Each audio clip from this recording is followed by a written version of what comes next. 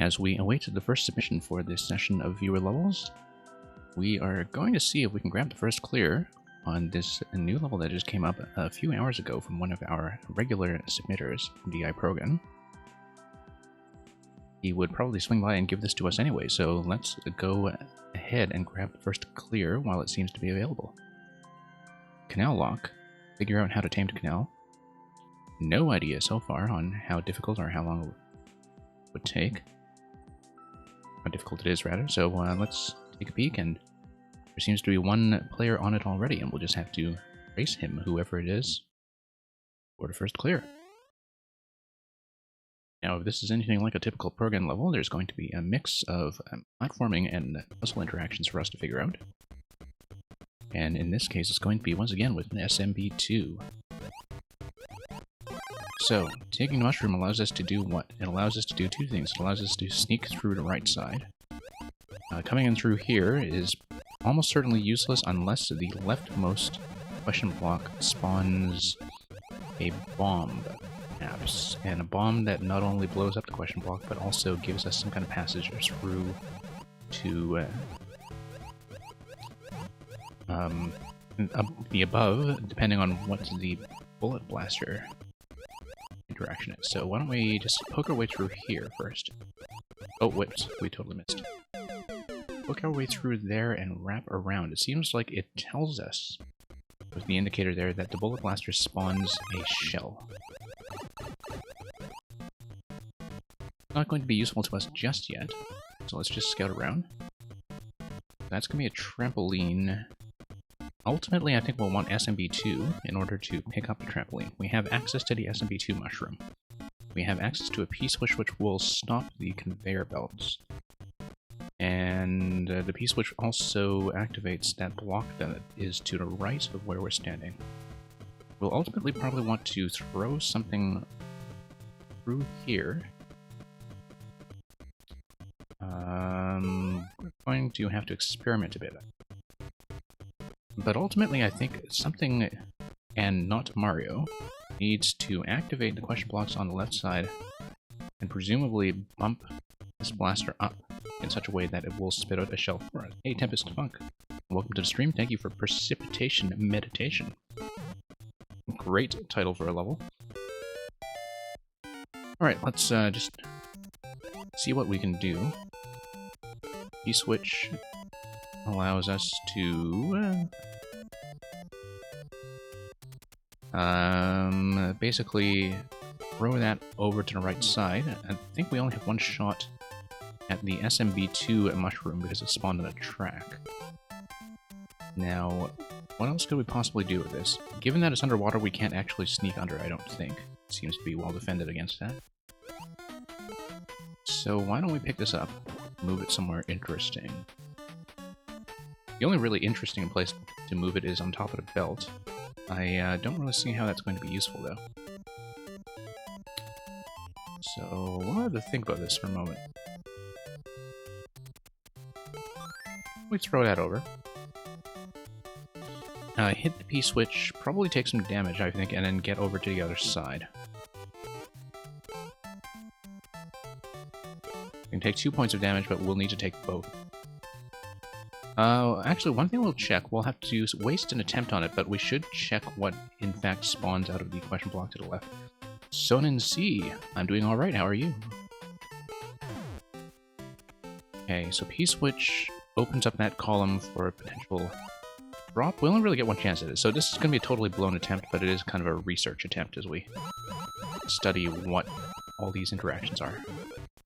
That is as expected, so I think ultimately we'll need something to bounce and hit this, like a shell, for instance. I think that's what the bone shell is for.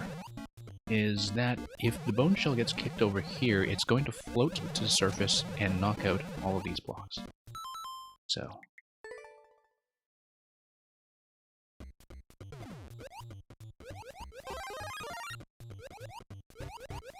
Okay.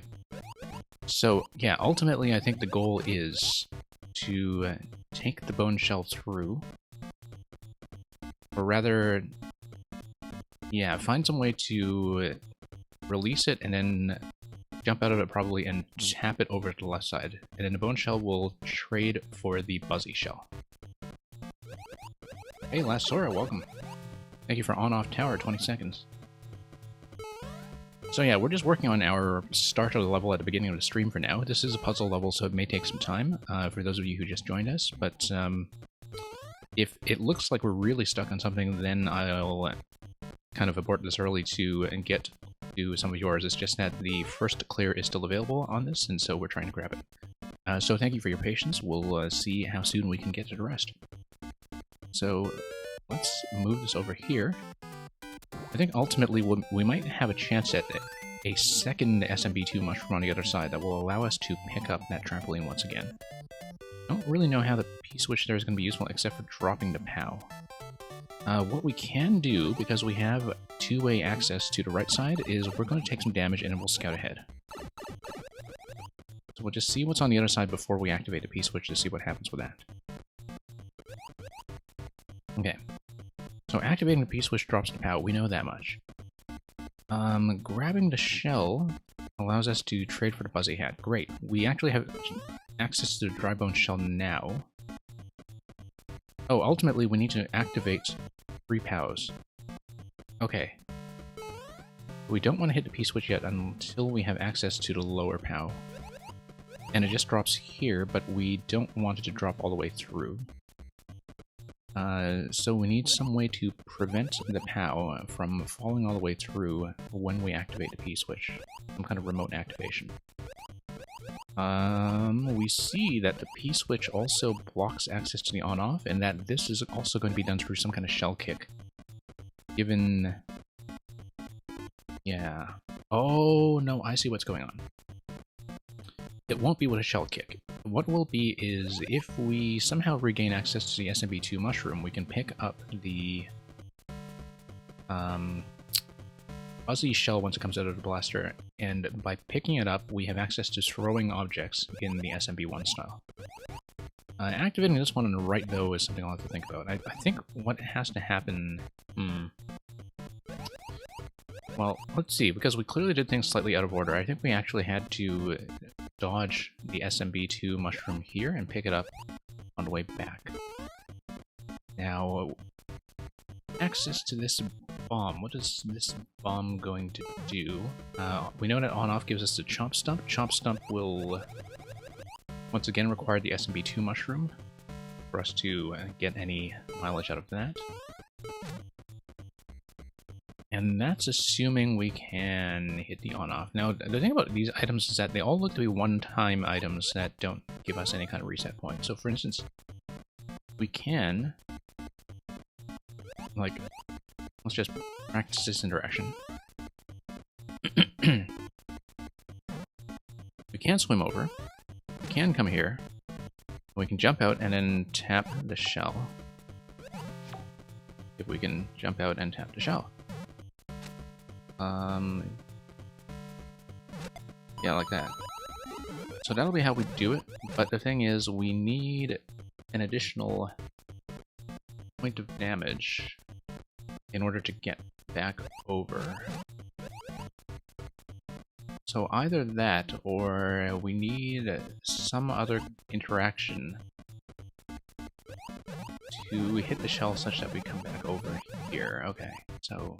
we do this. Thank you for the host. Very gracious to have the host from Beck on a fairly regular basis.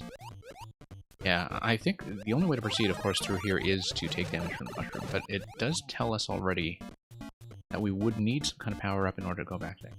It also looks like there isn't a realistic way to come through here without grabbing the SMB2. It is going to be necessary. So the question is, how do we get more respawns of the various power-ups that are needed? Because it looks like the sequence is fairly strict. So for example, okay, the one thing we don't know is whether it is possible to sneak through this one-tile gap underwater with the 2-tile height of the SMB2 mushroom, but I think that is unlikely. I do not think that's going to be the case. The other thing that can be done is what? what? We can... Yeah, because the only sequence that I see here so far is to pick this up.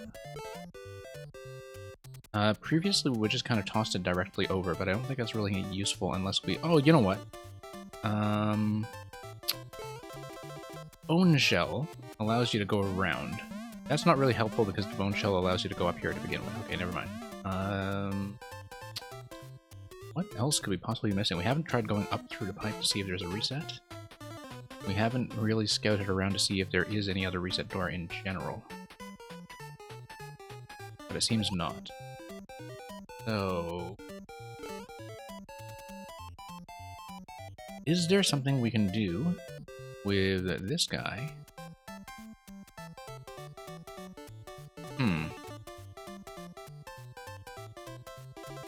Or maybe...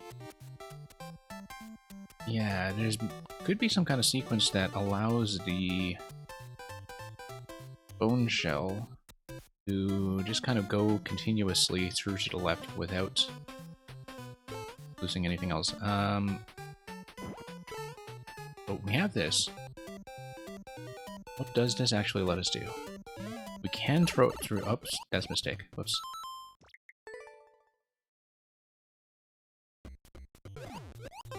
Let's think about this. Whoops.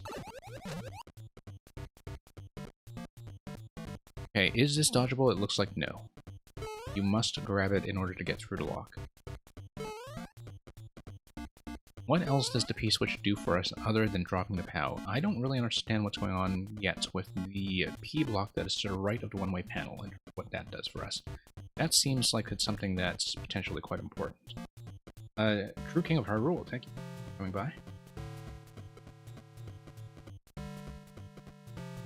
Yeah, we're just currently going for first clear on this puzzle level, so it might be a little bit of a wait, but hopefully not too long for those of you who are in queue.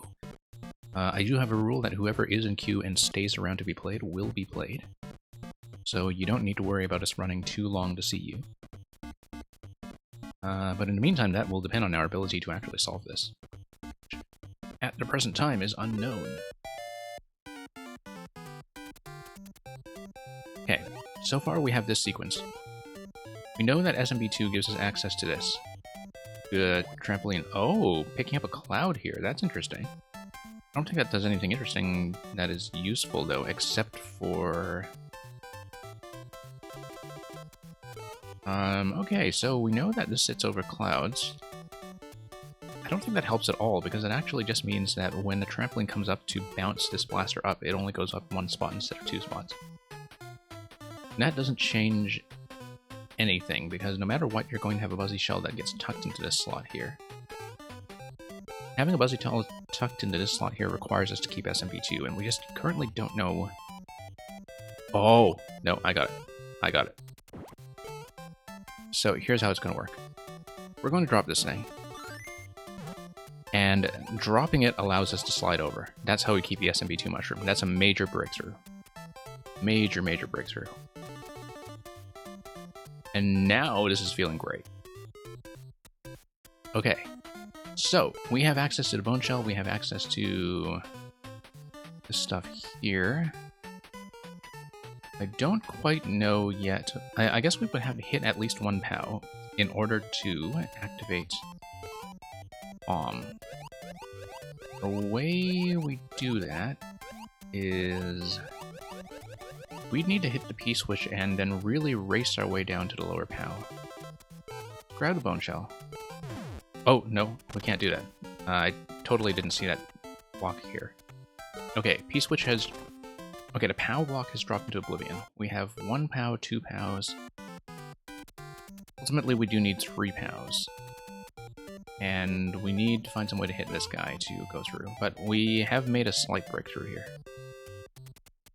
Ultimately, we will also need some way to hit this guy here. Okay.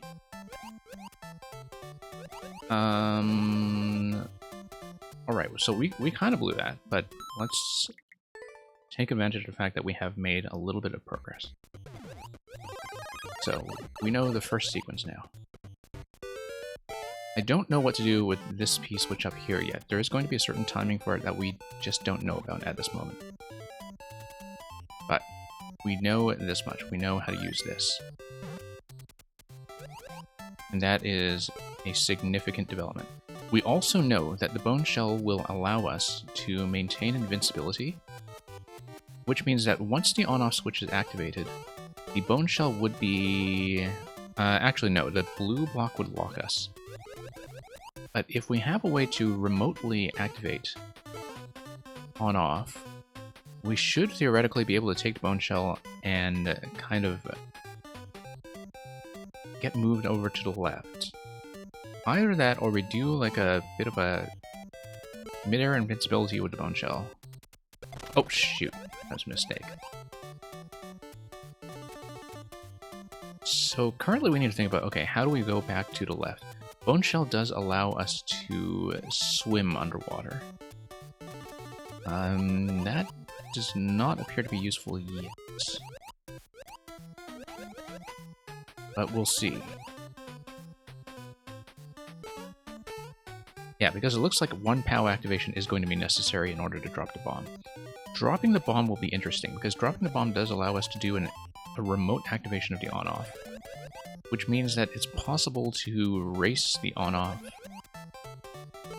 probably in such a way that conveys us back to the left side with the Bone Shell and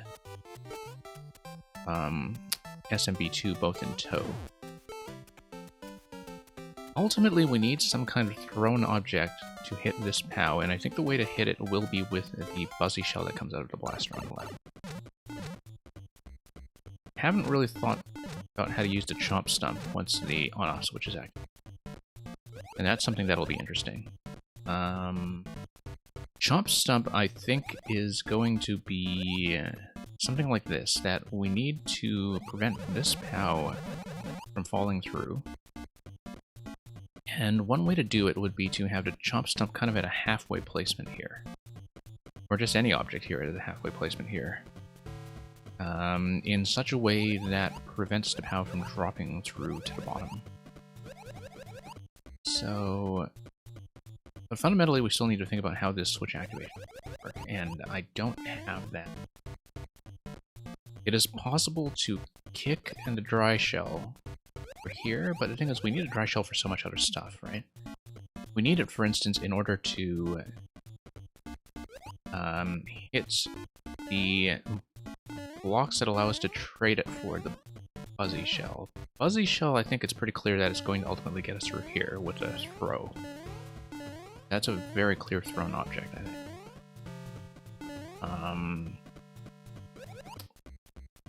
Let's think about this. Obviously, this attempt is blown. We won't be able to do it on this attempt, but we'll need to think about how that activation will go. It looks like it will be from the bomb. The bomb requires it to hit one POW. We see two POWs on screen. We know that there's supposed to be a third POW activation somewhere, and I just don't see where that could happen. We do know that we have the opportunity to take damage to get back to the other side. That doesn't do anything for us because we have essentially not progressed. Okay. So let's try to get into the dry shell, and let's see if a swim would maybe take us back across. I don't think it will, because I still have a 2-tile height. And that has to be the first step. This has to be the second step, I'm sure. There could be something with the P-switch we don't understand. But I'm absolutely sure that that has to be step 2.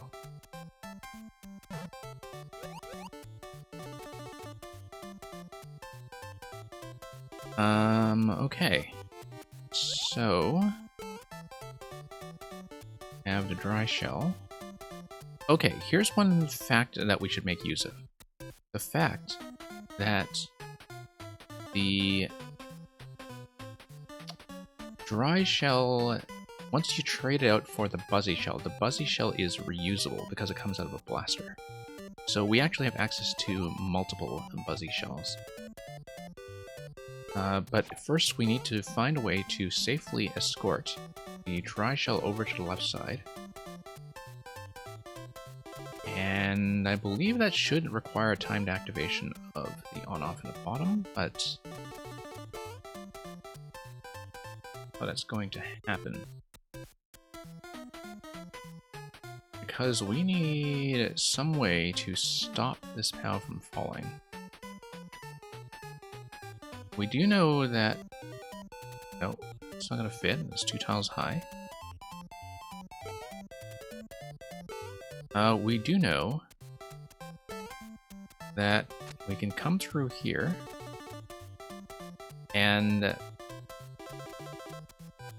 that we cannot walk through here once the... Okay, I see what happens. Is the P-switch, once it activates, this is here to be one of the locks that prevents you from going down to the bottom. Same with this lock over here. Both of these locks prevent you from following the POW down. Basically, in order to catch the POW, you need to do one of two things. You need an object to brace it. One of those options being Chomp Stump, where we figure out how to activate the on-off to get it. And the other option being... what? Also, if we have the Dry Shell, I wonder if there's a way we can just kick the bomb.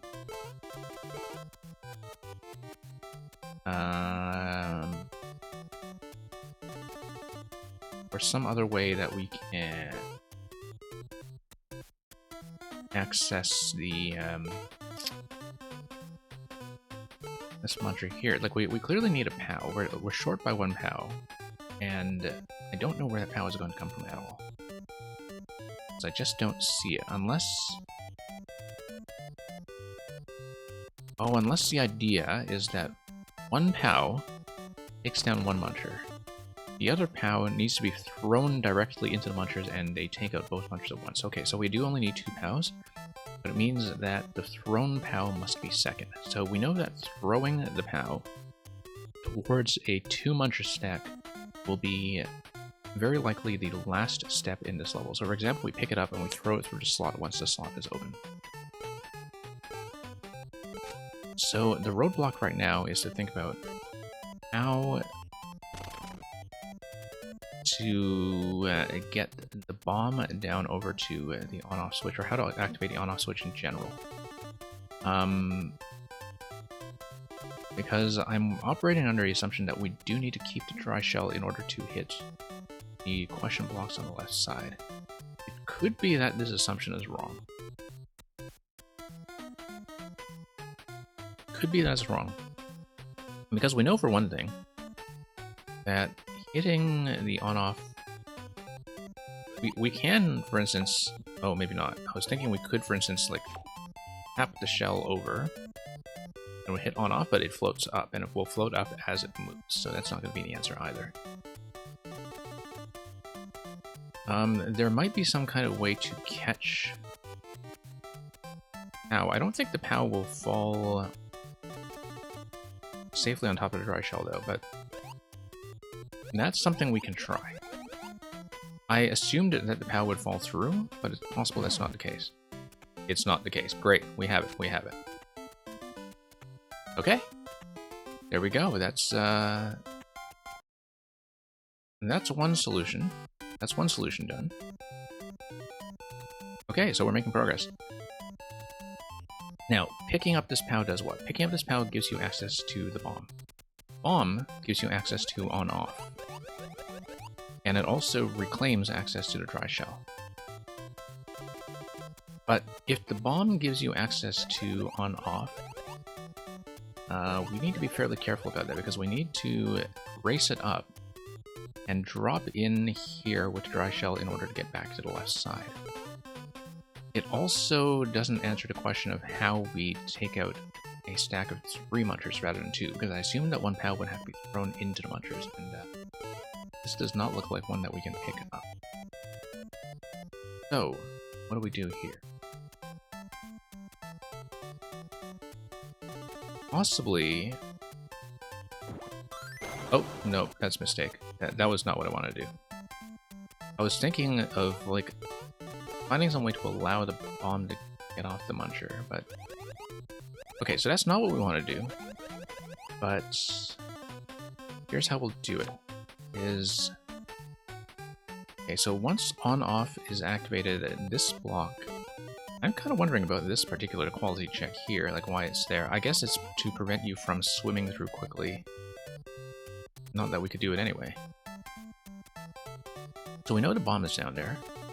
Bomb is going to hit on-off, and we need to race it all the way up here and drop in. Problem is the donut block going to give us enough time to do that? We also know that the bomb gives us access to the Chomp Stump. What will the Chomp Stump do for us? That's a very interesting question.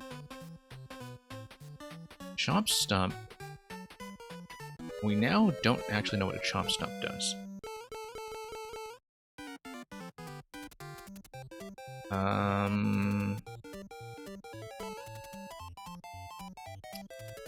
Oh, that's a very good question.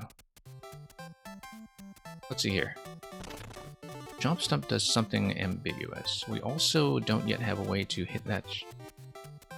Yes, we do. We can hit that on-off to the left once we have access to the Buzzy Shells. But I'm not sure why we would want to do that. Okay. No, okay. Let's do this. Nope.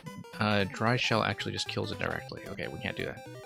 I'd forgotten about that it kills it directly. I wanted to ignite it. I wanted to tap the bomb, get it to the on-off, and then is it a race to come up here or it ignites? Maybe. Okay, we have 42 seconds left on this attempt, so...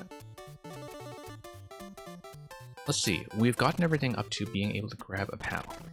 If we can find some way to grab that POW without spending it right away, like if we hold on to it and... Well, I mean, the only thing realistically that gives us access to is bomb right now, unless there's a third POW, right? Unless there's some interaction I don't know about, such as, say, throwing a Chomp Stump into the Munchers. I don't think that would do anything, because Munchers just collide. Alright, so that's 2 seconds. Let's just start this one over.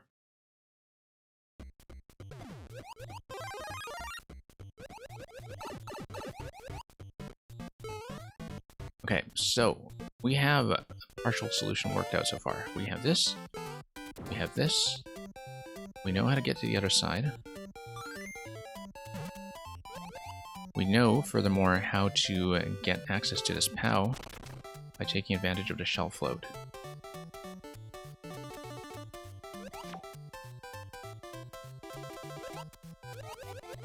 We know that the next thing we need to do is hit this P-switch. We don't have access to the first P-switch from earlier, although I'm wondering about that P-switch now, because like that might be interesting. In terms of like why that P-switch blocks this. Oh, because then it allows us to use this as a timer lock. So for example, if we hit the first P-switch later, and we have a shell that's coasting back and forth, then we can actually have a timed activation of that on-off switch. I think. We'll have to see about that. Currently, we have that. Is there a way to gently set down POW?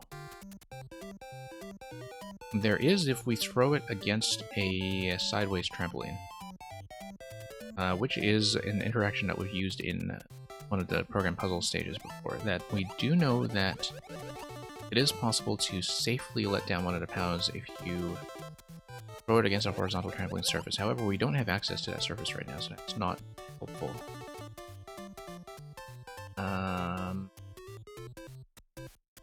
We can pick this up, we can blow the Muncher, but I don't know what that will help. I guess the question we should be asking is... how much longer do we need the SMB2 mushroom? I think we actually do need it for a while longer because we haven't seen what happens with the stump yet. Haven't made use of a Chomp Stump. And that's a problem because we haven't yet figured out order in which, like if we activate the on-off switch, we only have a small timing window. Make it past here, back to the other side using the bone shell. That's how we get right to left. However, if we get right to left that way, we need to do everything else in that sequence, retaining the SMB2 mushroom. Because that will affect the Chomp Stump. You come back here, grab the Chomp Stump for some reason.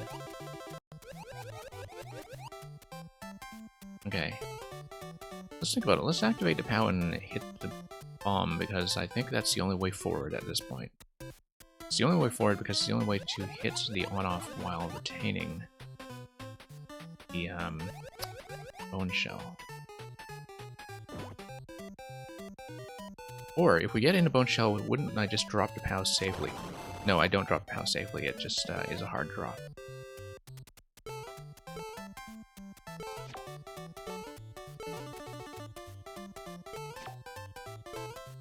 Trying to get out of the bone shell here. No, I can't.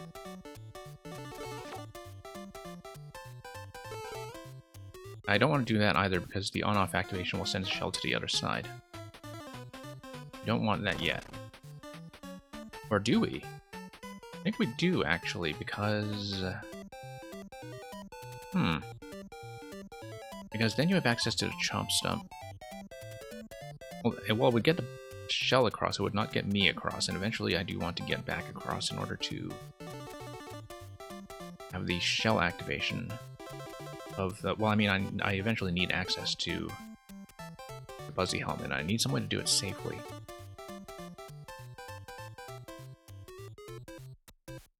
So yeah, we need to set it up such that I can kind of propel the bone shell to the left side. And okay, once you propel the bone shell to the left side, I think one way to do it perhaps is to just do it by item drops. We should never go back through to Saw Blades again. What we should do instead is find some way to get items across, get the bone shell across to the left side, so as floating against a one-way panel. Find some kind of object to deflect it to the left, like picking up the trampoline. That still requires us to get back to the left side while using the SMB2 mushroom, but we do know that at least that getting back through there is safe. So why don't we do it that way? Hey, Sonic Heroes GX. Okay, thank you for following, and thank you for dropping by. We're attempting first clear on this level right now. I don't know if it's still available. If it's not, then we will just pass on it now and move on to the queue. But thank you very much for the submission. We'll hopefully be able to get to you soon. Anyway, so what we need to do is we need to activate the bomb, and then we have a small span of time in which we can get across. This is going to be a bit of a tight timer, I think, but we can do it. Gotta tap this guy. Oh, no. I'm SMB2, I'm on top. So, what I should do is actually throw it from an advantageous position, like throw it against a wall, then move up.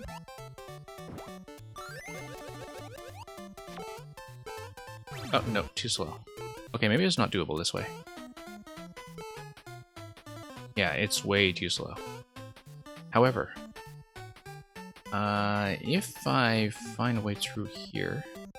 Okay, well, we have access to the Chomp Stump. Maybe that'll help us do something, because now we have access to this set of on-off switch. Whoops, didn't want to do that. That was a mistake.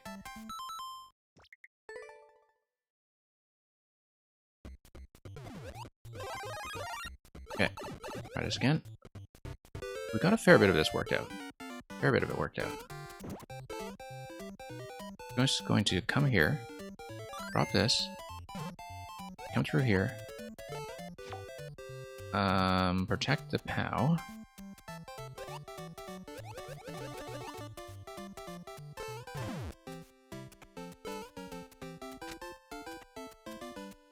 Okay, gives us access to the POW.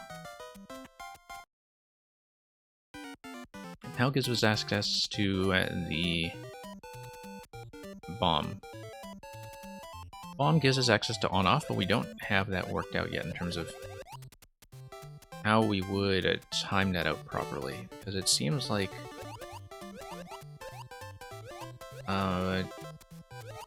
hitting the bomb or throwing, I mean, we would have to pick up and throw the bomb, but the bomb ignites at the time that you pick it up. And so given that we need to race it over, I don't actually know how we'll activate that quickly enough. There's a bit of a time log.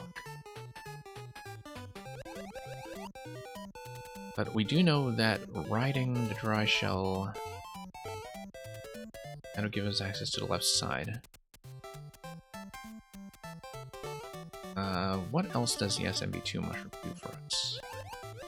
I actually don't know if the Chomp Stump would hit the on-off switch, because if it does, that actually solves one problem for us. Maybe. It doesn't solve the problem of how to get back across. I think the only way to get back across while preserving SMB2 is using Bone Shell, and so we need to think about this timer lock. Let's do not have that down yet.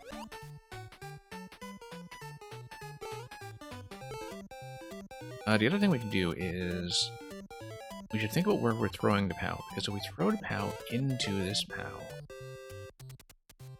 and that looks like it's a bad idea.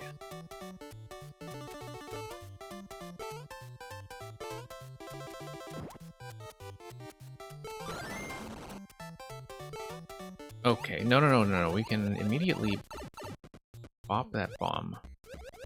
That's gonna be way too slow. Okay, so yeah, we need to figure out if it's possible to race that bomb or if we are just missing some kind of puzzle interaction. Also notice that we actually do need 2 switch activations in order to drop the Chomp Stump. So we need to activate the second on-off here with something. Probably the fuzzy helmets.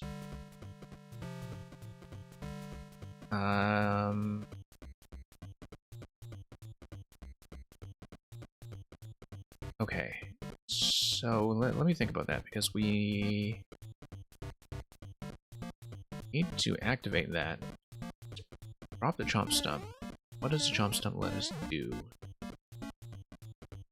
Not really clear to me yet, but it might allow us to hit this POW from the side. No, I think we'll shelve that.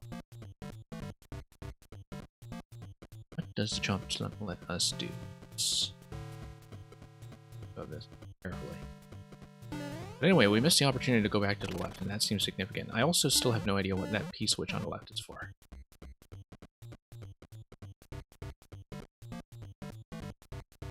Okay. Yeah, I'm not going to stay on this for too much longer, I think. We may have to come back to it, because like it seems like First Clear might still be available for us anyway if we come back to it. But particularly as I can definitely see that, you know, a lot of random players are certainly not going to get this, but I would like to solve it, though. I would like to solve it very much. But we clearly blew at the bomb, and don't understand timing on the on-off lock yet. That's a major issue that I see. We also, yeah, we can't do it with this P-switch because we need to protect the POW before we...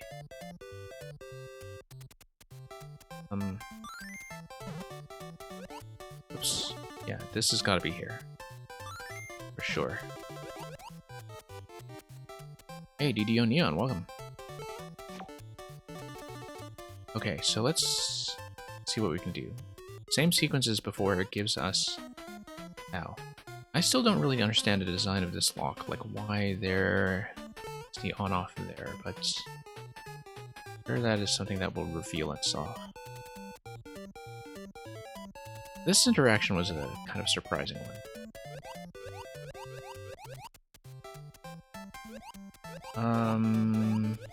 Yeah, I think that's pretty much the only way to do it, unless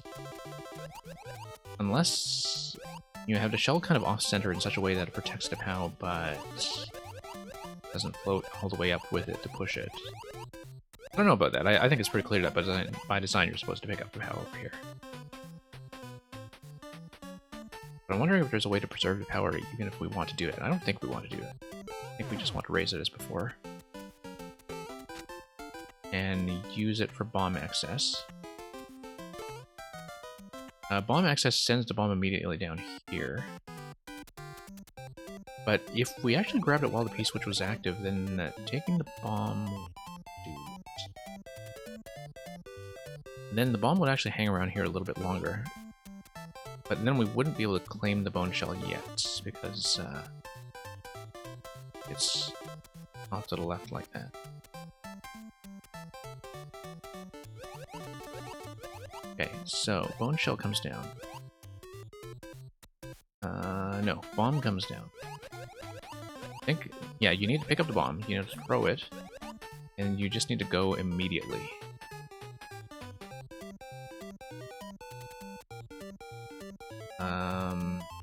Oh, that's still not a lot of time before ignition, though, because, like, the ignition comes pick up time. Can we actually dash around here fast enough to do it? I think that's the only way I can think of to do it. Okay, let's grab bomb. No way. No way is it fast enough. Nope. I think racing it probably is just a wrong idea entirely. Like, it's way too tight to actually be raced. We do know that if we drop the shell here in advance before we activate the bomb, the shell at least gets over to the left side. But a shell getting to the left side doesn't actually help us, because the shell coming to the left side... Yeah, we need to ultimately get to the left side ourselves, right? Like, so having the shell get over to that side doesn't do anything.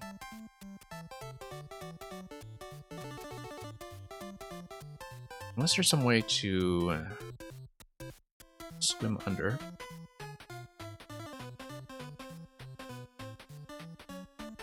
Like some way to block ourselves, but yeah. I think the stumbling block right now is that we don't understand how the bomb activation on the on-off is supposed to work. That's very clearly the obstacle. Okay.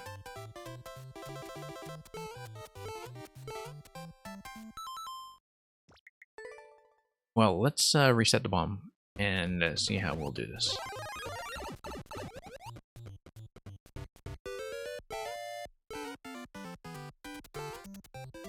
Okay, so far so good. Over here, we've got... Oh, this is a slight problem. There we go. No. There we go. Okay, we're okay as far as here. We can get to the left side, we can claim the POW, and then we're stuck.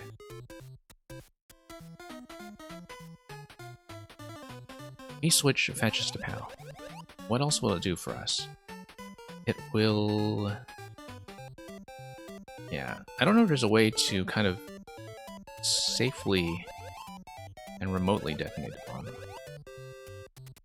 I feel like it's fairly clear that you need to stand on top of it and throw it somehow, but then how do we get up through this whole sequence?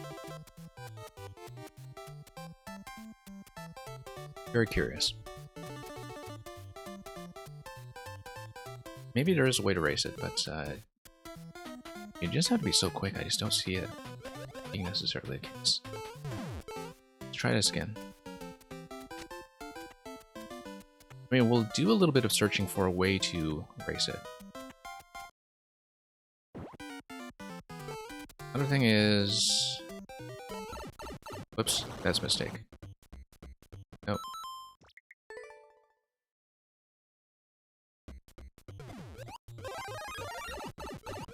Okay, through here. Through here. Through here. Still don't understand that P-switch. I guess that P-switch stops the belt. I don't know how that's going to be helpful, but... Because that's the only thing I see it actually affecting, apart from... Oh, I see. The, way to the on-off switch on the left side. Like, that's the other thing that it would affect. And I'm not sure what that would do for us anyway. Okay, so you have access to the shell. Let's try to do the... I don't know. Offsetting the shell doesn't actually do anything for us. Raise this. Lift the POW.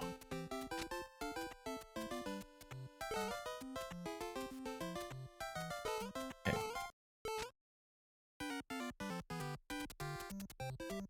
And, okay, first on-off activation brings the stump halfway. POW gives you bomb.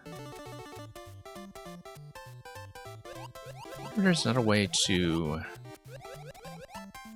be on-off. Bone Shell just directly stops the bomb, and you can't afford to do that. Okay. I think we do have a race, but it's very unclear to me how to do it. Let's let this down. Let's try to set up the Bone Shell in a convenient location. That will kind of allow us to hop.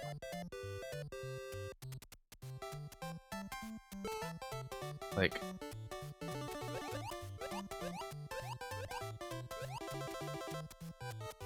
Is there a faster way to get up? That's the thing. What if we threw the bomb from here? No.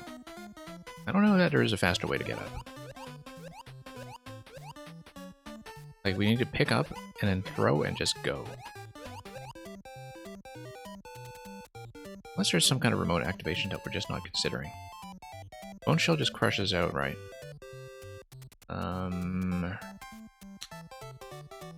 Very difficult to say. Like, I see no option other than racing it. We just gotta go. But the donut block locks us from doing that. However, what happens if we do send the Bone Shell over to the right side? What happens? Or to the left side? If the Bone Shell goes over and we don't go over. Hey, Chris Plays Fun Game, welcome to this stream tonight. Thank you for Get Rich Quick Puzzle. We're currently trying to first clear this puzzle, and we haven't made it very far along, so I don't know if I'll stick with it right now or just come back to it later. But first clear is available, so I've been staying on it for quite a while, and we've been on this for like over half an hour.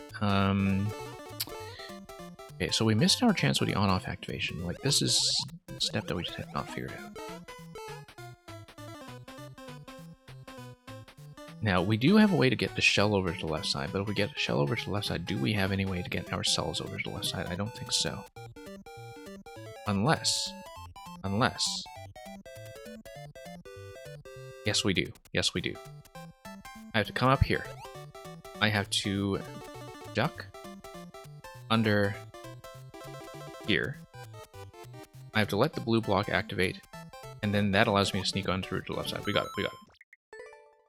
We have it. Your puzzle's pretty easy, okay. Good. And this one has taken a little bit of thinking. But yeah, I'll be running for some time yet, so Q is not in danger of closing, and like you do as well, I think, I do have a principle of getting through everybody who does Q and stay. I don't think I've failed that yet. Okay, so let's... I have a method now. I have a method. And it involves using that dotted line blue block. I think I now understand what it is for. We're going to drop the Bone Shell on the conveyor belt after the bomb goes down. Bomb's going to go down. I'm going to drop this. And it's going to go to the left side by itself. We are going to throw the bomb, and then we're going to sneak over here and duck. On-off switch is going to activate, and that'll allow us to go to the left.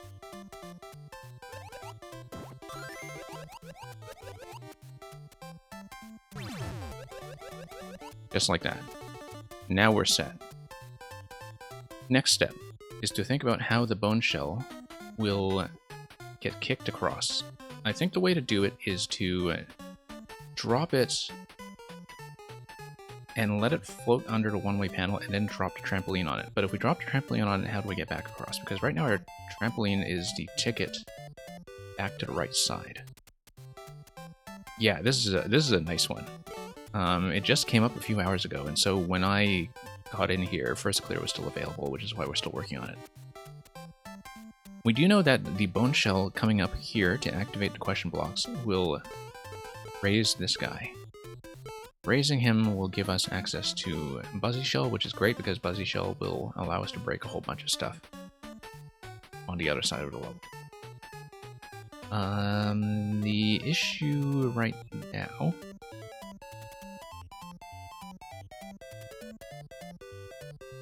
is how to safely get the bone shell kicked across without being trapped underneath. I think oh, you know what? We're fine. The trampolines respawn from the red pipe. Whoops, almost hit that switch there. So it is absolutely okay for us to drop the trampoline on top of the shell here. Except, of course, that now we're a little bit off-center, and so... Unfortunately, I don't have a good way of dropping it. Because I wanted to drop the bone shell a little bit further to the left. That's unfortunate. Unless we can... Yeah, no, we needed the bone shell to be a little bit further left. Then that is the solution, because it gives us access to this guy. Once we have access to this guy, then we have access back to the right side again. Unsolved question so far is, if we pick up the Buzzy Shell, and we have an infinite number of those, how do we get the Buzzy Shell back to the right side? P-switch gives us a partial answer. Because the P-switch freezes belt. And if it freezes the belt, then it allows us to get shell and indeed possibly the trampoline onto the belt. The other thing that could happen is if we're holding the shell and we crouch, the trampoline might be able to get us across regardless. Like if you're ducking, maybe even if you're 2 tiles high, you can sail across, but I kind of doubt that. Anyway, this attempt is a blown attempt, so let's go back and let's try to execute that properly. Twitch Randomness, welcome and thank you for the submission of Propellers and Acorns Kaizo question mark. Well, I guess we'll see. We get to it. Okay. Let's drop this. Get across. Yeah. So we have this part figured out. Okay. E-switch gives us the POW. POW gives us the bomb.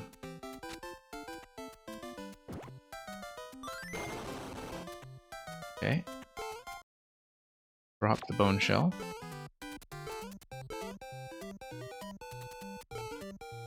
And hit the bomb. Or rather, pick up the bomb once we're on the left side. Get under the dotted line block and bounce our way back across.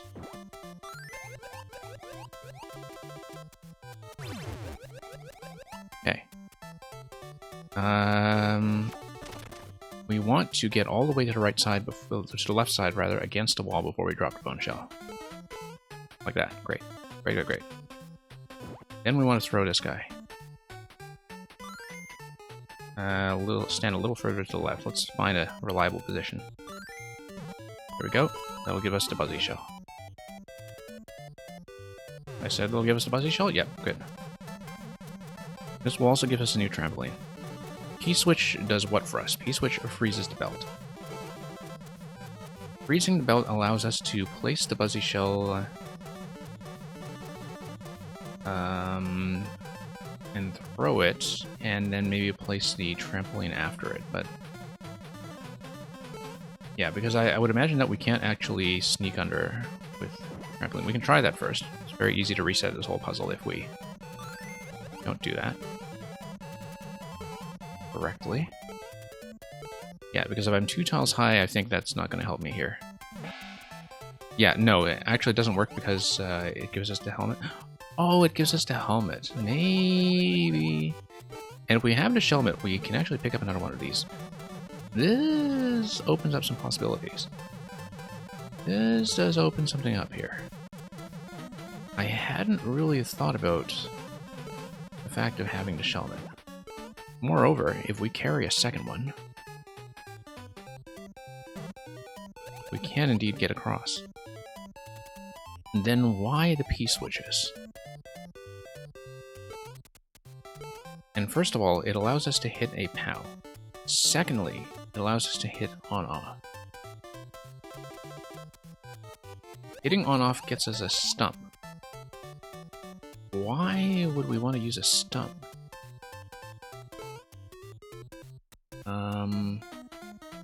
Also, hitting on-off here...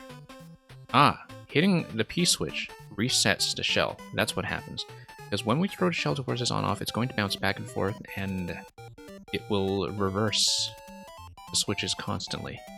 In order to kill the shell and regain one from the other side, we need to hit the P-switch that is on the left. Okay, so this is absolutely correct here. We throw and trap. That gives us access to the stump. That allows us to get the stump to the left side. I don't think that's helpful. What does the stump even do here for us? Because... yeah, we need to figure out how to kill 2 munchers. That's the issue here. And we don't have a way to do that yet. Okay, so we have a stump. We have that switching back and forth. Maybe a stump actually allows us to get transported back to the other side. Because let's say we drop that. The Shellmet...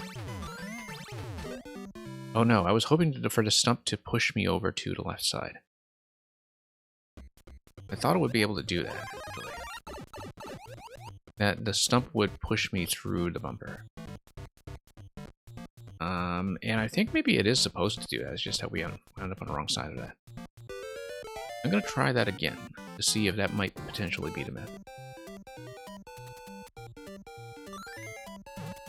Oops. Okay, let's do everything again.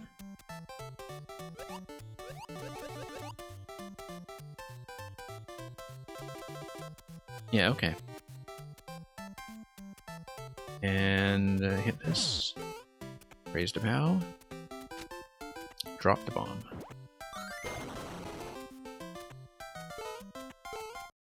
Grab the shell. Everything up to here is coming together so far.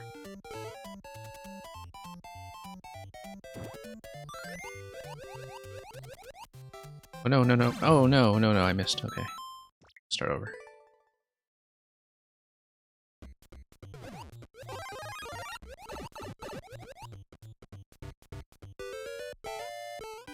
Okay. Getting warmer. Getting warmer. Currently, the issue is not knowing how to kill 2 munchers with that single POW. Hey, hey, Smokestack. Welcome. Yeah, this was our starter level today because the first clear was still available on it, and we've been going at it for a while, but we're getting quite close to the solution at this point. We've got probably just a few steps left, and it is going to be solved fairly soon. Oh, no, no, no, no. Okay, no, deflecting is fine. Deflecting is fine. We still have access to the POW. It's important. I just needed the POW to not fall through the center. So that's not terrible. Okay. So we know that's going to give us a bomb. Yeah, I still think that we had to somehow use 1 POW against 2 munchers, and I just don't know how that's going to happen with the current setup. There's some interaction with the stump probably that I don't understand. But let's pick up, throw, duck, over. Okay. Drop. And drop. Okay. We can now get back across. And we now understand what this P-switch is for. This P-switch is to eliminate the shell on the other side and refresh it over here. And the on-off state does not affect anything in terms of our ability to get back to the right side. So it does not matter when the on-off stops blinking. Okay, so let's grab this. No, we want Shelmet first. Then we want this. Okay. That will give us access to the stump.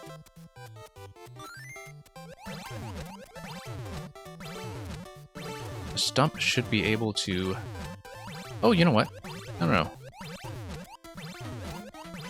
Because of the way the on-off works, we can actually just sneak under the left the same way we did before. So, the stump does one thing for us. The stump allows us to...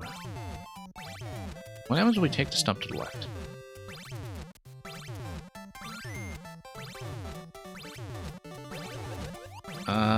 It doesn't...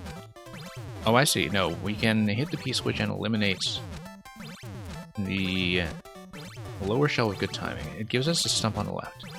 Stump on the left side, what does that even do for us? I don't actually know yet.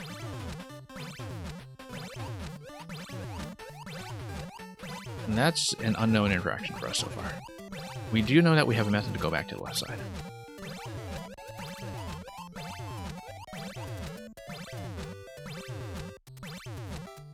Like this.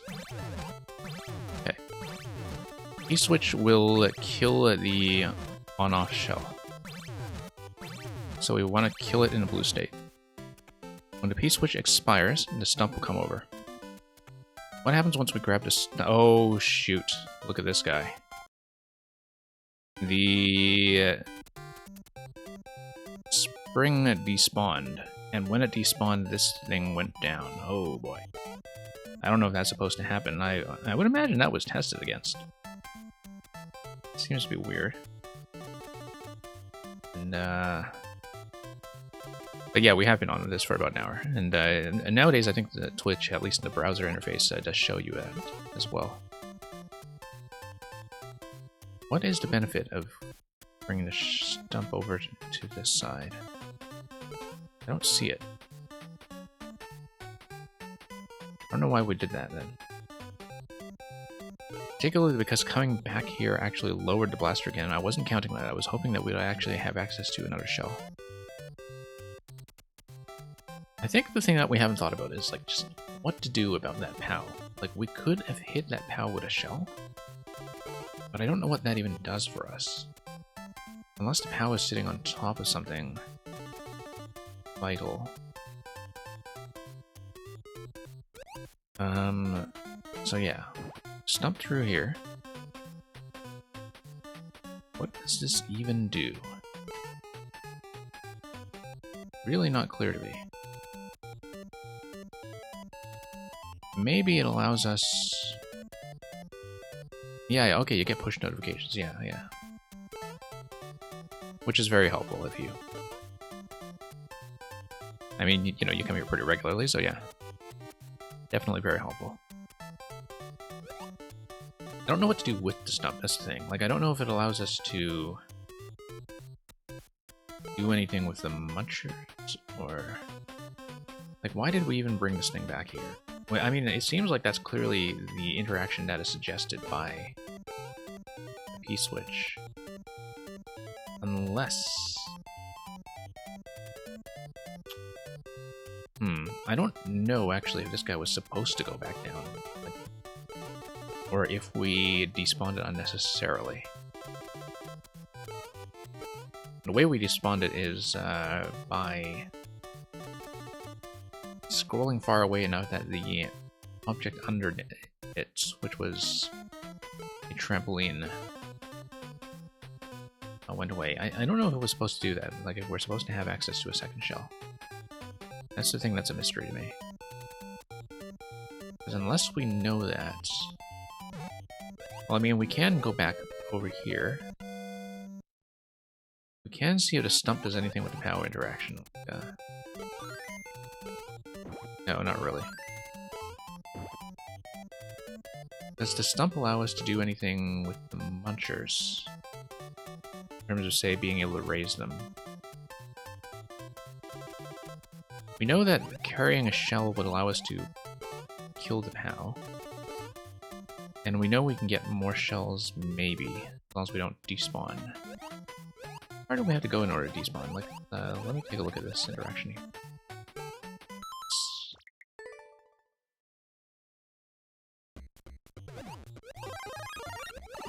Okay.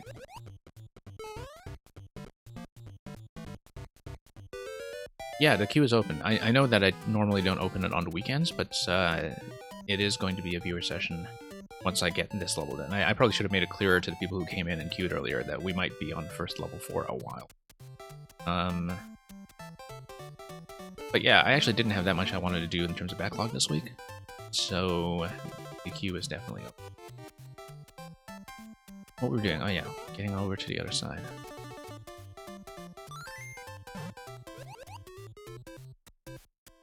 Okay. Drop that.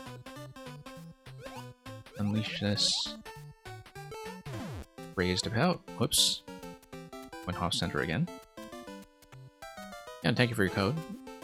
I'm sure the queue will actually turn out to be shorter than that, just given people who might not be able to stay, given how long I've taken on this one.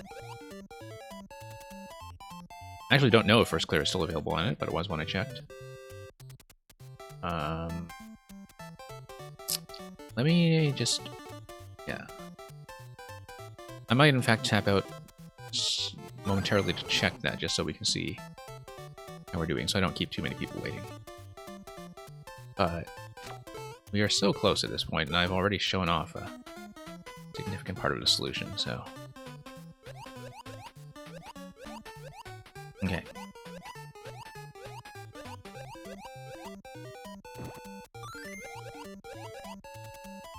Duck. Here we go.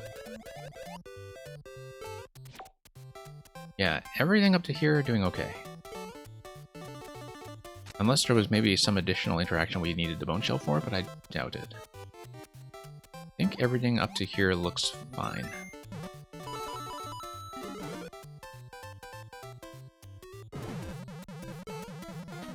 Let's grab a Shelmet. Let's grab another shell after we lower this and allow ourselves to go back to the right. Yeah, let's think about how many blocks we... okay, so we don't want to despawn the trampoline.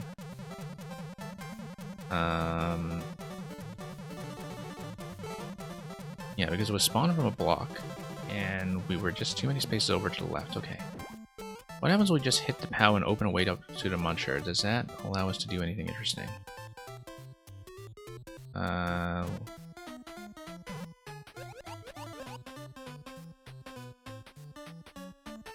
And... oh, no, it doesn't, because we need it to activate the on-off on the bottom in order to get back over to the left side. So let's hug this. I wonder if it has despawned already. Whoops. Oh, no, it's a mistake. That's okay. That's solvable. Is it still available? No, it goes back down. Oh, okay. I think it must be something that is supposed to lower then, because, you know, the pathway that takes you over to the right side forces you to... it forces you to go over to at least this block. That's going to force a despawn. That's already like 5 blocks or so off screen. A couple additional blocks off screen. Yeah, that's going to force it back down. Throw it straight down there, and I don't think it makes a difference. I don't think it makes a difference. The main thing that doing the on-off gives you, like, is it gives you this stump right here.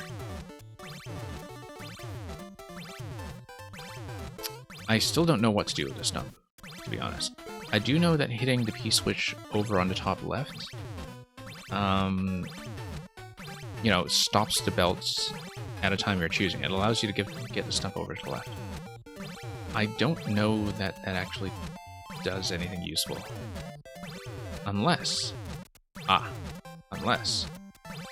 it allows you to and actually we don't even need this whole belt setup to use the stump. That was a massive mistake. So I think the on-off setup, like the point would be to get some kind of object back on the right side.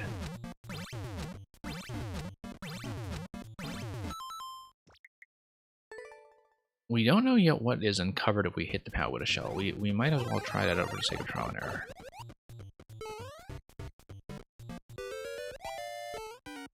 Okay, pick this up. Drop that to the left. And... okay, do this whole sequence. Yep. Yeah. Is that? Yeah, I see. It was deflecting to the left earlier because the shell had not kind of gone up to its maximum vertical position yet. That's fairly straightforward. Drop this. Drop bomb. Rejoin the shell.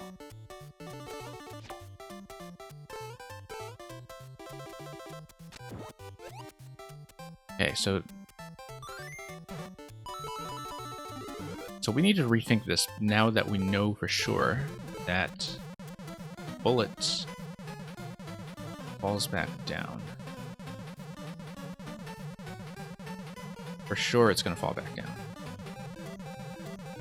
However, it's falling back down because it's sitting on clouds. I know actually that the top cloud is something that can, in fact, be removed. That wouldn't do anything for us except for, you know, bouncing the blaster up and down. So once you go up in a despawn range, I think the blaster would be reset to its original position anyway, so that does not help. We can eventually try it by removing the cloud, though. I really do not think it changes anything. And I strongly doubt that it's, like, removing this cloud to the left is actually part of the solution, given that it's concealed. We can certainly try it later if we're really stuck, but... oh, I did this out of order. Right. Let's drop this. Oh, no. Okay, no, off screen. Good. Spit out another one? Good, okay. We need to get back to the other side. The shell.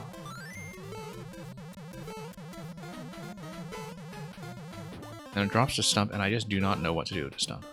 I have no idea. What does the stump even do? We know we can come back here with a stump. We know that hitting the P-switch will allow us to stop. Well, it'll allow us to convert the on-off state to whatever we choose. So for instance, you could get the stump over to right side. I don't know how to get another shell after we go to the right and back to the left. You did suggest earlier, oh I see what you were suggesting earlier, that's...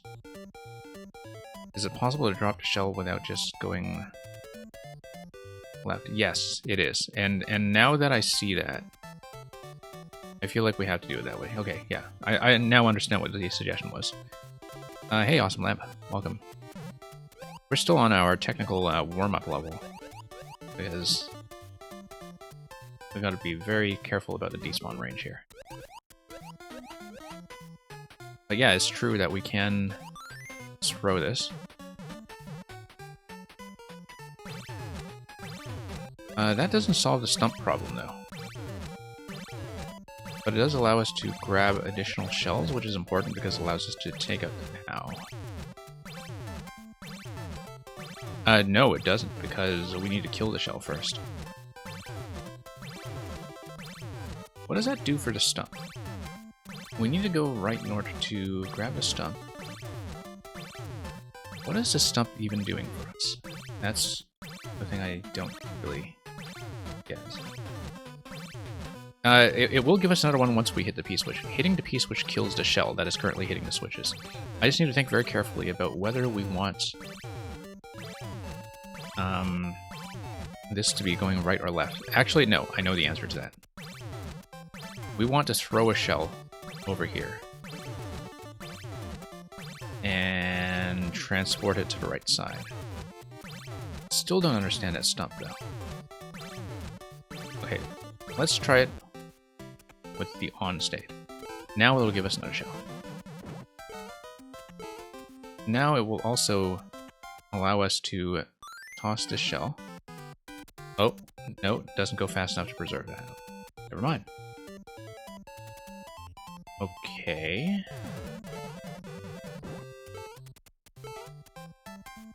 So, we didn't really accomplish anything, actually, except for switching the on-off state back to on. Switching the on-off state back to on, what does that even do for us? We know that we dropped the stump already. Stump is... Oh, shoot. That's a mistake. Okay. But then let's figure this out. That is something slightly new, in terms of being able to carry a Buzzy Shell over to the right while the on-off state is set to on. I just don't know how the final interaction is going to work yet, because we only have one POW to take out 2 munchers. Stump could reserve the shell on the belt. The stump tends to crush things, though. That's the only issue. So I don't think that will be it, because the stump actually does compress things in such a way that the trampoline, however, do something. But if we do it with a trampoline, then we wouldn't have a way to get back to the right side. Like, so for example, if the trampoline goes all the way to the right side, the trampoline should actually bump the shell up to the top slot. Oops, I keep getting killed by the bumper. But the issue there is then how do I get back over to the right side in SMB2 form? Because I do need to be in SMB2 form. And the only way to get across here in SMB2 form is to use the trampoline. However, if the belt is still going back and forth, maybe that's not so much of an issue. Because, like, what if we found some way to reverse the on-off switch after that in such a way that the trampoline comes back to us? Let's see this. Okay, let's do all this again. I think the sequence is pretty much locked in so far. I don't think there's any adjustment that we should be making here.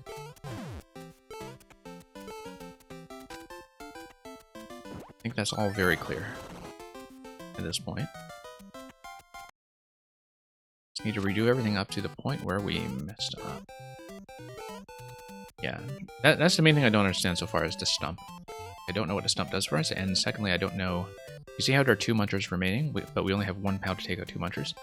I thought the implication was that you would have to throw a POW directly into the muncher stack in order to kill both at once. But it doesn't look like there's a way to pick that up, unless there's a way to displace that POW out of position. Or unless there is a way to get a 3rd POW, which I don't see. Or to respawn a POW, which I also don't see.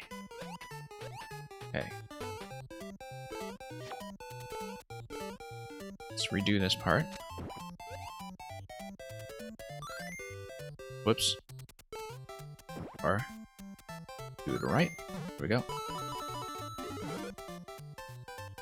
Grab the shellnet. We'll resolve some complications. Okay, so drop that guy. Come across. Okay.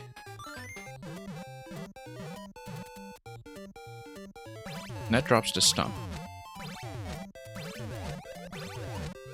Let's actually take out the POW and see what the state is if we take out the POW.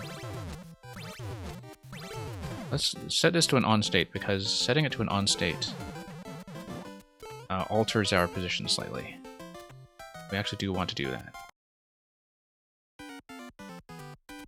It alters our position in a way that I don't understand yet, but which may be useful because we have access to the on-off at the bottom. So for example, let's say we take this out. What happens here? Like, we don't have a way to get through to Muncher yet, that's the issue, except unless there's a way to use the Stump to displace the Muncher. That's the one thing we haven't tried. Oh. SMP2 jump? Yeah, SMP2 jump, okay. Is there a way to get around and bump the Muncher using this thing? Like how we can, you know, use the Link shield bump. Because if there is, then this is the final step.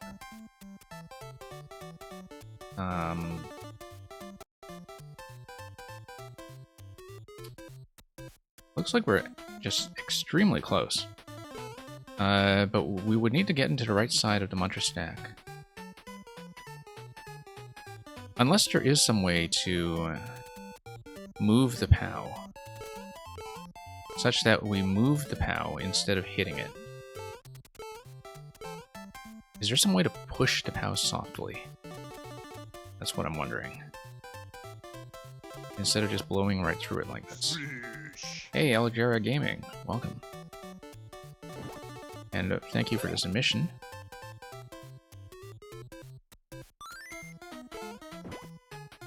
Looks like we're just so close, we just haven't figured out how to do final POW interaction. But maybe there's some kind of interaction that allows the Stump to move the POW. And that we're not thinking about that collision yet. I don't know, I don't see any other way to do that though. Like if, like the shell makes contact with the POW, the shell takes out the POW. Is there a way to move the POW? Yeah. I don't know.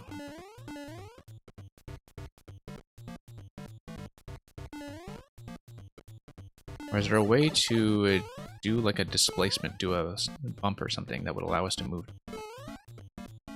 The only thing I haven't quite gotten. Yeah.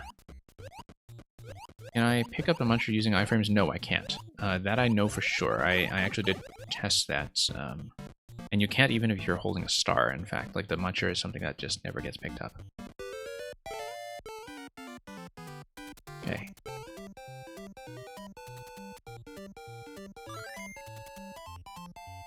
Okay, bump our way through. Take this. So yeah, it seems like we're just extremely close right now. But we haven't figured out how to do like a double POW activation. That seems to be an issue. Like, is there a way to displace this POW and move it?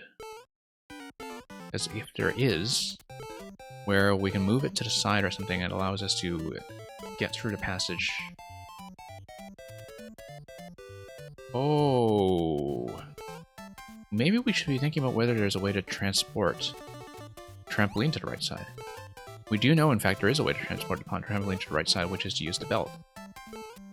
But then how do we preserve SMB2? That's the question. If there is a way to get back here with SMB2 while holding POW, not while holding POW, rather, while holding the trampoline, then we have something going. Okay, I'll show you what I'm thinking, so we're not just staring at this. So let's say we set this back on an on state, right? Set it back on on. Is there a way for us to get back over in SMB2 form?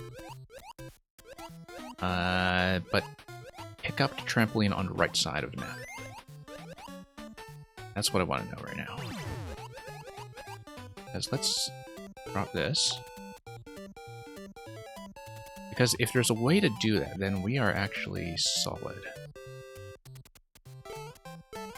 Okay, drop this. Drop this.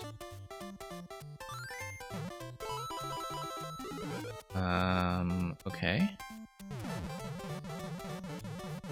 Yeah, because what I'm thinking is, if this is set to on, you set the trampoline over to the right side. How do we get back over? And yet preserve SMB2? Because like, trampoline might allow us to bump the POW from the side. Like, we throw the trampoline. Maybe it doesn't, though. Maybe, like, that's a total red herring. Because it doesn't seem like throwing it into anything would actually bump it into anything else. But the issue is, like, like, we need a trampoline in order to get back to the right side here, right? So if we spend a trampoline, what do we have available to get to the right side, first of all? And second of all, how do we use the stump? Like, does the stump allow us somehow to get to the right side without using the trampoline? Like, for example, if we went over here with a stump and dropped it, would the stump push us to the right? Or what? If we find some way of getting left to right while transporting the trampoline, then we have it. But I think it would have to involve the stump. Like, that would be the step that the stump is for. And the only thing I can think of is, like, dropping the stump on top of myself in such a way that would crush me and displace me over. Get under stump like the blue block. That's kind of what I'm thinking. Yes! Yes! Drop the stump, bounce our way to the right. Yes! Yes, yes, yes, yes, yes. Yes, I think we have it. I think we have it. Assuming that the trampoline and POW interaction works the way I want it to, we have it. If it doesn't work the way we want it to, then we have to rethink this completely. But let's get over. Let's pop this. Okay. And hey, Electro Dude, hope you're doing well. This was our starter level, and we've been on it for over an hour. But we're solving it, so I feel like we're making meaningful progress. Hopefully nobody has sniped the first clear in the meantime. Entirely possible that they have. Okay, let's set this down gently first. We want on state, right? On state. That will give us a shell. Shoot, we have an issue. No, we don't. Because... do we actually need another shell? That's a good question. Oh, we didn't bring the stump over. We didn't bring the stump over. Okay, that was a problem. Okay, we didn't bring the stump over. Let's try it again while remembering that step.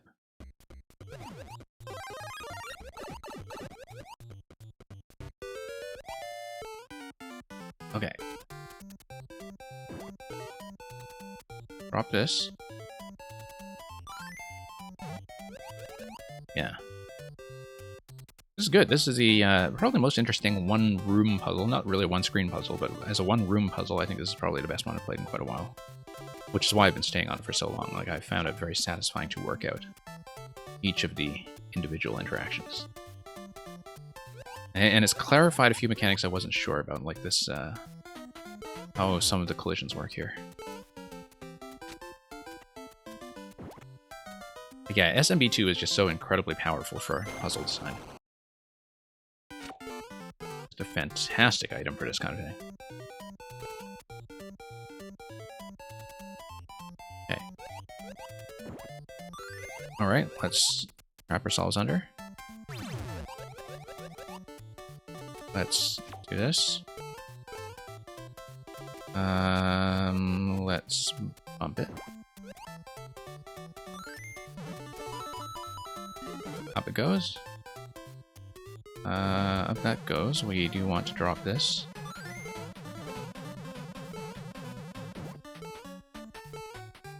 Nope, let's put that on so we don't have anything messy happening. Let's back.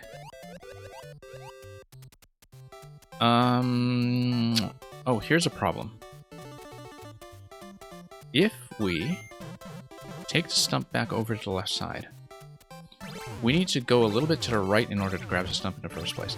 We will not have a chance at another Buzzy Shell. Is that okay? I believe it is, because if we bump the POW, we do not need the Buzzy Shell in order to hit the POW. We can hit the POW by picking it up and throwing it directly. So, with the understanding that the blaster is going to go back to its original position as soon as we hit this column, sure, let's go back, and let's take the stump through.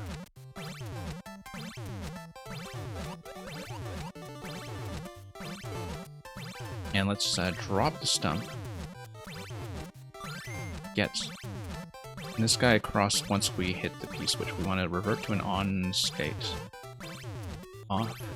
On. Okay. Drop the trampoline. Oh my goodness, the freaking bumper. Okay, let's, the bumper. Been responsible for so many failed attempts.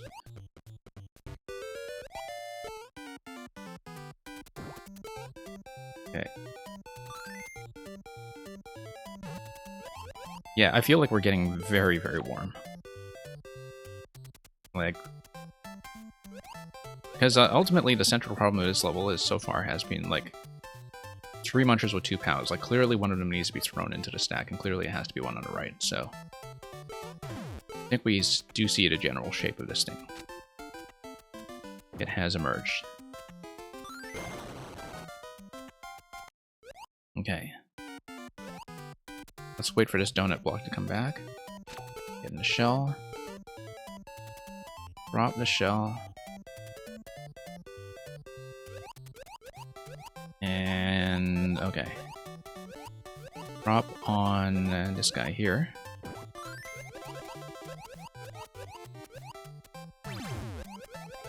Yeah, because one thing we do know in general is that the POW and sideways trampoline interaction preserves the POW. I wasn't sure if that would happen if we kind of jump into it or throw into it, but we're going to find that out very soon. If we just don't get killed by the bumper the way we did before.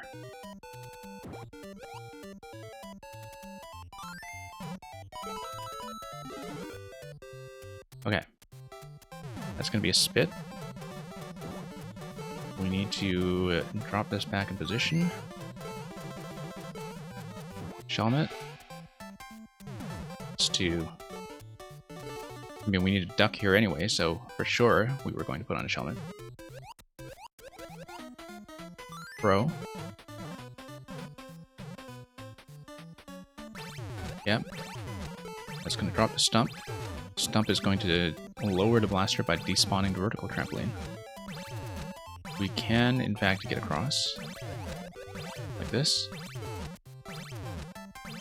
And then let's just lower this for a moment. Let's not die to the bumper.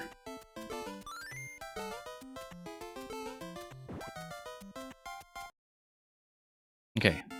If we drop this, then we get across.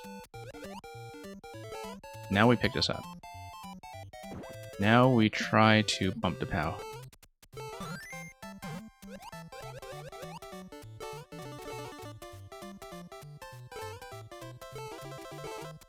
Hang on, let's try to jump into that slot.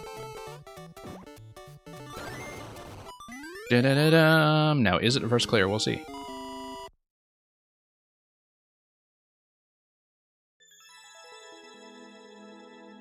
First clear. Okay, thank you very much, everybody in queue, for your extreme patience. This is probably the longest that we've ever spent on the warm-up level before a viewer level session, but again, you know, that's what happens when first clear is available and I see it up for grabs. So, phew. That took some work, but we got it. So, without further ado, let's see the cube.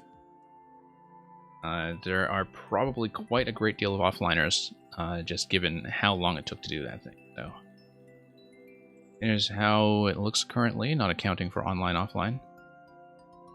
We'll see who stayed. Hyperion, that's okay. I basically suggested that right before you said it. Like, I was thinking about how to get over using the stump. And I just hadn't tried it yet to see how it was going to rest. And you know, obviously connecting the dot with that and the way tucking under the blue block worked was... I mean, it was kind of a hint, but I was thinking of dropping the stump in precisely that position anyway to see what would happen, so I don't feel spoiled. But yeah, that's okay. If I were irritated about feeling spoiled, I would have said so. We have a lot of offliners, understandably. So I think DDO might actually be the first one up, but we'll just do a quick check for everybody first. Tempest Funk, please check in.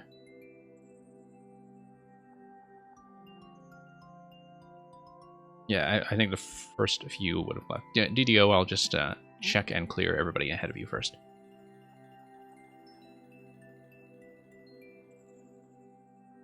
Okay, Tempest Funk hopefully will come back another time.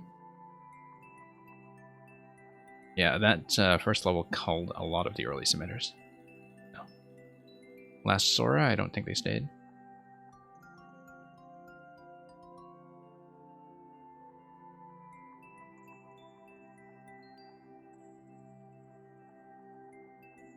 And okay.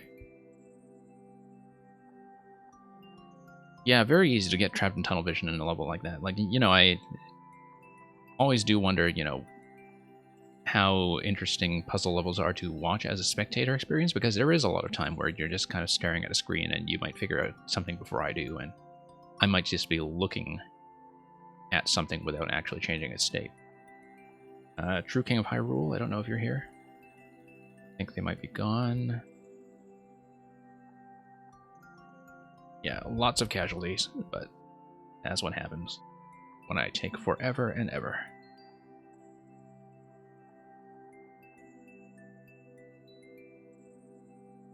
Sonic Heroes, I believe, is gone. And so yeah, DDO, you will almost certainly be first up.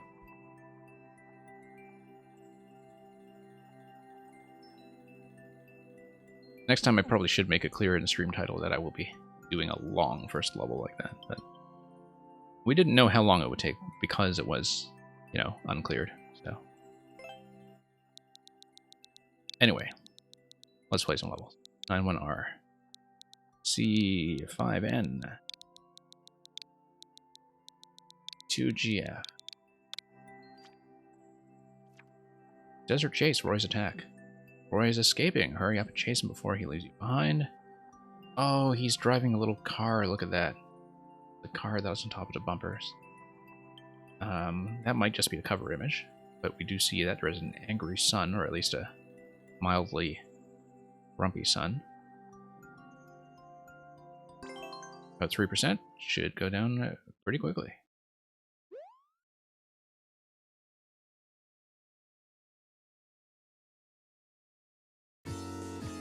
Okay, so as per the cover image, it looks like we'll have a bit of a car here. Wall jump. Oh, no, we just need to go to the right past the one-way panels. Now, we don't know how this is locked yet. I assume that we do need to keep him on screen and keep pace in order to ultimately fight him and, you know, grab a key at the end or something. Oh, no, we lost it. We clearly needed to keep that in order to ground pound our way through, okay. One level, okay, so you've seen it already, I see.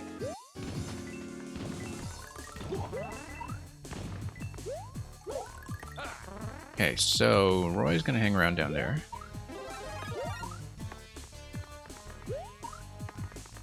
Let's head down. I see, and Roy's gonna be slowed down by this segment here. We'll hopefully be able to catch him. I think we might be too slow, and he might have despawned a while ago, but oh no, he's still there. Oh, because he's on tracks, okay. He's on tracks, but we needed to get through here with the mushroom as indicated by the mushroom, so I'm going to give you a little bit of a death marker. Yeah, it is pretty cool.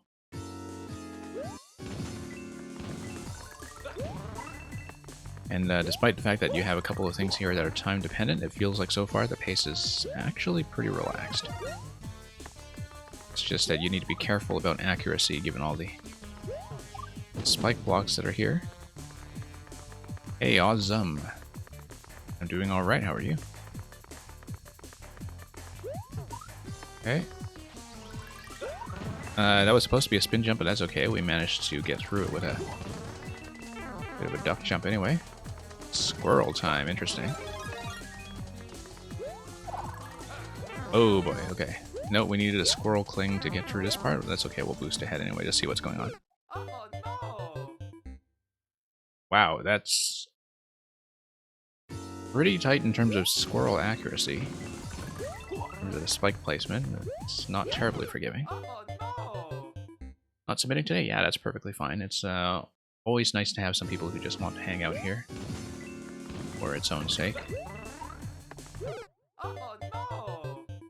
That part is quite literally nutty. That's a very good way of putting it.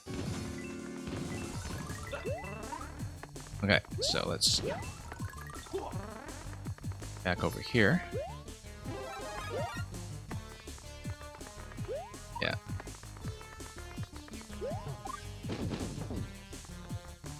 Precision and avoiding damage from spikes are not our strong suit, but we'll try to make do. Nope, not enough speed. Needed to stay directly on the conveyor in order to do that. Okay, it's fine.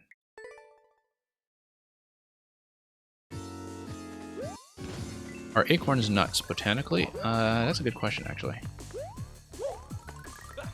I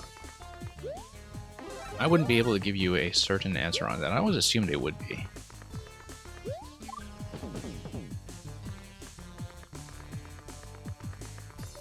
But we'll see.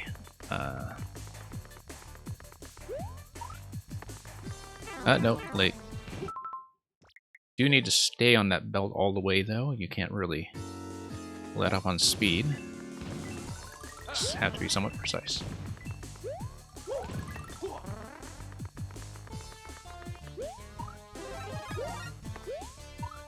Okay.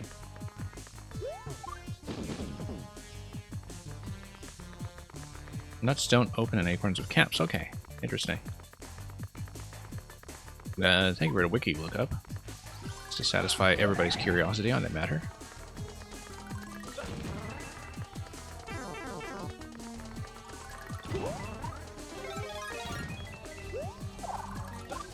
Oh my goodness, that is kind of tight going down. Like, maybe we just need to be actually slightly lower about when we decide to boost with the squirrel suit.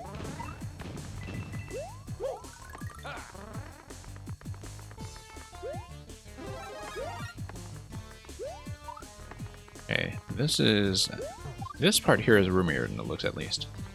Not too bad in terms of tightness. Once you get to the squirrel, though, things get, as you said, a little bit nutty. Seems to be the big difficulty check so far. Okay, no, okay. We got that only to run into that, but at least we have the glide positioning down. Okay, we seem to have learned that one at least. And we'll just see how to proceed from there. Down. Okay. After the acorn part is CP. Okay, good to know.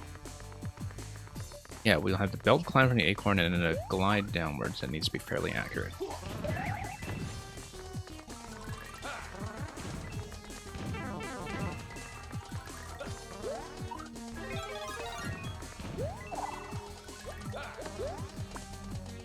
Oh no. You needed to jump off and then boost and glide, yeah.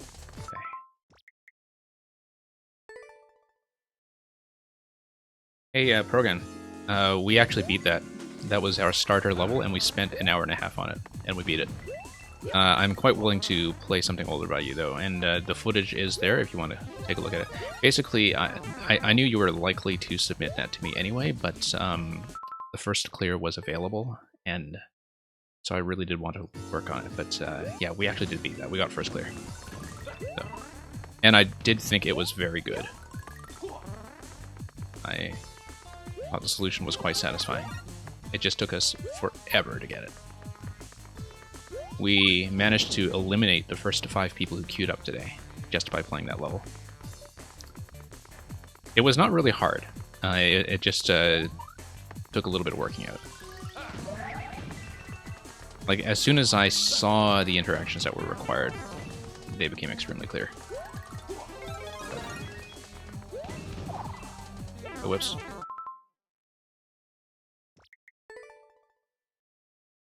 But yeah, sometimes when I start a stream and I see something that is available as a first clear, I'll just do it. Whether you like it or not.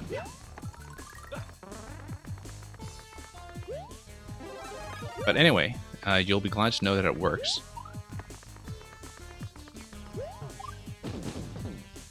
It took me a moment to realize that the blaster on the left side lowering on that level was in fact intended and not a bug. But once we got that sorted out, everything kind of fell into place pretty quickly.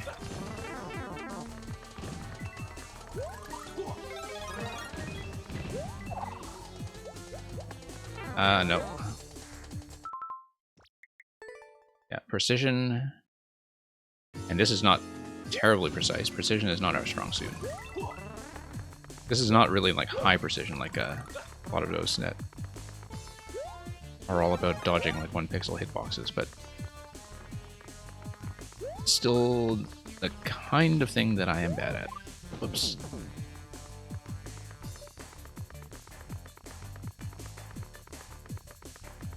Okay.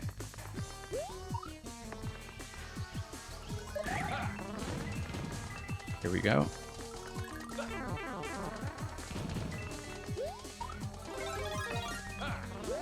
No.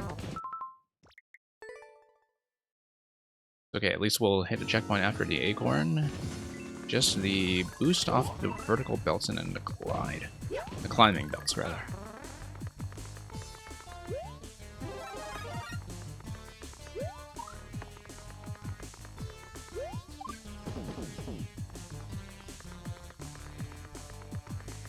Yeah, DDO, that's understandable. Like, this is, as I said, not super precise. It's just that it does require you to dodge spikes, at least.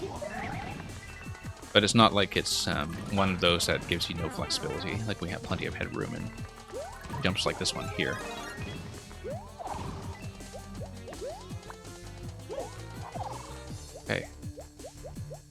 Okay. Okay, that feels good now. That was pretty generous.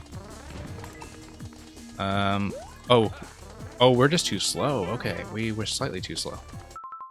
Because that seems to be activated based on track timing. Okay. We just barely missed the opportunity. Yeah. Yeah, you have. It is a race level. That's very true. And I know that we were maybe taking that a bit complacently, given that it looked very much like a race level. And in fact, the title had said so. And that's okay. We were still figuring things out, so.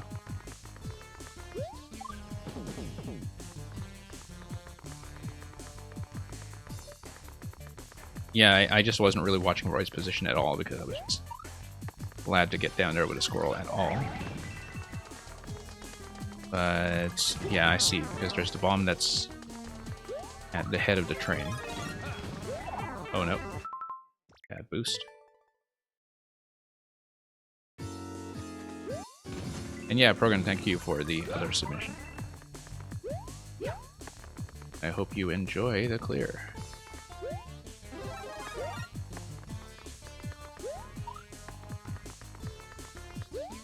Okay, down we go.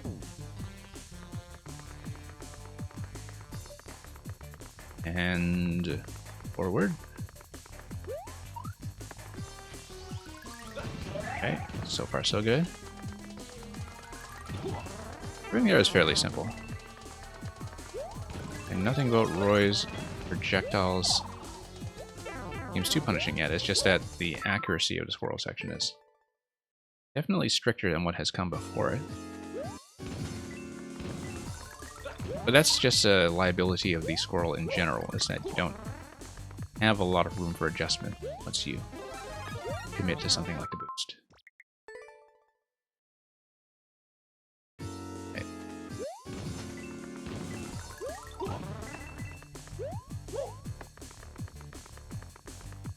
Let's see here.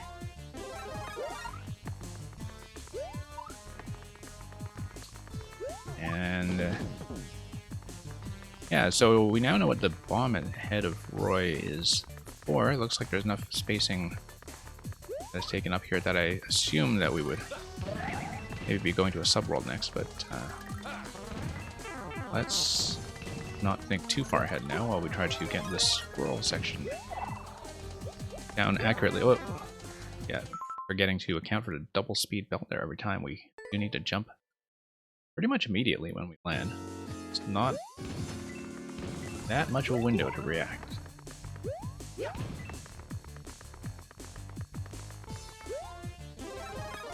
Okay, no, we do need to jump and twirl there just to reposition.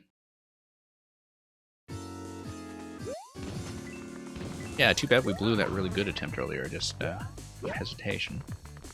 That's okay, that's what happens when you see a segment for the first time. Whoops. Early on that, need to a bit more of a center position. And okay.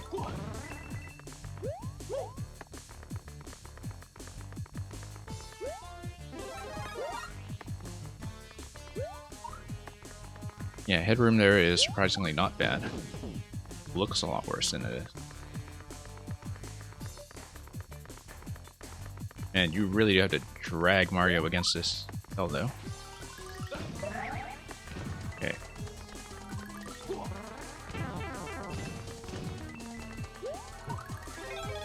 And we'll go up.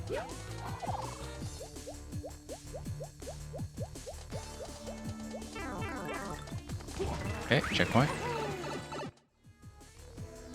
And that will kind of regularize having a mushroom.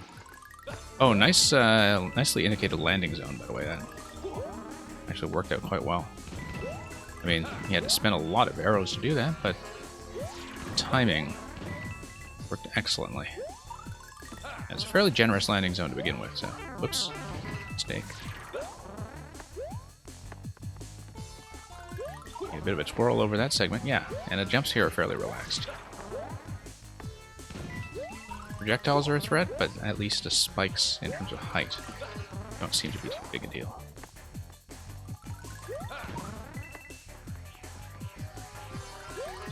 Okay, this one is going to be a little bit higher. Twirl, there we go. Just got to lead at projectiles. If I basically stand on top of Roy and get him to fire to the left. That solves a lot of issues.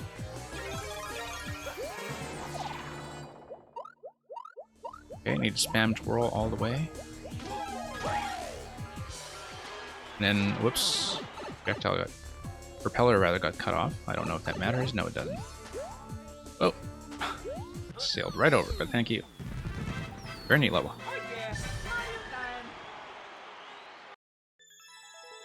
Well, thank you, Dio. Enjoyed that quite a bit. Glad you were a little bit lenient there at the end with my losing the propeller. But the spacing in the whole post-CP2 segment, post-CP segment, I guess, definitely felt fairly generous.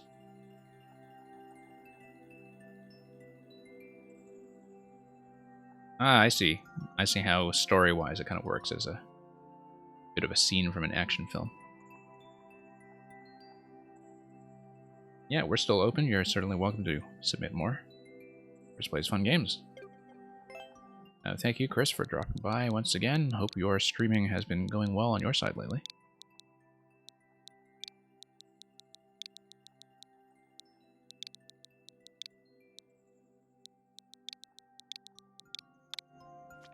Yeah, good to hear that.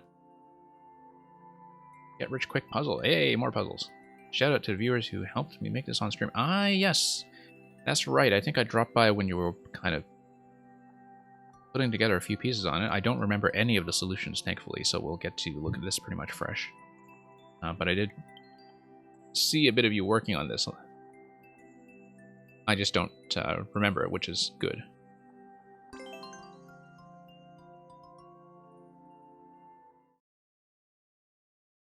Yeah, I love the WoW block.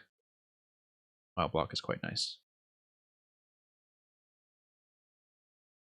Get rich quick.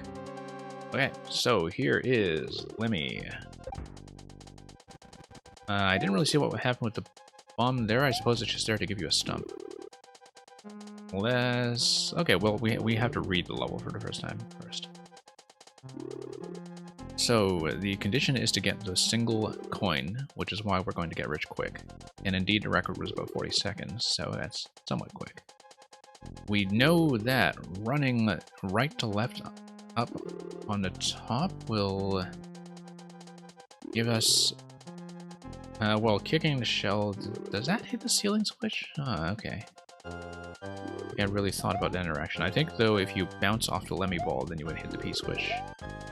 And hitting the P-switch would block the... would do two things. Ah, yes, the bomb just gives you a stump. Okay. Seems like... Well, let's take a look at a couple of different things. We've got a couple of things going on. We have Lemmy balls. We have this question block here, which realistically I think the thing it would give you would be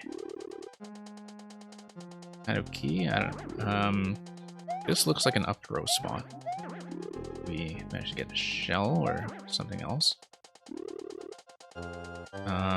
Looks like, okay, what is a key do in terms of taking it somewhere? It looks like some kind of bomb activation here or other way of destroying the blocks would give us access to the snake blocks. And that there is a one-way panel underneath.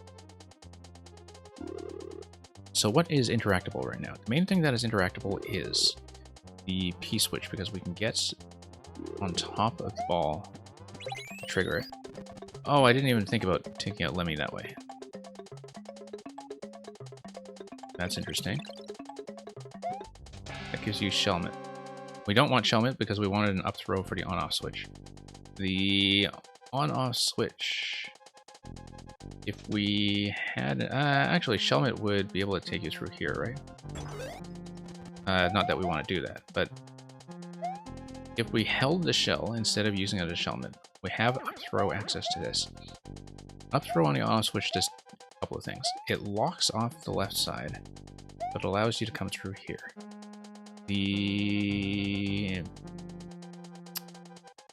It also drops something from the pipe. So let's start this over.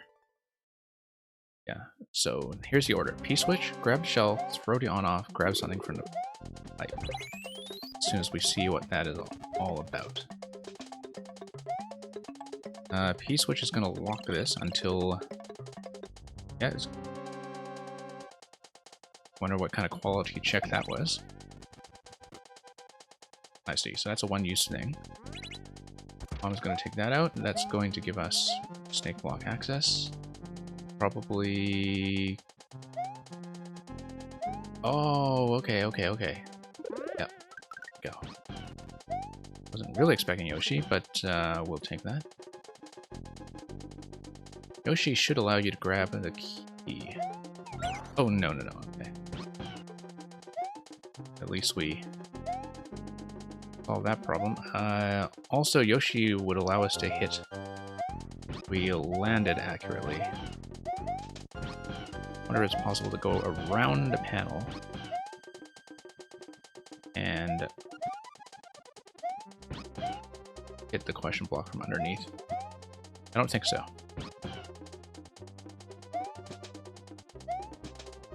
But it's a good question to ask.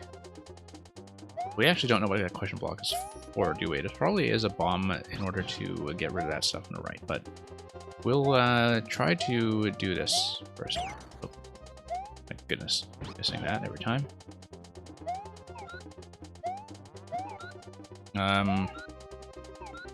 He isn't going to do anything for us there. That's not going to do anything for us there. So we drop Yoshi. We know that this spawns bombs. We don't... Oops. We know that Yoshi would give us some kind of spit, actually.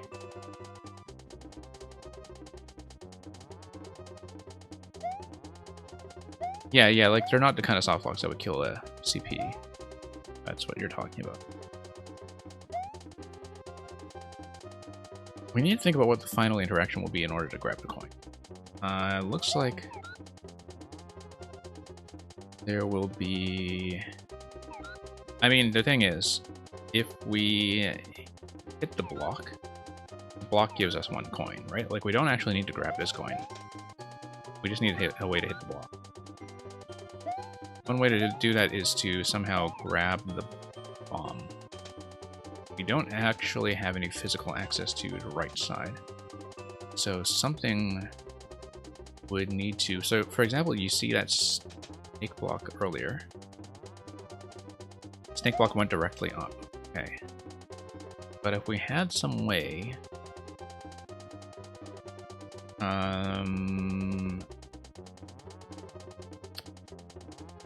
Yeah, so we have bombs coming over here.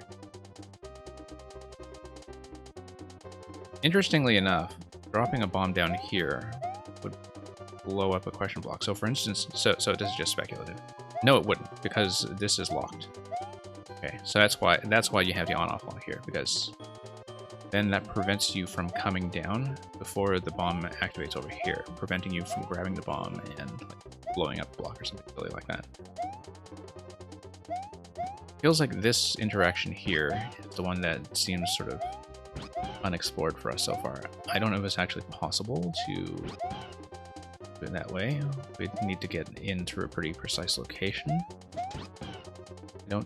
I think we are prevented from doing that, so it's not going to be the answer. Whoops. What else can we do? I haven't really thought about how to use Yoshi yet, that's the issue. Oh, whoops. I'm trying to jump through this slot here. We do know that... Looks like these spots are open next to the on-off switches. Okay. Definitely possible, but you need more momentum. Okay. Yeah, because that seems like the one thing that we have... I mean, it's not really a puzzle interaction, though. It like, doesn't seem like the kind of thing that would be happening in this level.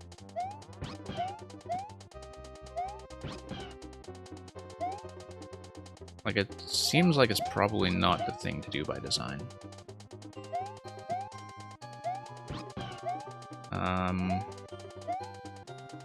Right? Just think about this, because we don't have the bomb activation yet here.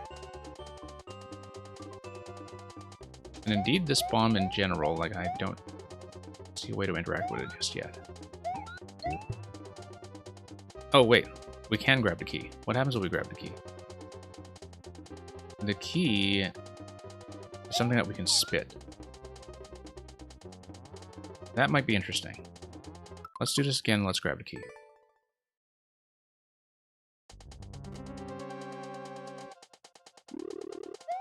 Try to run in from the right. I don't think it's going to be it. I just feel like that jump would be out of character for this level. Like, I mean, you know, you can try to do it as a bit of a quality check, but I just don't think it's going to be the solution. Let's do everything like this. Spawn the bomb. Bomb is going to hit that. That. That's going to give us Yoshi. Yoshi is going to give us the key.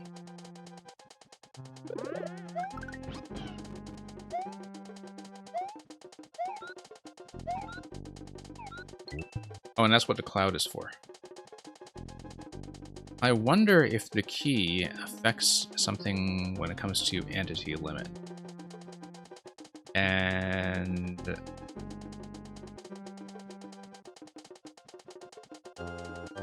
if that does anything. Like, clearly you can just kind of take out the key, right? But I wonder, so is there any kind of spawn that we would be enabling that would be previously disabled? I don't think so, because we've already taken out a few entities by, you know, killing Lemmy, for instance. There's no other spawn point that I can see other than the pipe spawn here. Looks like ultimately we would want some kind of spit interaction. Actually, you know what we haven't done yet? We haven't tried just throwing the shell into that block instead of doing the up throw into the on-off switch. Because why don't we just throw this thing here? Okay, that's interesting, because the shell is returned and then we can use it for the on-off, but then we actually now have fire. Fire allows us to use Yoshi to set things on fire, like igniting the bomb, right? Igniting the bomb will give us access to additional bombs with Yoshi, such that we can, I think, ultimately grab the coin. Okay, yep, no. We got it. Just need to get out of this.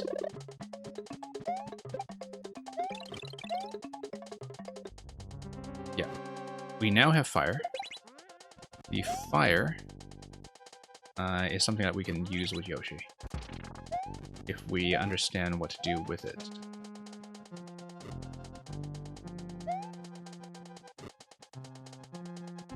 Seems like the interaction would be between Yoshi and the bomb.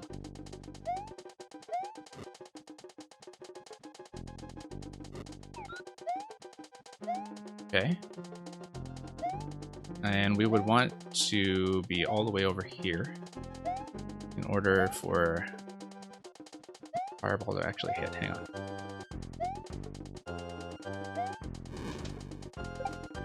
Oh, we could have done the diagonal too. Yeah, that's true. That would have been a sensible thing. Yeah, the bomb allows us to blow that up. So yeah, it would have been a bit of a sequence break or something if we decided to... Yeah. Hang on. Okay, so POW will just drop the coin.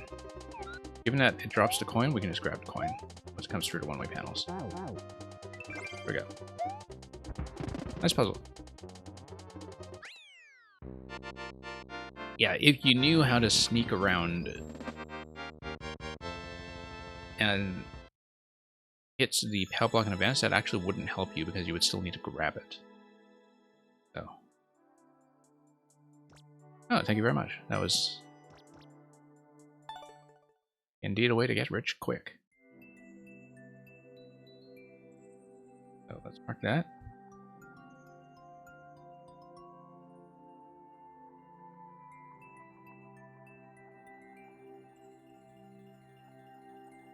Yeah, really was just paying attention to the fact that the shell would be preserved, which, you know, should have been obvious.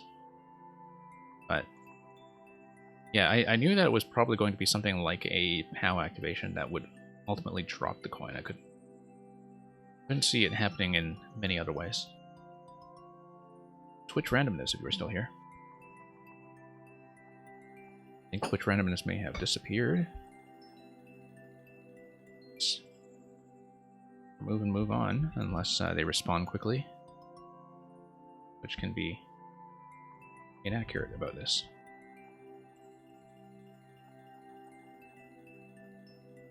Yeah, and thank you for submitting. Okay, Smokestack. Thank you for playing. Yeah. That's definitely one way to go about it. Did Hyperion Smokestack actually stay? Ah, yeah, you're here. You're always here. Okay. It's just that, yeah, sometimes the offline indicator is incorrect. And I think it is affected by, you know, people being on mobile, as you were saying. But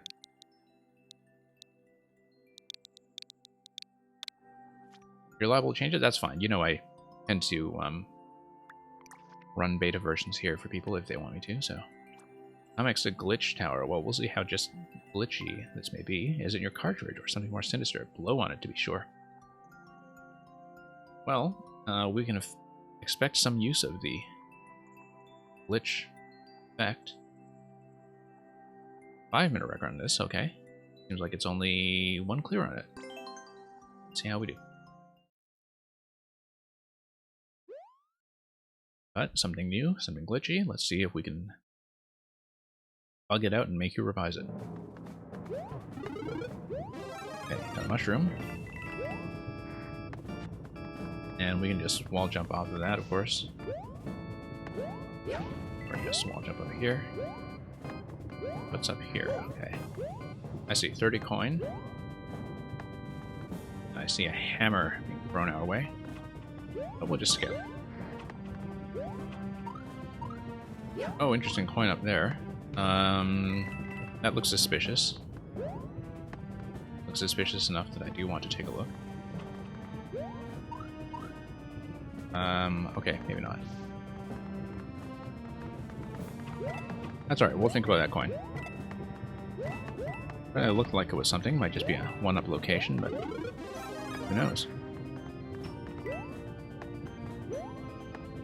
Bit different from what I may expect from you.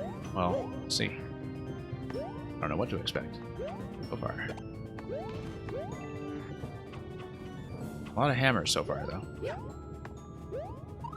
But we'll just check that. Okay, Fireflower refresh. That's good to keep in mind for later. In case we do need it on a future attempt. Like just a bit of a hammer fight so far. P-switch will allow me to come up over here. I probably should have grabbed the 30 coin, but P-switch is enforcing a bit of timing here, so. Oh, interesting that you have the lower hitable blocks. I don't know if that's just there to prevent you from taking out the hammer that way. Looks like that must be it. Fishbone and glitch. Okay. Let's aim for the tracks. Oh, okay. So it's like a remix of the first section, but with things a little bit out of joint and looking a bit chaotic. I do recognize that immediately. It's kind of like you took the first section and distorted it.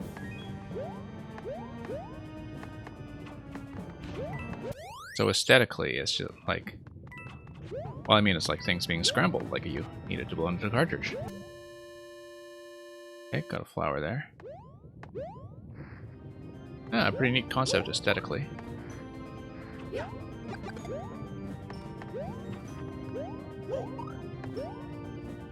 everything kind of thrown slightly off-center, out of joint. A couple of fish bones. Whoops.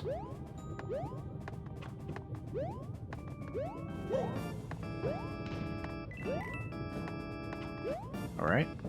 Here we go. And down.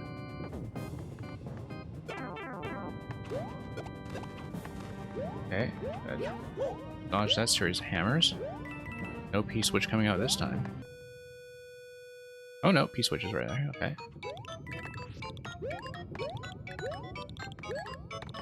And we'll come around and let's see what else has been thrown out of joint. We got a bit trapped there. Okay, never mind. Going to go for a flower, but better to be safe. Now it's even glitchier. I see. So it's the same thing remixed over and over in increasingly distorted ways. Ah, very neat. I've seen a level. I need to find a particular code for you because I actually do know another maker who loves stuff like this. And actually made a glitch level like this that was a remix of one of the unfinished levels from SMB3, like one of the like he basically did this with cut content from the actual Mario games. Very similar remix concept, and I'll have to dig up that code and show that to you because I think you'd get a kick out of it after showing me this level. But yeah, I think I understand what the aesthetic concept is. Apparently, according to the level title, Kamek is responsible for some of this stuff, and so we'll eventually just need to punish him accordingly.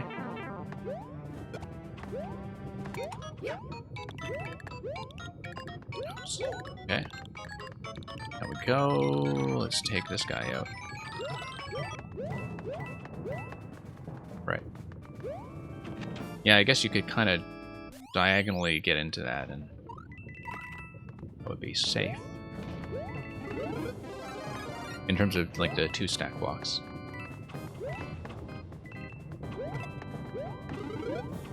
Okay. Fire is going to be useful.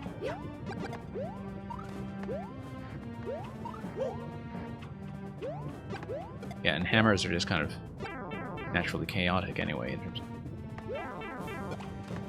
having predictable patterns. Certainly very fitting for this level. Okay. P-switch. Love the little change there with the P-switch opening up the horizontal spaces. Whoa, almost got hit. Okay. Hey, Mr. Cringe, welcome. Thank you for the submission.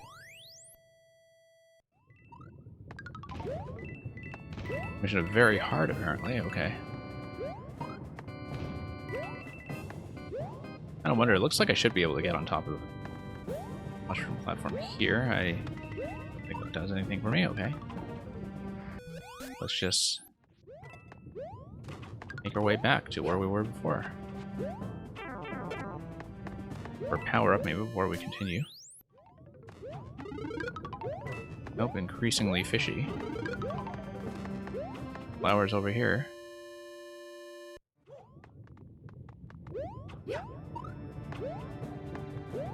Okay. Platforming increasingly tricky. And blocks increasingly distorted. And more fish, okay. Do quite a lot of hammer dodging. We've had trouble with the vertical descent here almost every time. Whoop. Wow. Oh no! Nearly escaped that.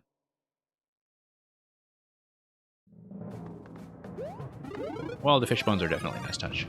I think it works. It certainly works well enough.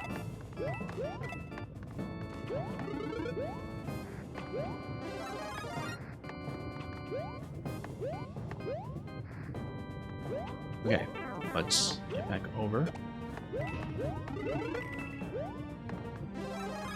Let's get back over here. And switch. Oh yeah, no, I guess it was horizontal blocks in the original edition of that room as well. That part of the room. But yeah, the fish bones, you know, in this context, that's true. They just kind of allow you to demonstrate a remix concept in a way that's very unintrusive. Poses absolutely no risk to the player. Okay.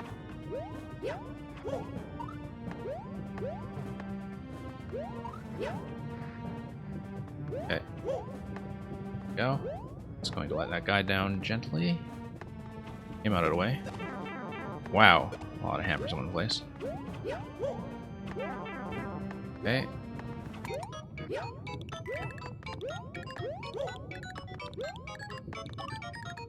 Yeah, they can just be a little bit unpredictable to play around.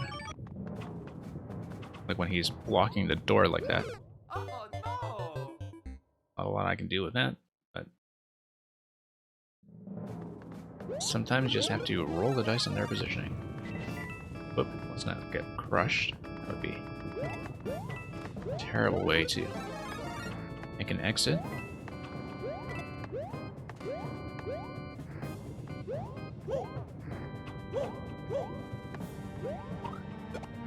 Okay.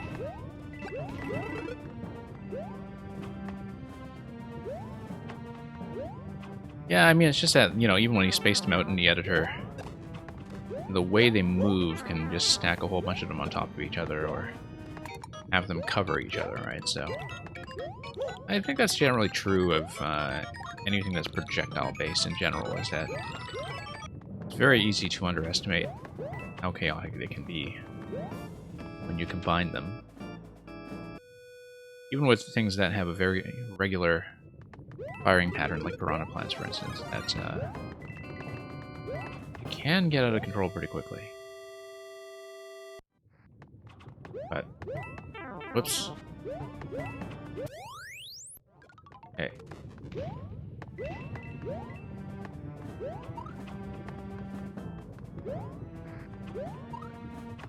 Whoop.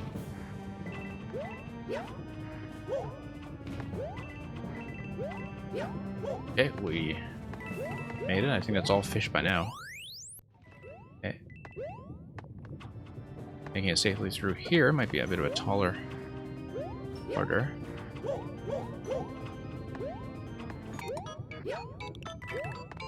Okay, just need to wrap around and hope we don't get nuked on the bottom side. We got stepped on.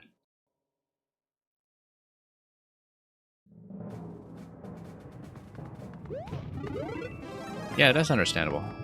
And it's the way a lot of things worked all the way back in SMB1 anyway, in terms of how limited your opportunities could be, actually, even just with standard bricks in SMB1 in terms of not having many chances to deal with the hammers. But, okay, we'll just drop in and continue. Now, at least that guy had the courtesy not to drop into the tiny little door space this time. Okay, we'll take this guy out and then we'll grab the flower. It is kind of interesting to have these tighter question block patterns as you get through the glitch levels, making the hammers slightly more challenging just by virtue of, you know, making it slightly harder to hit the blocks in the first place. Like it does escalate the difficulty slightly from segment to segment to keep things interesting, while being mainly kind of conceptually there for aesthetic purposes. Not sure about that guy with the wings. I guess it's a little bit hard to visualize. Oh, of course, this guy just has to get in the way.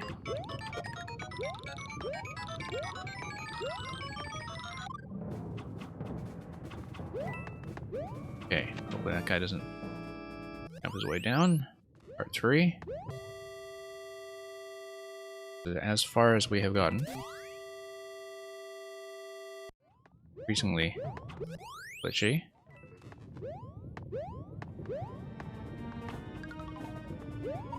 Okay. So far, so good. That was close. Yeah, this is as far as we have proceeded. That almost looked really cool as a way of getting through that segment stylishly, and then just got sniped. So, yeah, Mr. Cringe, the level becomes visually kind of distorted, where like it's the same kind of room that gradually becomes displaced, where the columns kind of come out of alignment. It's kind of like the game bugging out. Like, I think that's what it's supposed to represent.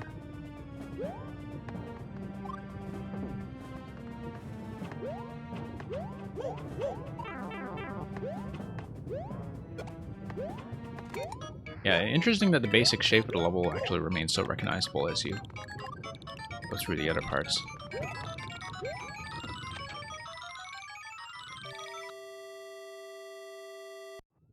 Okay. Yeah, we missed the flower up front. We know there's a flower back here. Let's just grab that. We need a pretty generous hit buffer to deal with some of the hammers that spawn in further up the level like that.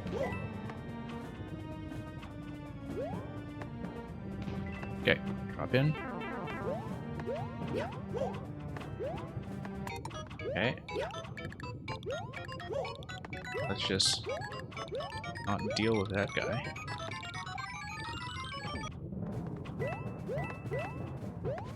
Boy. Oh boy. There we go. Interesting. I don't think I'd actually made it there with the mushroom at that point then, before. On earlier attempts, because not have seen that little crawl space interaction earlier. It's okay. We're going to preserve the right side block in case that's still a flower. It might just be a fish. In fact, I think we checked it earlier and it is just a fish. But the fact that we managed to get that far with a flower. Encouraging sign. Oh. Okay, power-ups are all gone once again.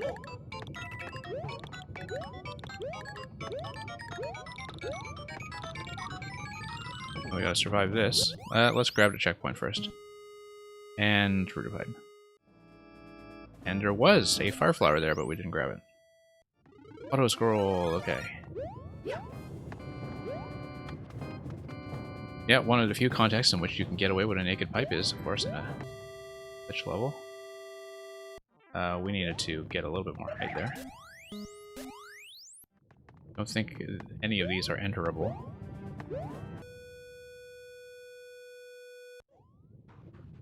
Yeah, I have to show you Theorymon's levels because he doesn't drop by the stream very much, but it's a creator that I've known since Maker 1 who basically specializes in this kind of stuff, like story levels that are based around meta concepts like glitching and, you know, a bunch of experimental stuff like that. You would really like his stuff. It's given how this one is looking. Oh.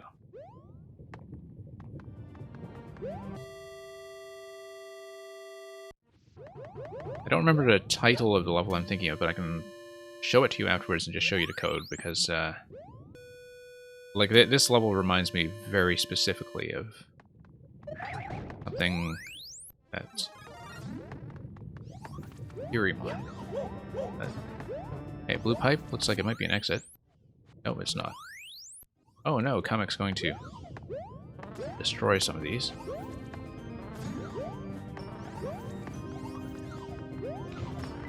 Okay. Whoops. Very unceremonious way of losing the flower, but at least we have the checkpoint. Let's scroll up a bit and see if there's anything else interesting here that we can deal with. Oh. Hey, you know what? We're going to carry the shell through to the next room. In case it's helpful.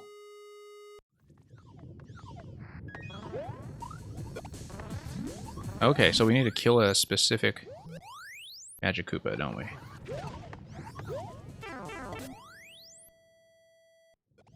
And they have wings, so they take 2 hits each. Okay.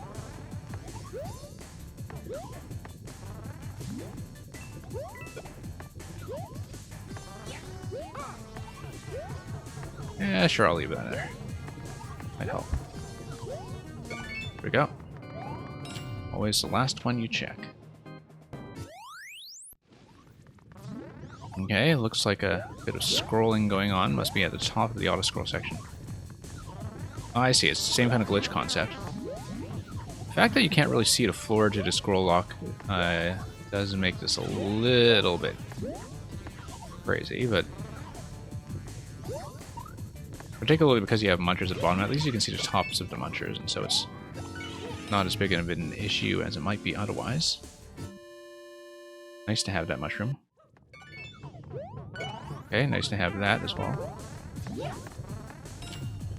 It's going to get lucky with a key and then straight through here, and out we go. And here's the axe. Let's not die right here. Yeah, definitely had a bit of a lucky hit with the last round of Magic Koopas. But cool concept. So I'll mark that as a win and I'll head to the next code, but in the meantime I am going to grab that code I was talking about.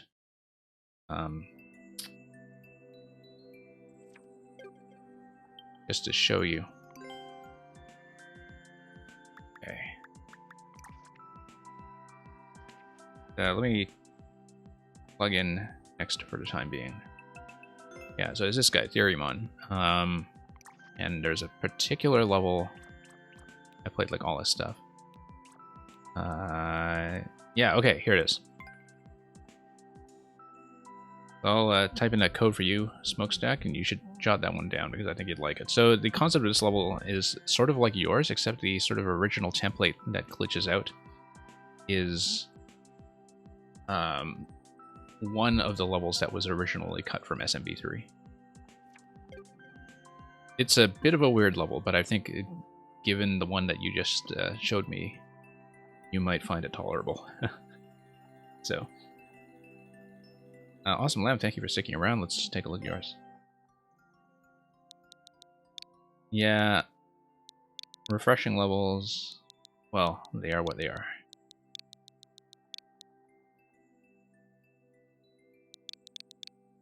It seems like I've probably played more, you know, kind of snarky parodies of refreshing levels at this point than actual ones, like, you know, people who basically decided to make a satirical response to them. But that's because, like, I don't really tend to play from the top lists ever. I don't really tend to go down the popular list or just pick random makers. Like, I pretty much entirely do people I follow, people I see on Twitch, and people who send me stuff on viewer levels. So, Pyramid of the Seesaw. This ancient pyramid hides some ancient treasure. Only 2 clear so far. Very new from yesterday. Let's take a look.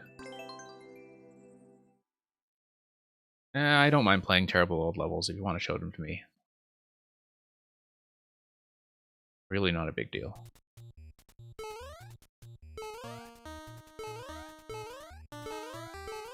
I mean, you know, Awesome Lamp was definitely a bit of a trial by fire with your list in terms of... Whoops. I meant to jump there. In terms of seeing by far your hardest level first. And also probably the most refined and advanced, but, you know, that's what happens when you really practice your way through this game. Oops, I should have gone for some of those coins at the bottom, but in the absence of that, we will enter the inside of the pyramid, and thank you very much, Hyperion, for cheers. I appreciate that.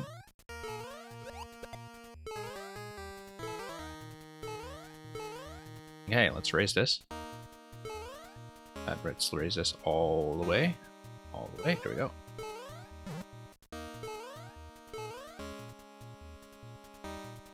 Okay, so it looks like once we activate the on-off, that will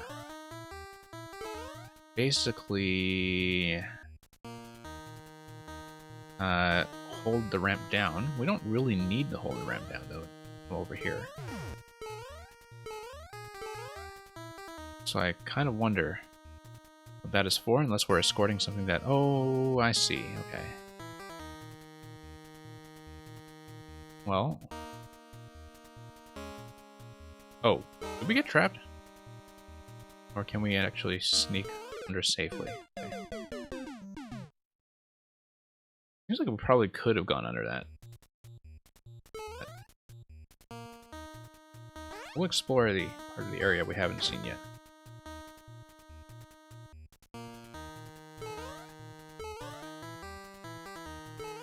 Yeah, Hyperion, no worries about calling it a night. Glad you came by as always. And Mr. Cringe, yeah. That's the kind of level that can give you a seizure, yeah. That's quite possibly the case. We didn't actually check the top of that area properly. Let's head up to the higher seesaw. Oh, look, a power-up. That'll help. That would actually have let us damage boost through the thwomp. That's probably not the intended design, but something we can keep in mind is potentially worth trying.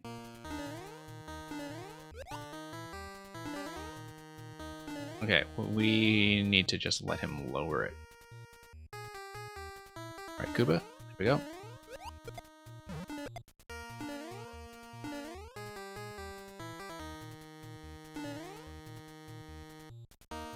Yeah, looks like this is really all about the seesaw. We didn't actually check the right side here. Oh, I see, okay. Oh, I see. So the intention was to drop this. Like, switch the on-off state and then move forward. Okay. Except we didn't really need to do that. It was kind of technically optional. Although that would have probably cleaned up this interaction in terms of making it possible to lift Thwomp and then kill it right? Yeah. So previously, because we trapped the seesaw under the bottom muncher like this, we were not able to do that. We could have snuck under. Bit more puzzle focused? Yeah, I guess so. I mean, we'll have to see what the Master Sword does for us. Okay.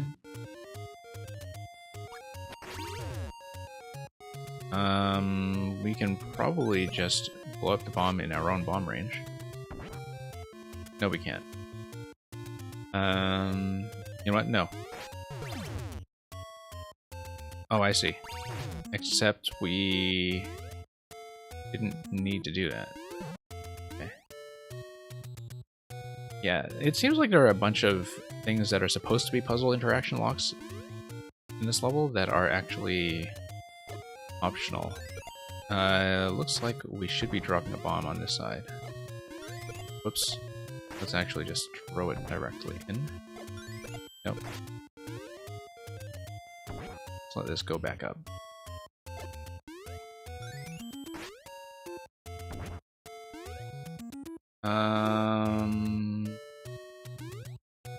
Thought it was going to be it. Hang on.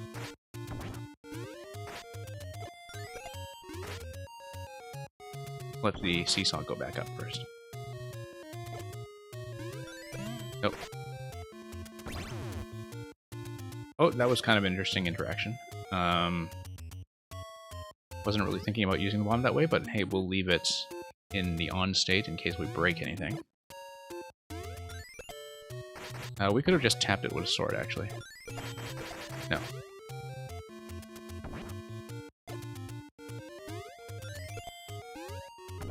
Nope. And it looks like it's the only way to get a weight through the other side, but that's kind of temporary in a way that's... look like it's ideal. I mean, that is how to weigh down the other side. It's just that it is a little bit time sensitive. There we go.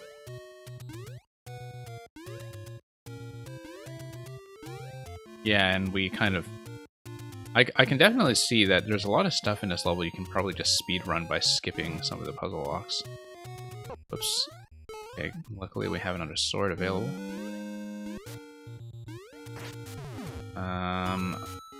Okay.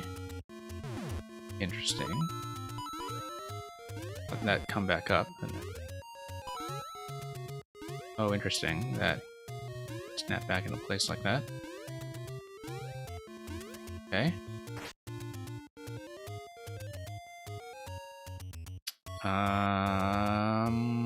Let's think about that, because that doesn't quite give you enough to... Oh, I see.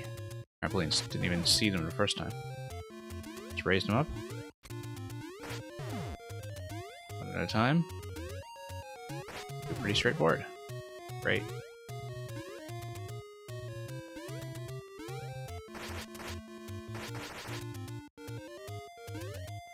And around.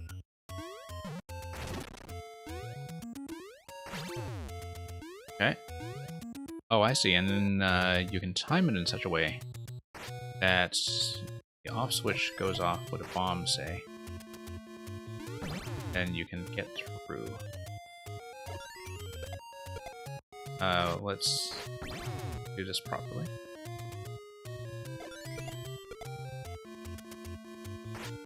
I know. Slow. Literally can be done that way. Probably should be. Of course, you can always just do it with an arrow. Just kind of jump up and then fire down arrow. Seems like it would be a bit slow, though. I kind of like the bomb method better. And, also, you need to avoid just doing a ground pound there. There we go.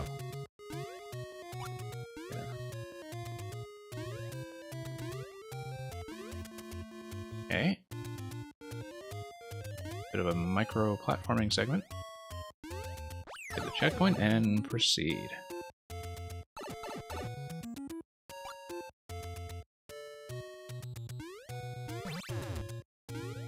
Okay, so we'll just follow the on-off tracks.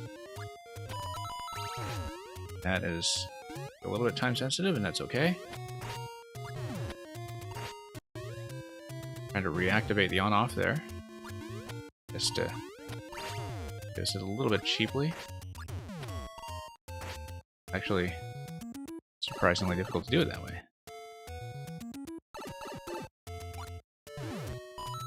Ground pound for sure. Ground pound. Oh, we've been taking our sweet time, and the timer is beginning to spread at us. Okay.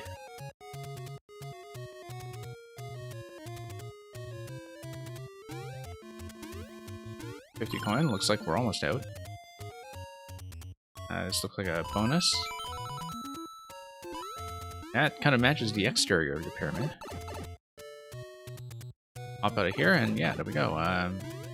Just gonna do our due diligence to check around here a bit.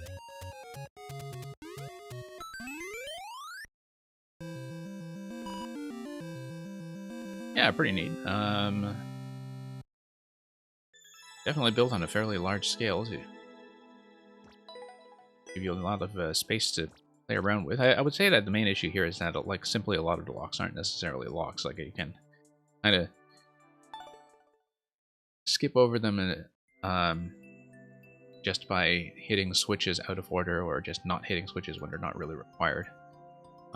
That's not necessarily a problem. It just creates a speed route and something that you should be aware of in terms of building puzzle interactions and thinking about how they might potentially be cheesed. Nothing is really particularly game-breaking here, at least, although, of course, I created that gap I had to jump through it with from the first attempt, but yeah, thank you.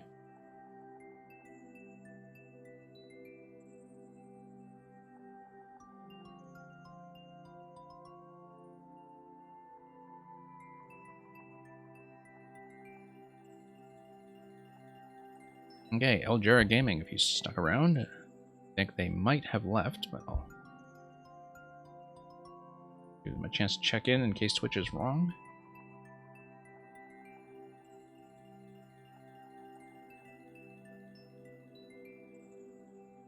Okay, we'll give Eldjura a quick remove and we'll move on to Electrodude.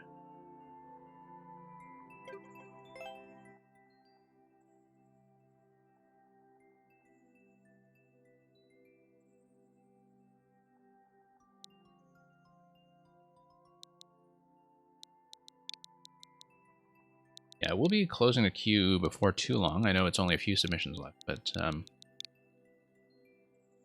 just going to look at a first clear right here, and I don't expect to run as long as I usually do. Sometimes we just go for hours and hours. And of course we had a bit of a late-ish start on the viewer levels today, simply because the first level took us quite a while. But take a look at what's new. Yeah. Oh yeah, we still have to do this one. And I don't know if you had a particular suggestion. We could do that one, although I admit I haven't actually watched that episode yet. We could also go back to one of the ones we had cleared. Don't know if you have a particular preference. Like, we can work on this again. I think it might take a few attempts to recover our previous position. We could just go ahead and look at Wayne Saga, and I'll just have to do it backwards, where I'll, you know, eventually watch the episode and come back and compare. But yeah, let's do this. It'll be quick. Natural Climbing boss fight in episode 007 for Geo. Sure, we've been putting this one off.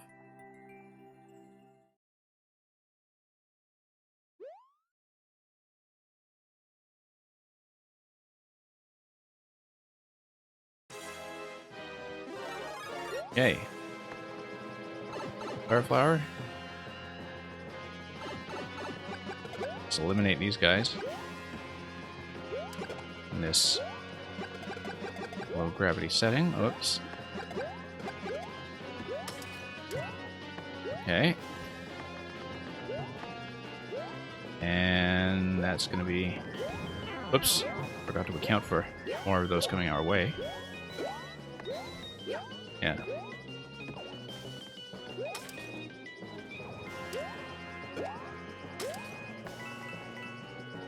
Sure, why not? Pet Snake got 16 in 2048. Wow. Interesting. I don't know what the interface was with which your Pet Snake decided to play. Punch in the numbers on the grid. But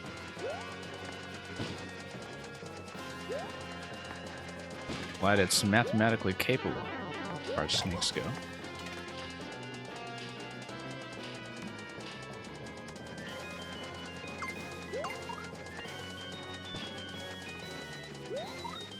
Okay. They're through. By the way. Okay. I see, that's timed. Oh, this won the contest you made it for. Wonderful. So, what was the contest? Was the contest for the theme, or was it,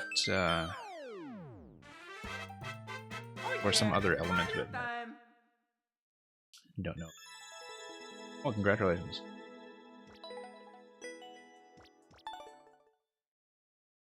Like, the animators just decide to hold a contest for adaptations of the episode, or was that just a different kind of contest submission? Okay, so that's probably the easiest thing we've ever played from you. Very quick and simple. Okay, movie, anime, series, recreation, so they would... Yeah, okay. Really neat. It is a very stylish series from the little of it that I've seen so far.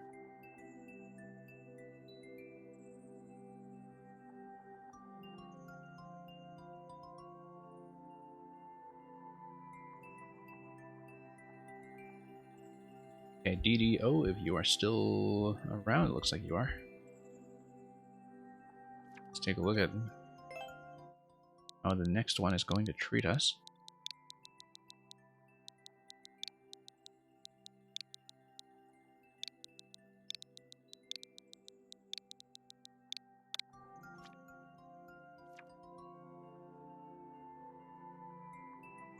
Okay, Space P Cannon, Hilarious Attack. No clears on us yet, but it only came out last day. Made for a Ryukar, apparently. Launch yourself into space with Larry's P Cannon and chase him. Okay. No clears, but also very few plays, so it's quite possible that people just haven't been trying very hard. Yeah, the contest Discord. Yeah, that's right. I'm in way too many Mario Maker Discords. I have not been able to keep track of what's going on with all of them, but I know which one you're talking about. So thank you for the resubmission of your code. Electric Dude, yeah, we might be able to grind out one of the harder ones for you tonight, but it probably means that we'll do that last and probably close to Q. So why don't I just take one or two attempts to see how this one goes. But I expect it will be last call pretty soon, so if anybody is currently in queue and or currently not in queue and wants to submit a code, now would be the time to do it, because depending on how this level's going, we may close up fairly soon. This looks pretty relaxed here so far. Let's grab a Shelmet. Let's grab another shell to nose. Candy. Okay, looks like that's going to be a scroll break. Yeah, it looks pretty standard so far. I mean, there is a P-Balloon available. The Shelmet, of course, is something that we would lose if we picked up the P-Balloon anyway, though, right? So why don't we just kill what we can up here to... Oh, this is the base of the rocket. I see. I see. So, presumably... Yeah.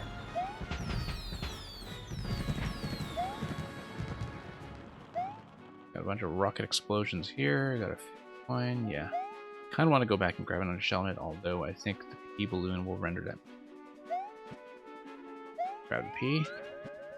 Oh, lost it right away.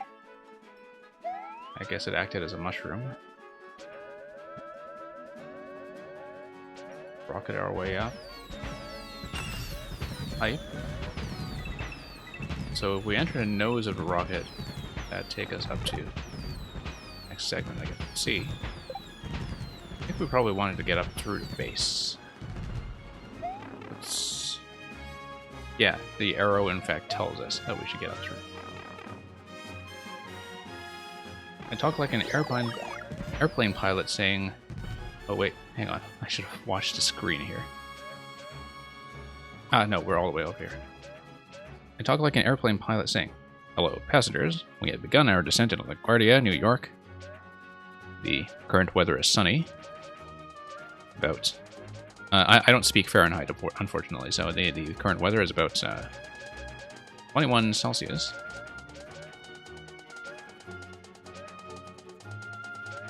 We are slightly ahead of schedule if you have a connecting flight to, I don't know, Dallas Fort Worth. That awaits you in Terminal 3. Hammer Brothers and Low Grab is something that you plan to use in... Hell, oh, we lost the people in already. Let's go back through here while we still can.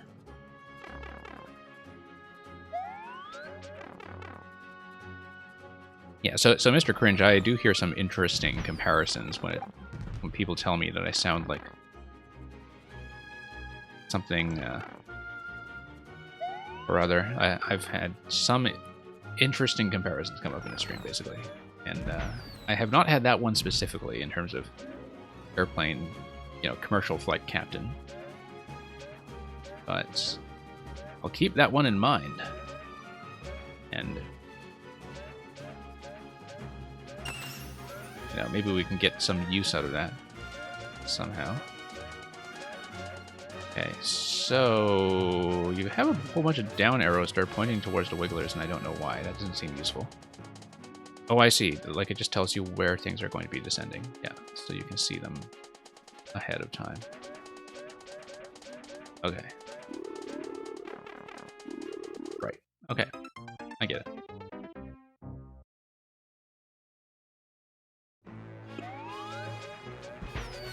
Yeah, I've had people say the radio voice. I've heard now that it's an airplane captain voice. I've heard from Smokestack, who was here earlier, that I sound like the guy who is the commentator for Marble Races, which led me to look up YouTube videos of Marble Races, which are fascinating. I've had somebody say Bird Person from Rick and Morty. That was rather interesting. That was new to me at the time. So awesome, you're gonna go now? Okay, great. Yeah, you definitely were saying something about clear checking the shell jump level for about 3 hours. Yeah, that's definitely a sign that we're going to be wiping over and over on the first screen if you do send it our way, but good luck with that. Hopefully you'll have that clear checked soon enough.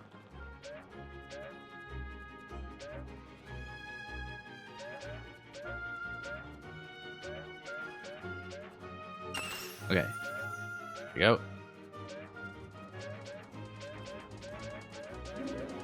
And yeah, just need to follow the track patterns at this point. We know that the wigglers who come down are going to sail over to track's middle. Gotta come up and down and diagonally. Magic Koopas might take a little bit of work to dodge, but we've got it. Okay, so this is as far as we have been able to get so far.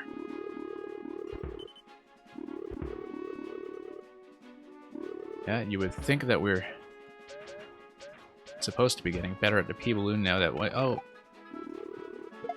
Well, okay, let's just ride some low gravity and see if that does anything. Nope. That would kill us rather quickly. Yeah, you would think that we would have had a little more success with a P-Balloon by now, given how much we have done in terms of bullet hell dodging levels, as well as the latest Ninja speedrun, which I only played for a bit on the first night that it was released. I was pretty satisfied with my 42-second time, which was think enough to get me into the top 2 or 3%, which good enough for me. And yeah, I saw that you have requested number 39. Let me get to that at the close of this attempt. Sorry, I missed that just now. Alright, let's do it. Yep, I know you just cashed in a reward. I just missed that on the turnaround to the last attempt, so why don't we pause for a moment on Space P Cannon, and we will show off number 39. I can switch to the overlay. There we go. And yeah, I certainly don't mind people reminding me that they have cashed in rewards. Sometimes I'm a little bit slow to catch up on a chat.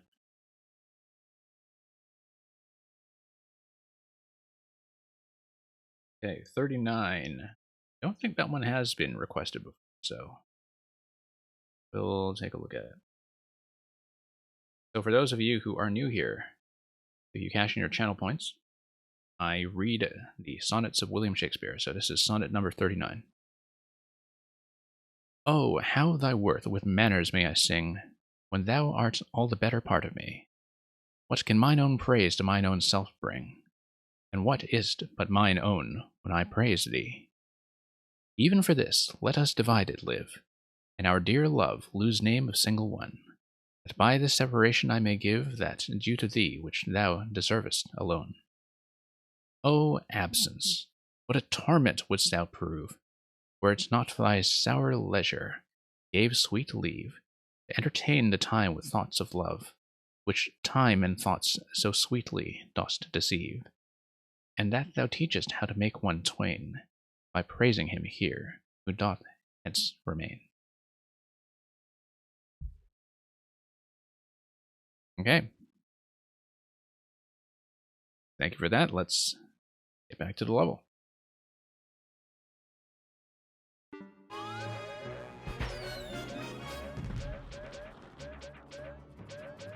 And yeah, I keep telling myself that I'll have to, eventually kind of diversify some of the channel point rewards, but it seems like people have been getting a fair amount of entertainment and edification out of that one, so it seems to be going well.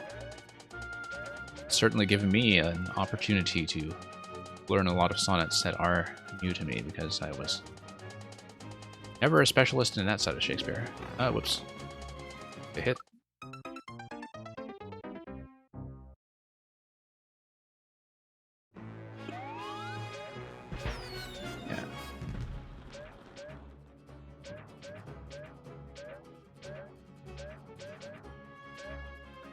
I think patience is generally a good principle when it comes to Mario Maker. Just that goes for clear checking as well as just playing people's levels, I think. It's sometimes surprising to me just how easily people rage over this stuff. And, some of it is performance, obviously. Like, you have the whole sort of micro industry of reaction videos of people making shocked faces at how outraged they are that they've been trolled by a certain obstacle. But mostly I think the trick to this game is just to read what's going on as carefully as you can. And whoa, like I say that, of course, immediately after failing to read what's going on with the track pattern. Let's go very quickly.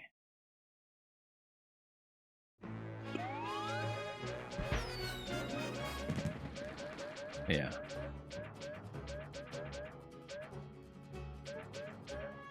I never thought of myself as being a particularly patient player. Particularly because, I'm not somebody who really does speedruns, for instance. Like, I don't really have the temperament to repeat things as much as you need to repeat them in order to get good speedrun technique down for most video games.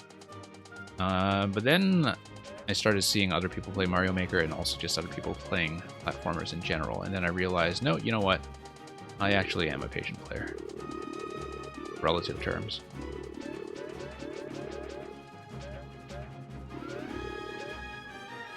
Yeah. Love the Optimus The octopus emote, by the way. I have seen that before. I couldn't remember who that's associated with the channel, but I know some people have brought that in here previously. Oh boy. Too close to the edge.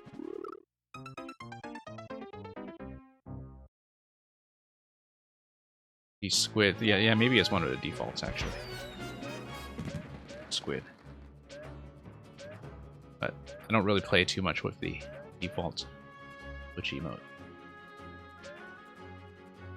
Took me a while to understand what the whole kind of emote economy on Twitch was all about, like in terms of sub incentives and so on. But I think when you've been on Twitch for a while, it's very easy to lose track of how weird it is for people who are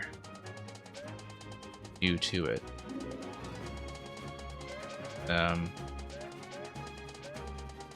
Particularly, you know, under the lockdown period with a lot of new communities who are outside of video games coming onto Twitch for various reasons, particularly board game communities.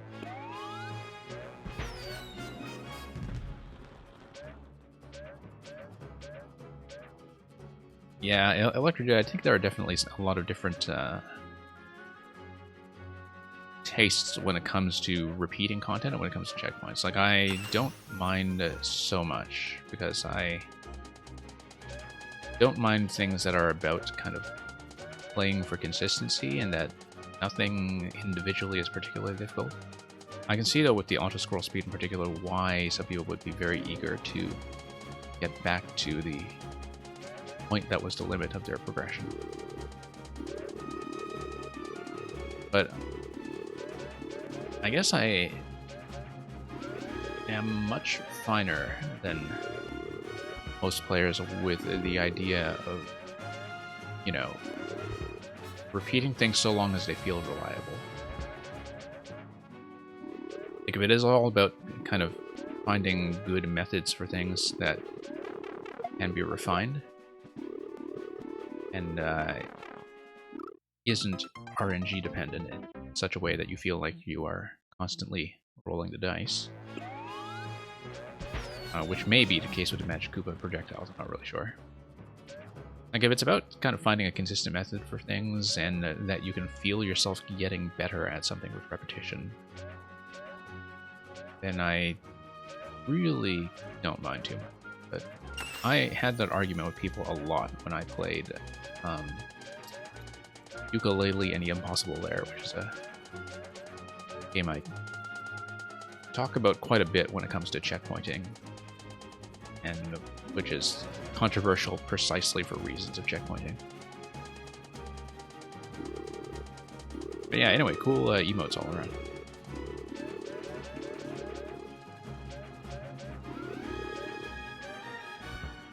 I will totally be closing the queue momentarily, like probably after this attempt. As I can tell, this one's going to take a little bit more work. Not particularly difficult, just some things are tricky to read like that. Okay. Yeah, there is a bit of a safe zone in the center there, so long as the Magic Koopas don't fire away. Yeah, there is a slight element of RNG from them, but I am going to shut off the queue at this point. I will be continuing on this level a little bit longer. I just checked the current list. But I don't expect to be running super long tonight. Or this morning, I guess, for many of you. So let's close up. And let me just change the title, refresh the bot, do all the usual business.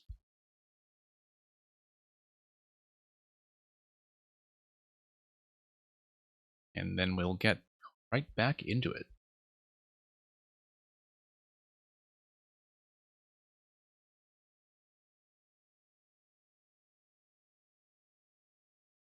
Okay, let me just try to refresh Warp World.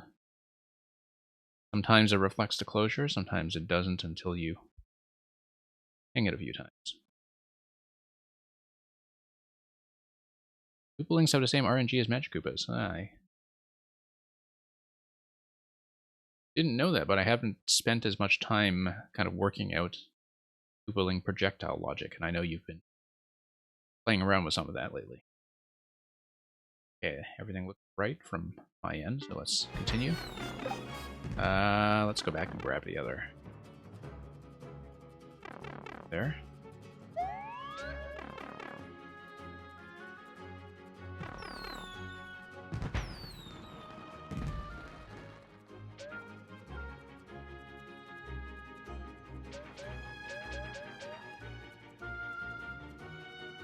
Okay, we'll just need to get back to that Wiggler segment with all the tracks. I think I see a safe zone there, so long as the Magic Koopas don't wreck the safe spot too much. I think I do actually have a way to approach that. Wigglers are going to come down. Sneak over. Dodge Magic Koopas. Yeah, so even though the Magic Koopas are random, for instance, like it seems like that segment right there has a very consistent method in terms of places where, given their track timing, they just won't really be shooting. Keep forgetting, can I bop these with the people in? Yeah, this looks like a safe zone right here. Right here. Magic Koopas will apply a bit of pressure to that very soon.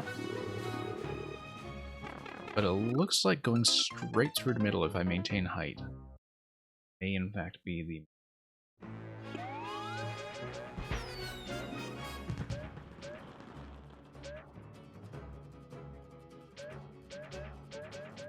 Okay, so that's how you test it. Let's see.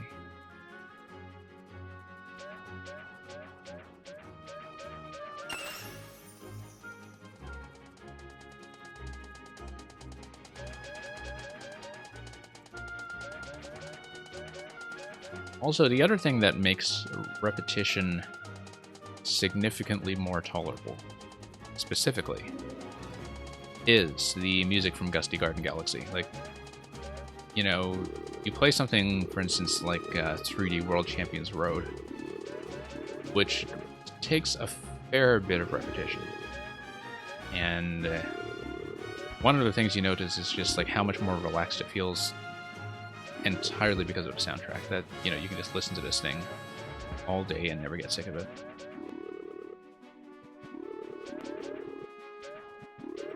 Okay. No, that was not the safe zone. We knew where the safe zone was and did not use it.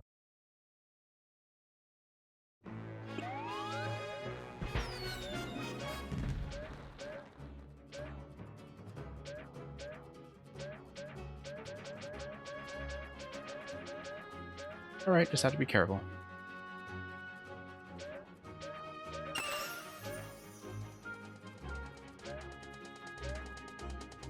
But yeah, given the slow auto-scroll speed, as is usual for the P-Balloon, the trick is just to not panic and boost everywhere, and to just boost carefully. Very short bursts. But yeah, you see, very reliable method, despite the Magic Koopa RNG.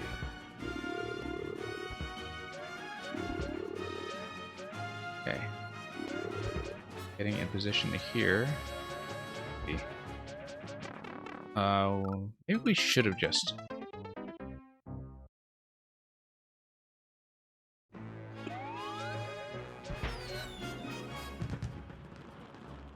No, I don't think we can, actually. Like, I still have to think about P-Balloon enemy logic. And kind of keep straight to how it works here versus how it works in Super Mario World proper, which is quite a bit different. I mean, the new P-Balloon is essentially just a totally original item. Totally original item that is kind of a reference to Super Mario World rather than an adaptation. And honestly, I like it better than the original P-Balloon. I don't think there's really anything controversial about that. I think the new P-Balloon is just straight up more interesting than the original one. But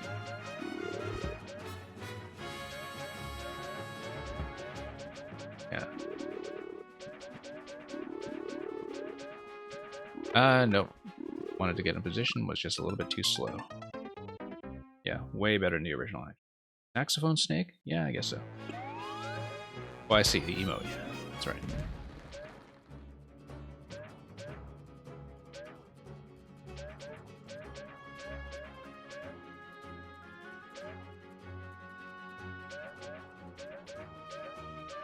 Yeah, it's sort of really interesting to see how, you know, I played so much Mario Maker at this point that in some ways it's beginning to overwrite some of my mechanical knowledge of the original Mario games in terms of assuming that things are going to work a certain way.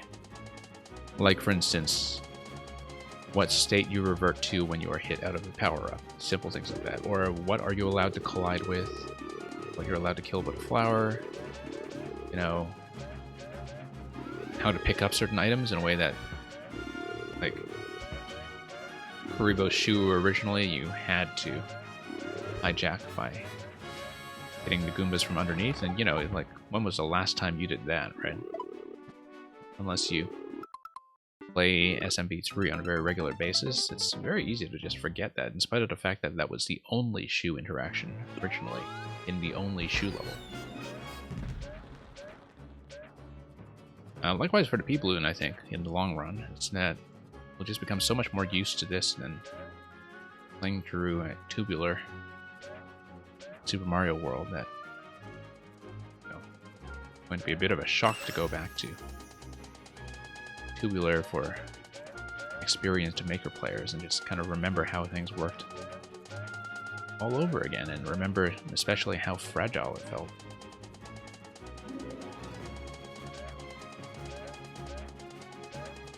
Yeah.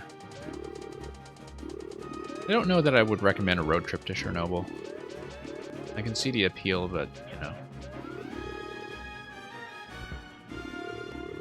you'd have to deal with the fallout. Yeah. Okay. Let's... Oh, no, we got hit.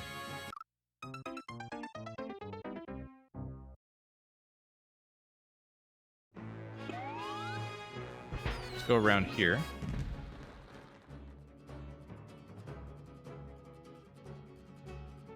I've actually been on this for surprisingly long, considering that it's not really that hard. At least it doesn't feel that hard, rather. Like, I know there are no clears on it, and that's might be a sign that I'm underestimating it in general. But it could also be no clears because, as Electrodude was saying, that some people don't like the amount of repetition with the slow scrolling speed. But it is the kind of level that I think you just have to learn one segment at a time. And, you know, we still have trouble with the same position every time. I think it's very clear where we are running into issues. Your favorite letter is A? Okay, well... I mean... Oh, okay. Somehow keep failing to dodge that. Well, not that we'll be able to make it through at this point, but we might as well... around and give it a go. Literally not a single enemy besides cannons, then aim straight down, yeah.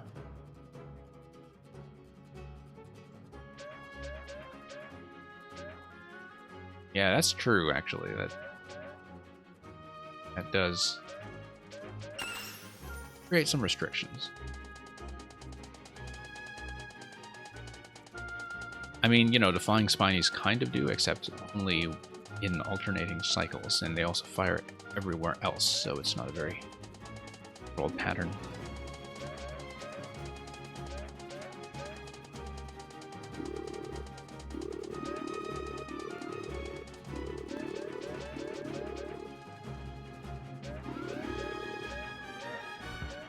Yeah. Let's fly around a bit to actually dodge the bullets for once.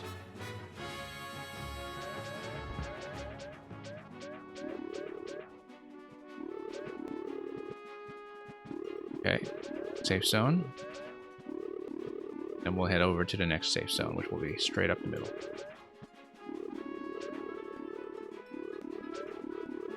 Now, let's not get ahead too much. This is new territory for us.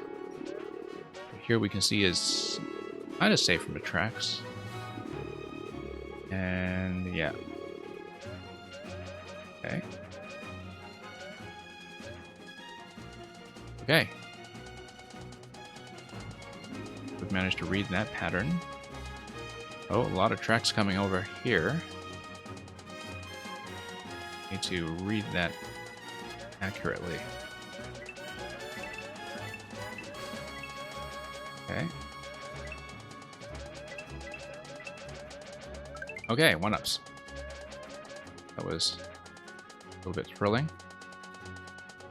The fact that we have 1-ups there tells me I'm near the end.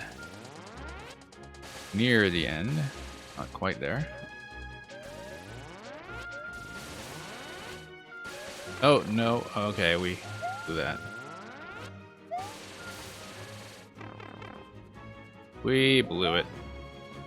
So close. We do, in fact, need to survive all the way up to that pipe. Okay.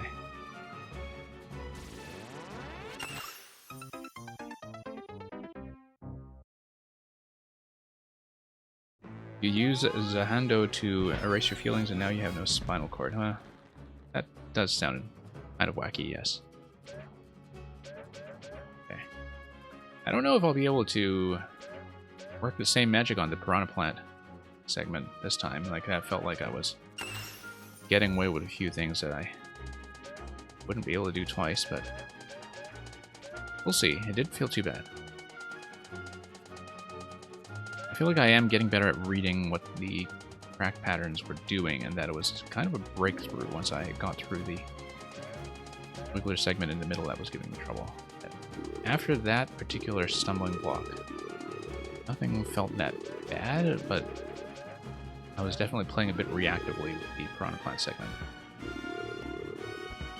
Not knowing whether I really had a plan. Oop.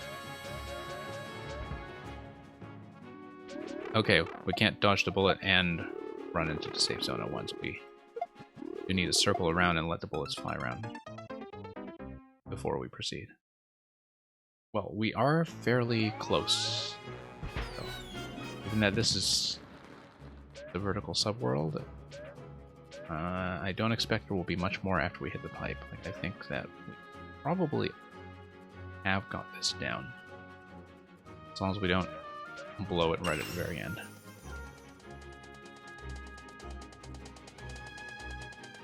Okay.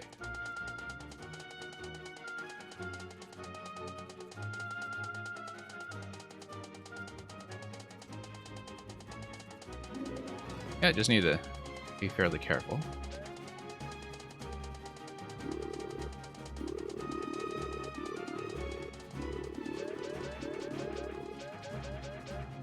I'm glad that it's not very mechanically intense, at least. Like, you need to position yourself fairly carefully. You need to make good decisions about how to do things like lead the bullets out of the way. That was a bad decision.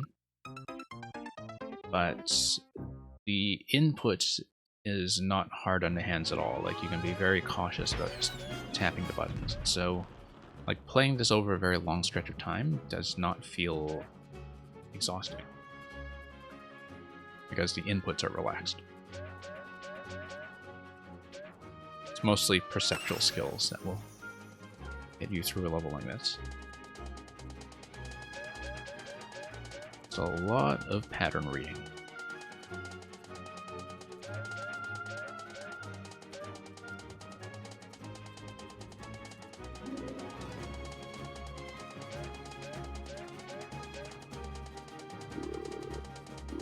Okay.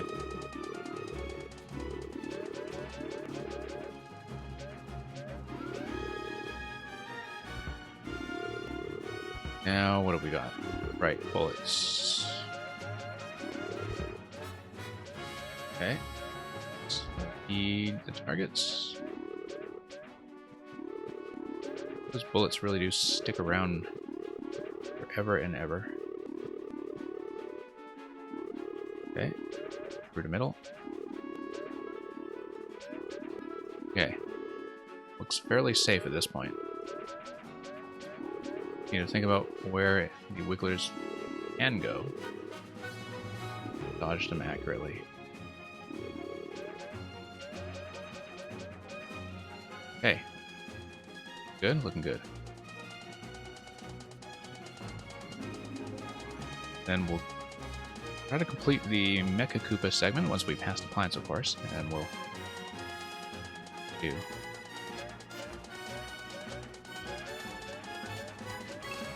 Oh no. Okay.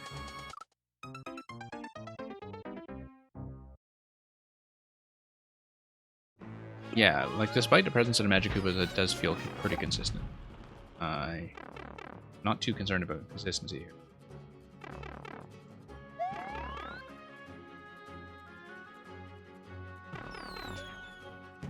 Yeah, the Awesome Lamp, that's generally a good idea to just, you know, let the players make that determination. I mean,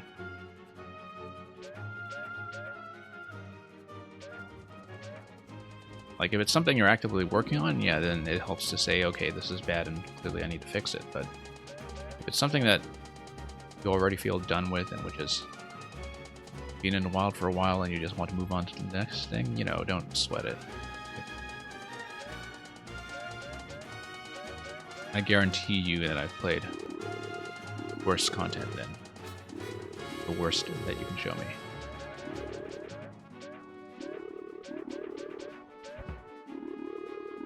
Particularly because I think every maker, you know, had that experience of starting out pretty rough, particularly if you began with Mario Maker 1 where you didn't have a lot of tidiness tools like Scroll Stop to make things look cleaner than they otherwise would be. And when people didn't really understand a lot of the mechanics when it came to spawning and despawning in particular. Like, I think back to my Mario Maker 1 stuff, which I thought at the time that I spent a painstaking amount of time on it. A lot of it actually pretty terrible. Would not fly at all by today's standards.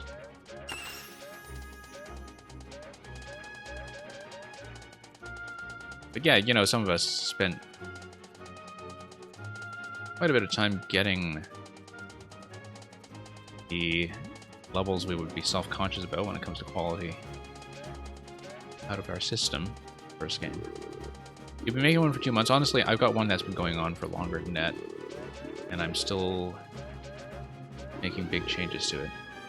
Partly because I'm redesigning a whole room in this level that I've basically had in my draft box for months, and it's running into entity limit issues. I don't really want to cut stuff, but I feel like I'll have to.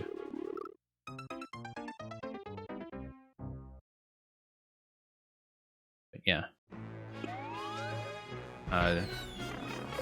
And yeah, Electrodude, this is the one that you did playtest that I'm talking about. That I am redoing the boss room, but entity limit is absolutely killing me there. I have to do so much micro optimization just to fit in 1 or 2 elements that I need to make it work. But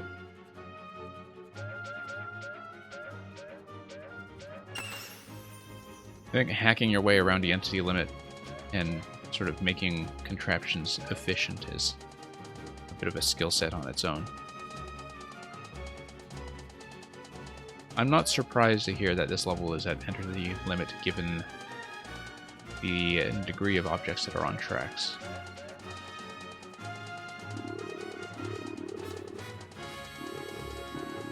Not surprised at all. I mean, in the subworld at least, I would imagine the main world has room to spare, but what do I know? We're not up to that point yet. We haven't seen what comes after the subworld, so who knows?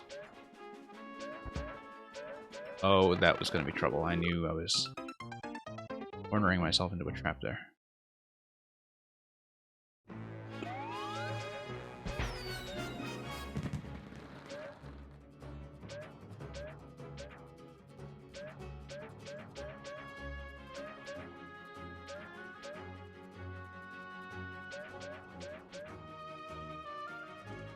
Honestly, though, like, you know, levels come out so quickly and in such large volumes in Mario Maker that it's okay to take something slowly and just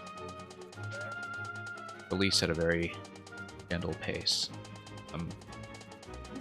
over on the player side, like, we're absolutely drowning in stuff to play, right? Like, streaming viewer levels in particular. We have no shortage of content, so makers are going to take their time. All it means is that we're not going to be playing any fewer levels, it's just that things are going to be of a higher quality, and I think that's probably the preferred outcome. Okay. Middle like this. Middle here. Alright. This segment looks like it's down. Gotta be careful with the Piranha Plant segment coming up fairly soon. Of course, I have to dodge in this little trap here. Alex is going fine. We are shut, but we finish things somewhat quickly. Maybe we can look at some of the mirror puzzles, but I don't necessarily expect I'll get to that today. Thank you for dropping by anyway, though. I was looking forward to seeing more of the mirror world. But we basically took too long with the first puzzle level we did earlier today.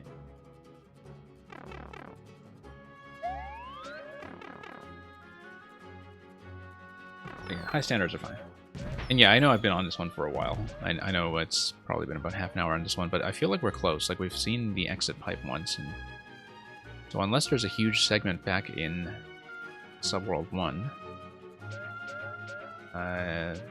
like, this is clearly within reach. Clearly within reach. And yeah, the repetitions do take some time, but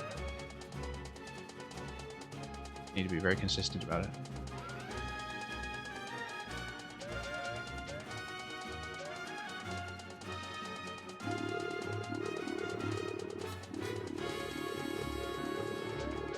Okay.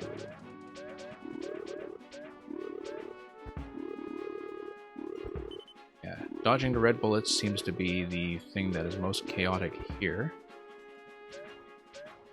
Liability. Get in here before just come down a track. Okay, go. Feels pretty good at this point. And go overhead and get into a central position. Now we need a method for the plant segment. The one time I passed it, it seemed like we did accomplish it in a bit of a panic. We're about to get there. Read the plant pattern and how we're going to do it. It's like, yeah, the plants kind of go up on diagonal. No, we just need to be a little bit faster, actually, about going 2 tracks at a time. Yeah, Subworld 1 is just the introduction scene of the boss. Okay, so there is still a boss. Alright. Depending on the difficulty of the boss, I don't know if we will finish this segment. I'm enjoying it enough that I want to keep pushing on it, particularly because we've closed the queue, and so I don't feel as rushed. Given that we don't have like tons of submissions pouring in at this point. But yeah, after Pipe of CP2, I thought so.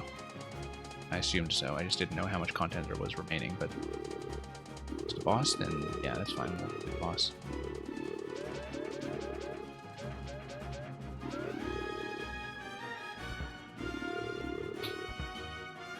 It is a neat level. It just takes some time to work out certain segments. I don't have a very consistent pattern down for the pipes yet. I thought I would have enough speed to beat that. Clearly wrong.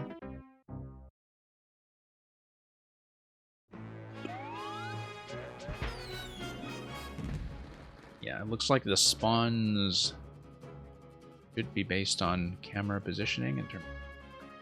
When the wigglers are going to come down to the track, they should be coming at a very specific second. The auto scroll speed.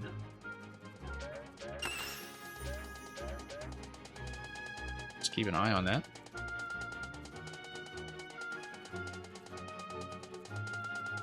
Yeah, I think for the Piranha Plant segment, we did generally have the right idea in terms of staying low, letting as many of them get on the tracks as possible, and giving ourselves enough room to boost upwards, so that we didn't do so in very precise increment.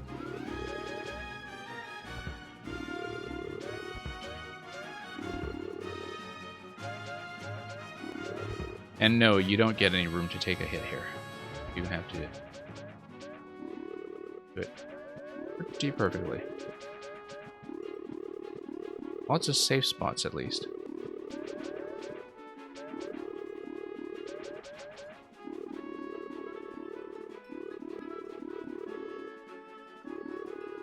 So once I understood that about the tracks, I had an easier time getting through the track segments. Here, we'll just cycle around. Oh, okay. I was off center. I got hit off screen. I thought I was going to be safe, but then I couldn't tell because I know what happened actually. I didn't account for the rotation time. The rotation time on the P-Balloon throws me off a lot.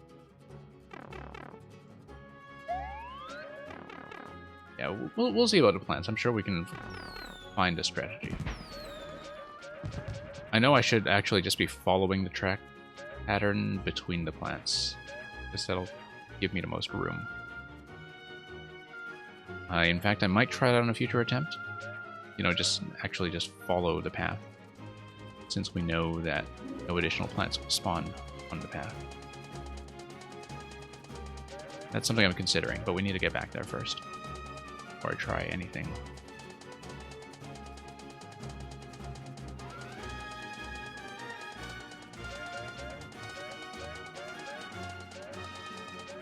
And in the meantime, we'll just get through some of these segments. Pretty good method worked out here so far.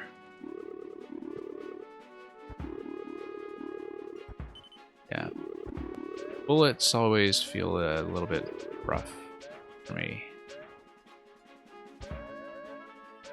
Oh, okay, that was potentially dangerous. That was also potentially dangerous. We have it. A little bit nervous about being above the red bullets, but we made it.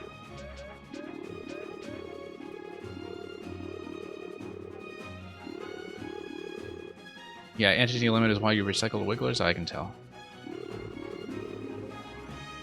Well, you get a lot of use out of them. The tracks do become readable with experience. Okay.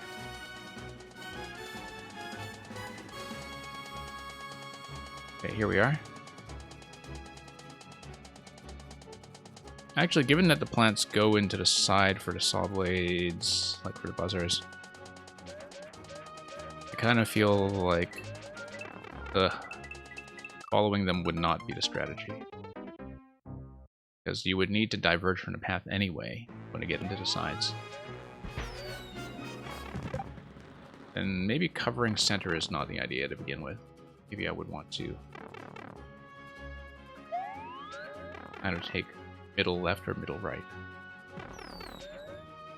So basically I have a bit more time to see them coming without being squished between rows.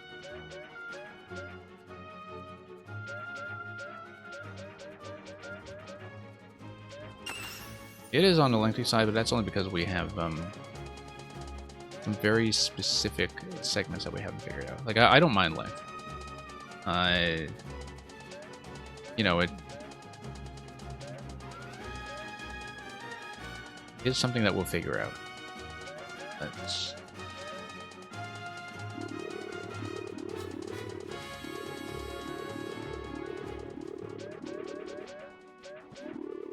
And, you know, I'm partly staying on this because if I read that correctly, I believe First Clear actually is available. That does affect my judgment sometimes.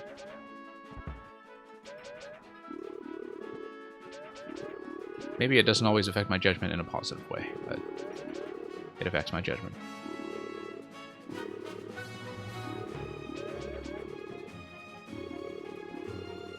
Yeah, those of you waiting behind this one, hopefully I'm not keeping you too long. We were reasonably close. Just need to make a little bit of adjustment. And the thing is, like, the way I died to the blue mechas on the attempt where I made it there was totally avoidable. Like, we had seen on the first row of mechas that we needed to let them fire twice, and I should have understood that.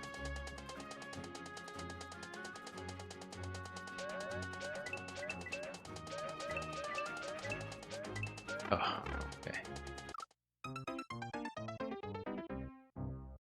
I think the coins actually add a little bit too much noise there. Like, maybe the coins are supposed to be a clue for how to navigate that, but they make this segment with piranhas actually kind of hard to read. Because the tracks already create a great deal of visual density, right? Well, we didn't grab the blue.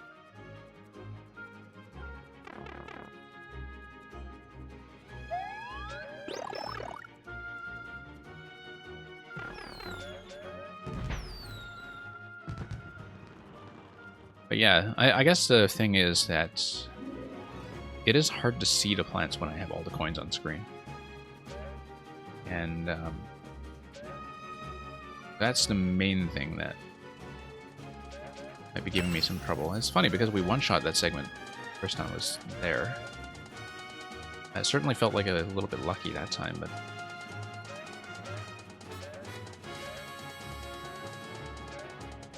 may just have to play reactively. Eh, it's okay. I'm sure we'll figure that out. Like, if we get impatient with it, sure, we hear about the safe zone, but...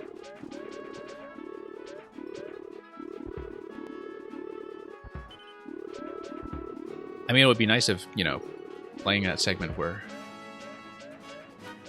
kind of doable without just having it be a matter of spotting the safe zone, because the issue with just having it be an exercise of spotting the safe zone is that that is difficult to do over multiple attempts when it is that far back in a segment.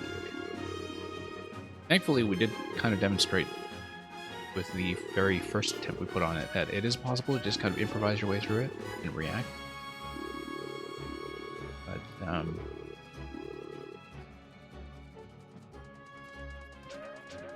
yeah, I think, you know, having it being dependent on a safe zone would not be great in terms of design, but we'll see. I just haven't really had time to read this pattern very well yet.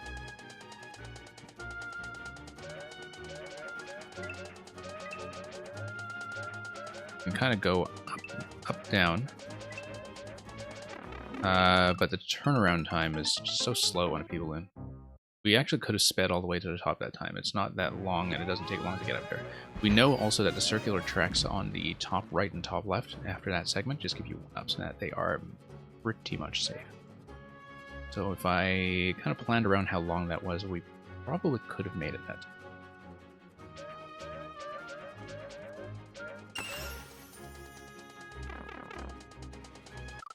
Yeah, hugging the top, that's...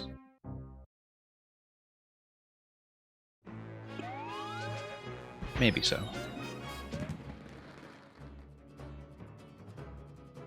I always get a little bit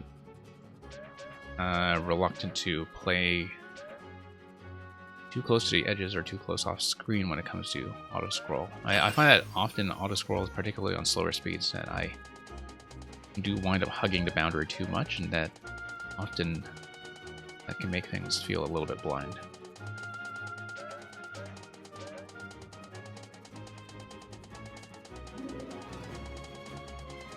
But let's just navigate our way around carefully.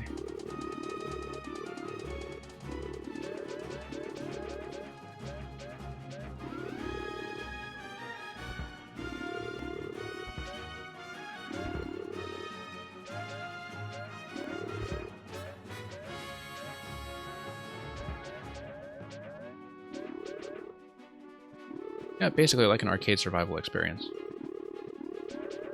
But, which is fine. It just means it takes a while to grind out.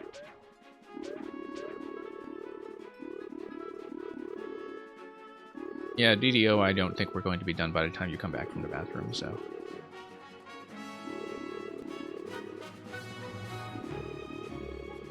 Not a problem.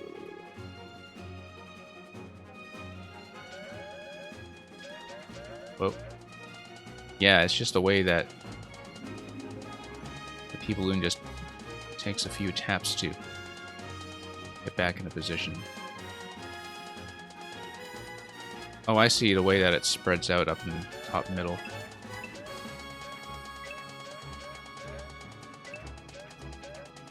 Yeah, that works. Works quite well, actually.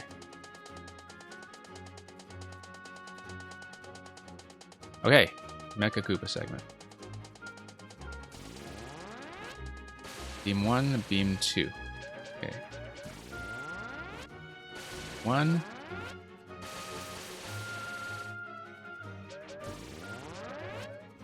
Oh, okay. We were slow and inaccurate.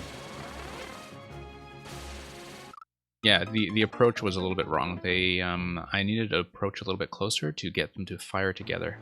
The fact that the two Mecha Koopas were firing way out of sync completely threw me off. Just Shapes and Beats, okay. I have heard about it. I don't really know much about it at all.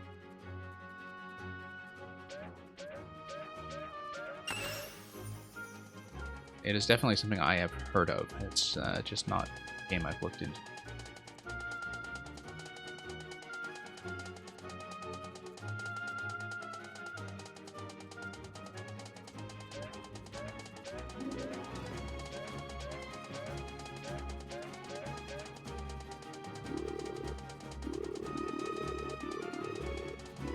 Alright, up we go.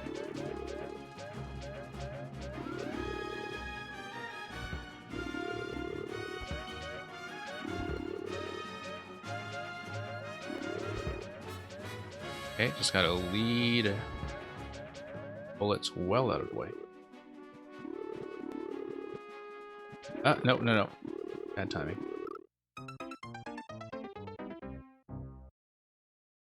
Great music, okay. Interesting. I mean, if it's just called Just Shapes and Beats, I would expect that it has some effort put towards the beats. But good to know that it does have great music.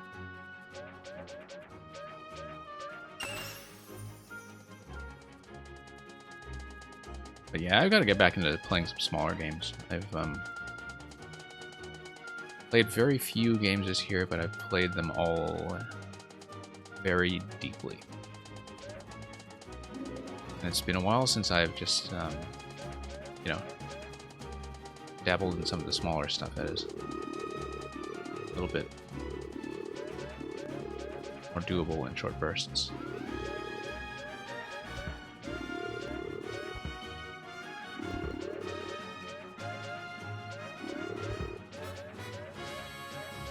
Okay, red bullet, get out of the way. Okay, they seem to be out of the way at least. So number 2.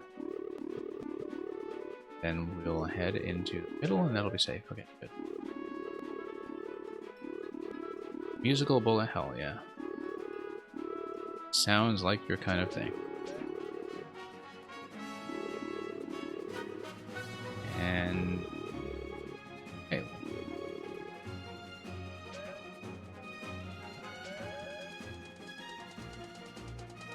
Okay. Plant segment is almost here. But yeah, looking at the spread of the plants, we'll just go for a similar strategy this time.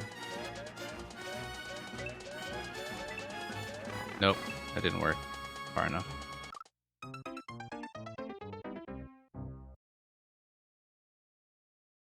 Yeah, I'll definitely wishlist that and keep it in mind for later sessions, though.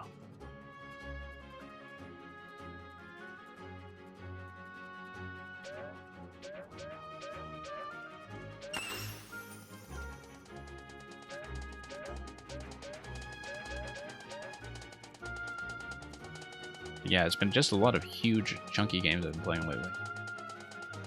Not enough of the small stuff. Oops.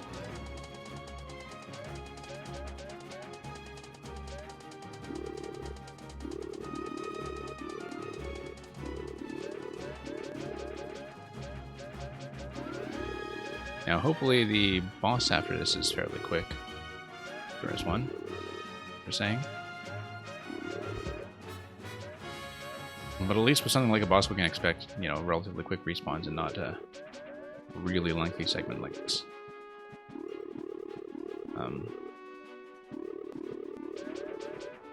Okay. Survival, yeah. Okay. That's right. Like, a lot of this is about consistency, and I don't mind that. I actually do like that kind of difficulty. Where it's all about, you know, doing things reliably for a long stretch. They don't mind it at all. But we need to figure out some very specific patterns, like this one here. Oh, let's... I see, the plants are totally recycled. Yeah, the plants are totally recycled. That's how you deal with it. Okay, so we want to activate the Mecha Koopas together in groups. The way we do that is just by bursting onto the scene. Oh, that was wrong way to do it. Okay, top level.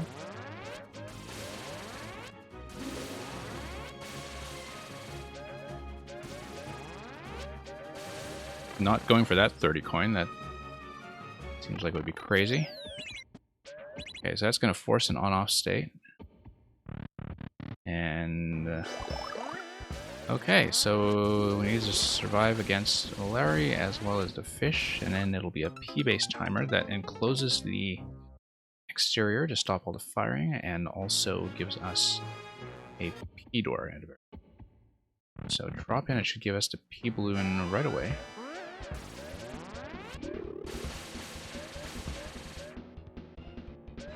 Okay.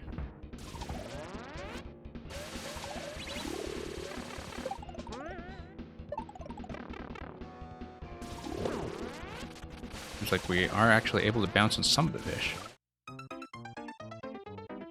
World 7 Castle, okay. Oh, stream game in terms of like multiplayer with viewers and such, yeah. That could be something I'd look into. I haven't really done anything in terms of multiplayer streaming. So, I think about something like that.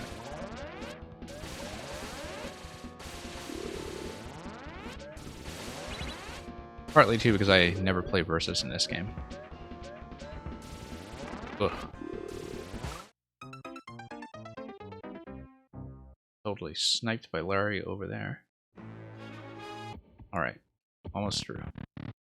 Almost through. This has been a bit of an experience, but... main section probably took much longer than it should have if I were playing it well.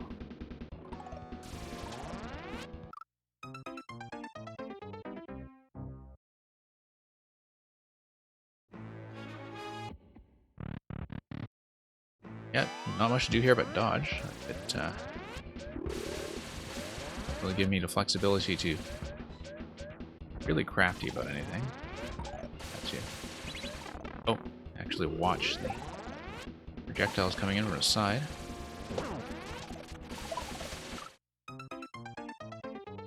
Yeah, if we get hit fairly late in a timer, we can actually survive for a fair bit of extra time just from bouncing and taking damage, but till that point we do have to dodge things accurately and maybe watch some of the on-off and see which Mecha Koopas or bullets are going to fire at us.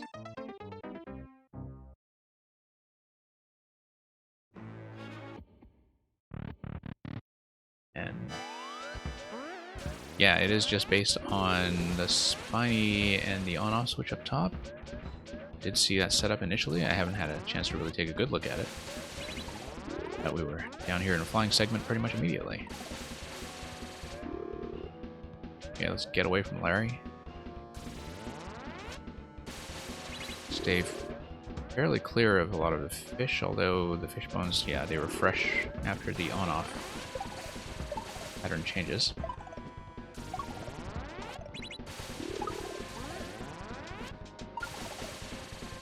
Take advantage of the gravity pattern.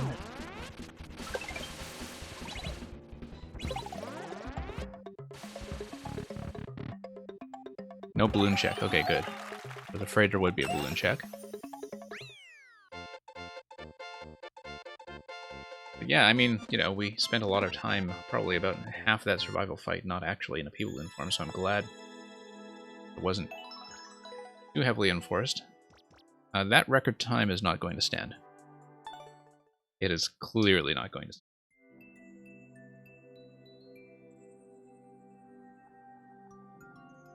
Yeah. Considering how much time we spent on that, that's a surprisingly high clear rate, but I guess that's what happens when the refresh time between attempts can be fairly lengthy, so. Thank you for that, and thank you especially to those of you who are waiting patiently and permitted me to kind of take my time with that and grab the first clear. I'm glad I closed up earlier. That was definitely the right call. Previous world record prior to taking it down for improvements was 14 minutes. Yeah, I can see that happening. Marco, the cool Yoshi fan, seems to be long gone. Fine. Fine getting through things efficiently at this point.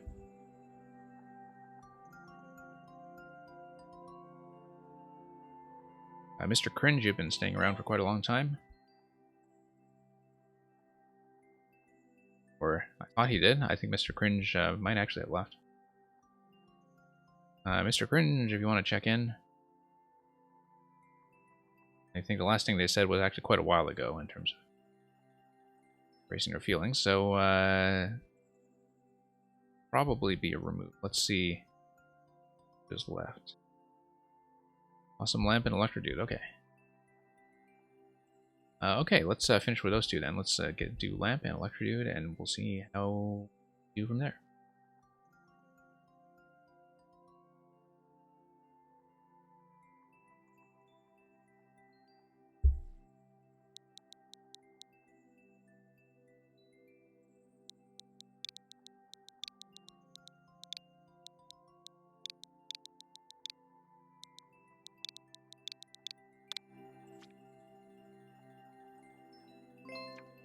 Wait, did I punch this incorrectly? T59K7G.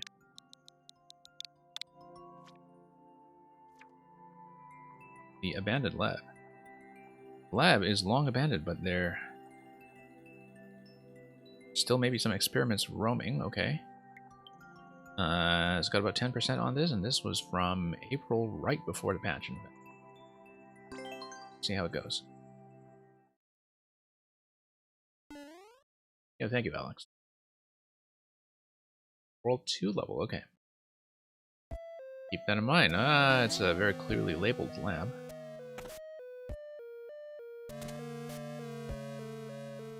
So, what kind of experiment is going to occur? I guess we just go down the pipe. I see. Dark level, plenty of lamps up top, of course. And see a bomb here that will really perhaps stake out? No, I guess we're just moving forward. Although going back would allow us to nuke the bomb and break the scroll stop.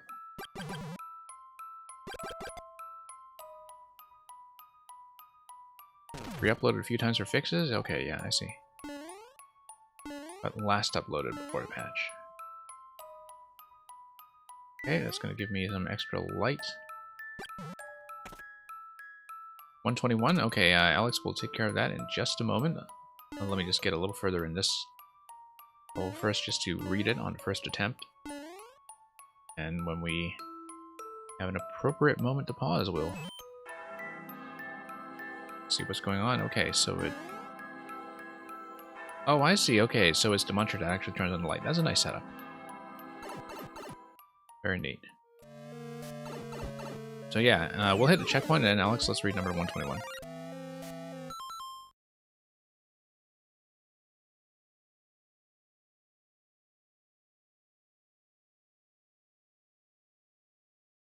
A moment while I pull up the text. Ah, yes, this one is a good fit, actually, for Mario Maker and video games in general. Okay, so here's Shakespeare, sonnet number 121. "'Tis better to be vile than vile esteemed, when not to be receives reproach of being, and the just pleasure lost, which is so deemed, not by our feeling, but by others' seeing. For why should others' false adulterate eyes give salutation to my sportive blood? Or on my frailties, why are frailer spies, which in their wills count bad what I think good? No, I am that I am, and they that level at my abuses reckon up their own. I may be straight, though they themselves be bevel. By their rank thoughts, my deeds must not be shown, unless this general evil they maintain. All men are bad, and in their badness reign."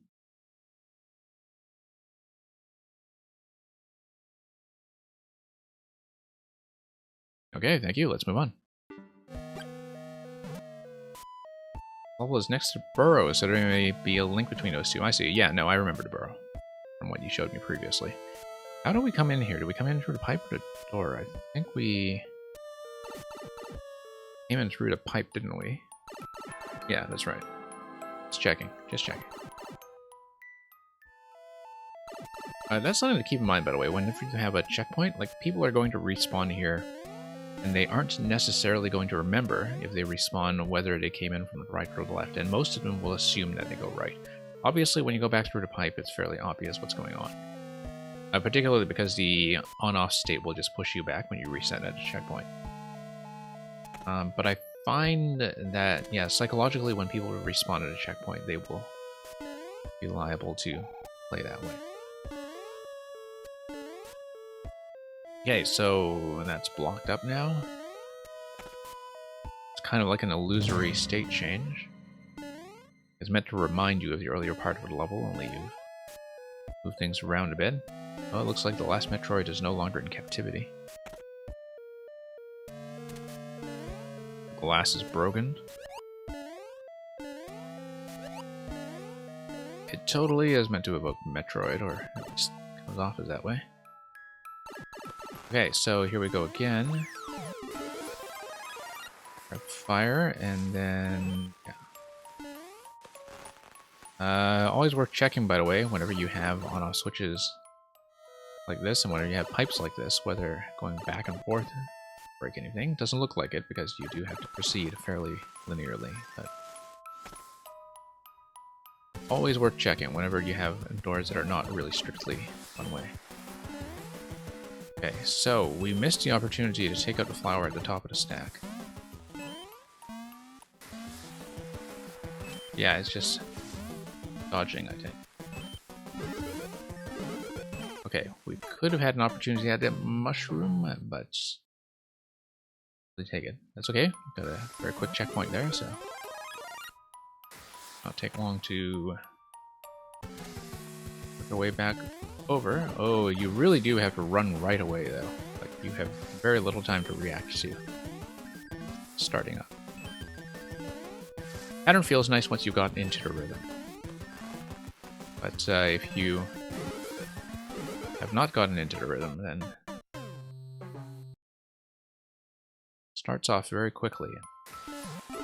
Make some adjustments. Okay, so it's going to be mushroom down the right side, shell down the left side. I see how the on-off switch up top as well.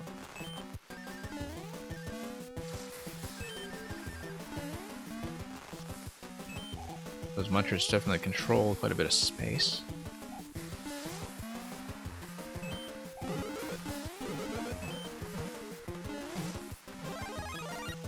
Yeah, I can actually just hop directly over. I don't see...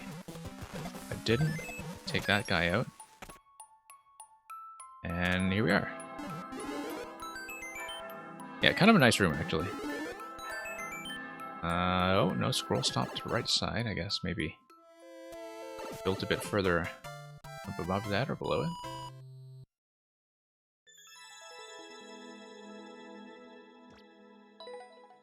Yeah, I realize now that I can just jump over, and I did that near the end of that attempt, but for a moment I thought it looked like the design was based around the bumpers. But anyway, thank you for that.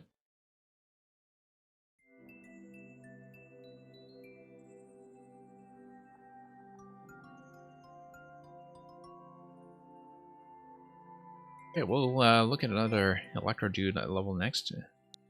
Depending on how long we take with it, we might continue grinding one of the ones that we had not finished previously. Depending on how long we take with it, this will probably be the last one, unless things go down easily. If they go down easily, maybe I'll reopen for something else. What do I think happened to the people in the burrow with the lab next to it? I assume it wasn't that they were all employed by the lab. See very many dry bones in there. You know, local economic disruption, perhaps. Okay, let's get back to this one, Space Snake Sky, so I've been meaning to finish it. We had trouble with shell jumps in this level. There was one shell jump in the first segment that took some working out, one shell jump in the second segment that took some working. Other than that, it's just dealing with the gravity. Might be the last thing I do, but we'll see how stuck we are.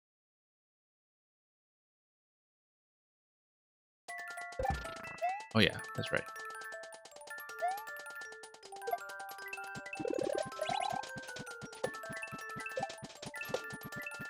That's right, all of this stuff. Oh, no, gotta hit the block. Don't really have to hit the block, I think it's just there for accuracy.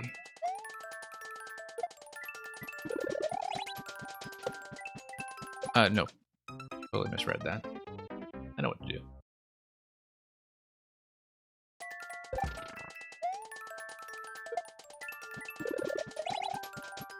Okay, they all died from the lab, okay. Well, doesn't seem like a sound demonstration of scientific ethics. We missed... no, we were supposed to go right and pick up the shell. Pick up the shell, drop down, shell throw to the left.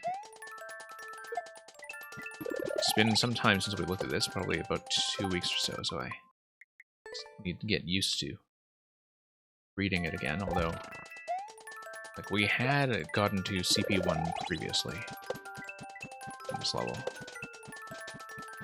It's just been some time.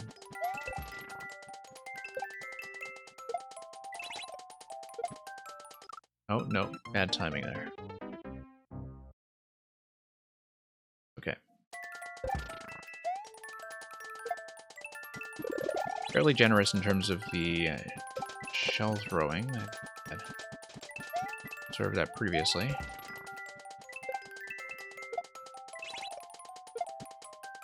Okay, just a bit of a late release, that's all.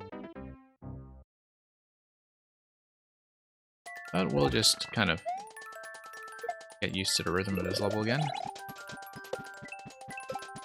And also the physics. Oops.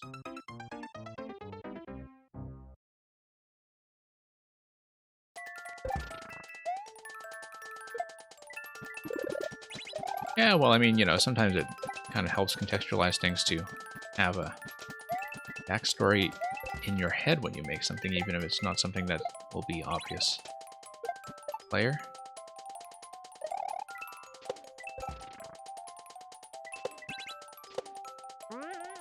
Oh no, we were supposed to go down on the first jump.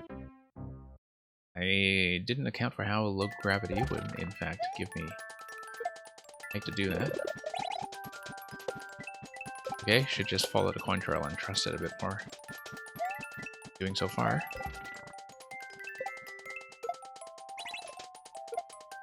Nope, too high.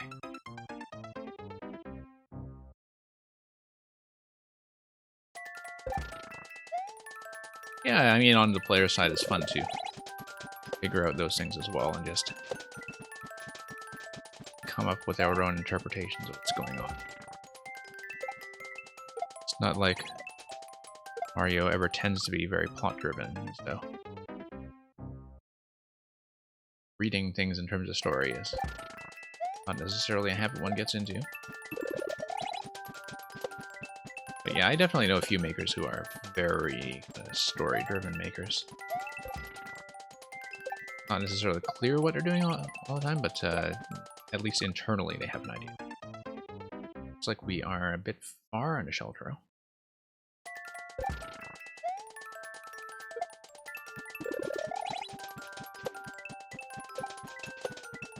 Okay. I think the Sheltro is probably the main stumbling block.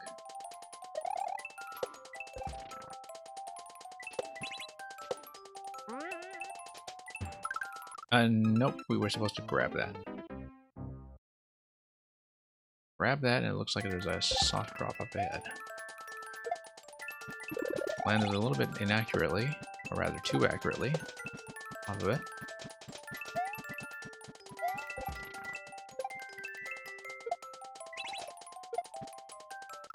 But yeah, a lot of the setups seem to function kind of independently in that segment as you enter it, and it's one series of mechanisms, at least in this segment.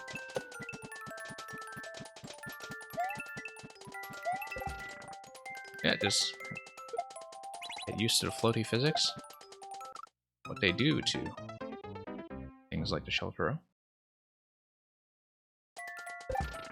Yeah, it seems like the world update definitely encouraged that approach quite a bit. I've been seeing as people get used to making worlds and making things around the expectation of having the world maker, that larger scale projects of connected levels are definitely becoming more of a thing, that people are thinking harder about connectivity. I needed to land on that coin so I could grab the shell and soft drop over here.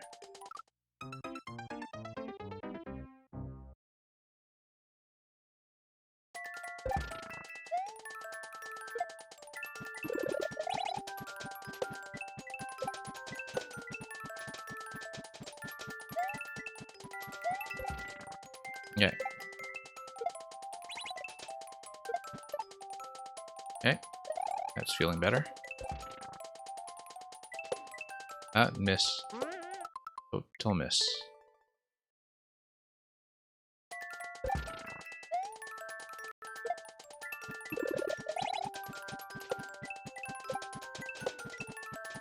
Okay. There we go.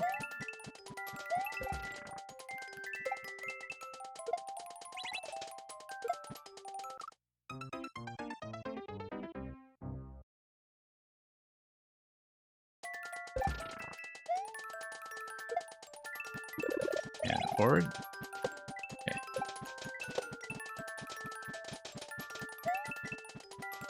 Yeah, and DDO, I hope you enjoy those. Seeing some pretty neat selections from Lamp so far. They came by and started submitting, so.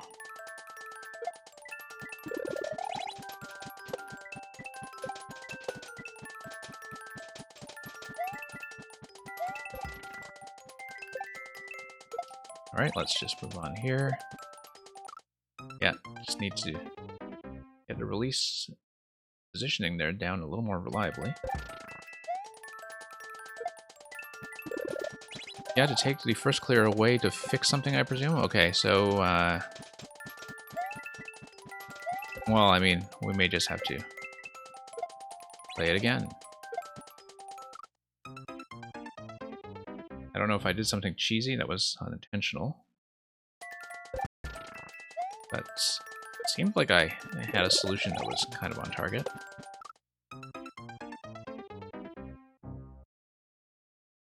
Yeah, well, at least we played it. So.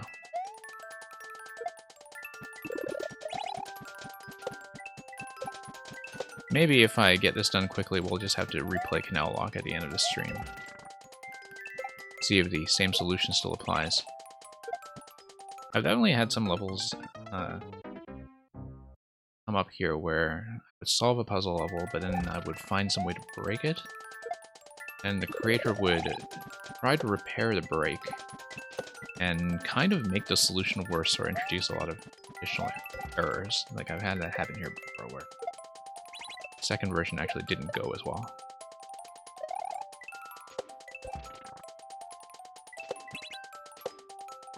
Oh, you found something. Okay, I kind of wonder what it was then.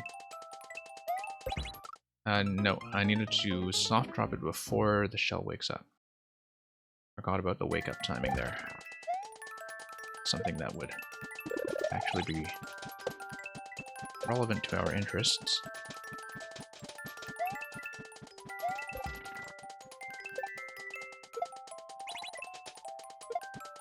Miss.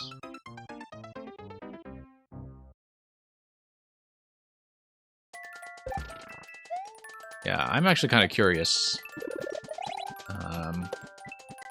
what the bug in Canal Lock would have been, because we looked over the interactions in that level somewhat thoroughly. It's the ones that I was able to see and understand. There may have been some other unexpected things there that we didn't necessarily take into account. Okay, no, we need to soft drop that early enough for it to bounce back up and to wake up like that. Okay, I forgotten that the wake up on shell would bounce back like that to give us the jump up to the higher segment. Now that we've seen that, I think we should be able to do this a little better. Whoops, a bit close.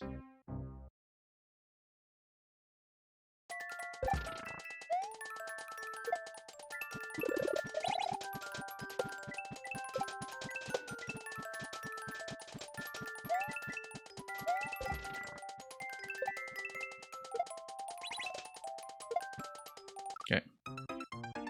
You offset the POW and gain access to the dry bone shell before blowing the POW out. You can beat the level right there. Oh, interesting.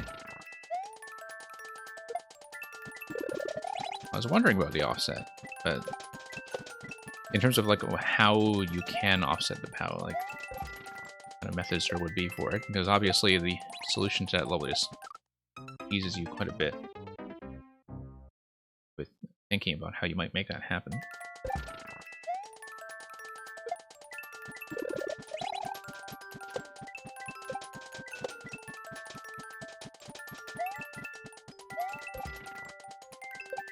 Yeah, I haven't thought very precisely about what you told me just now was the break, but I'll have to kind of think back to that level and process that while simultaneously playing this one.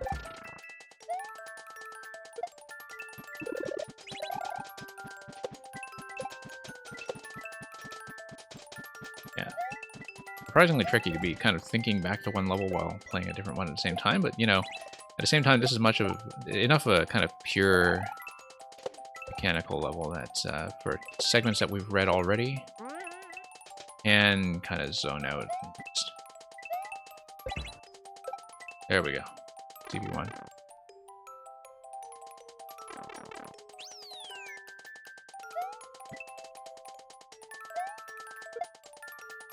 I know we were just a bit slow. A little bit too much time on top of the snake block in terms of not actually jumping and throwing things around as needed.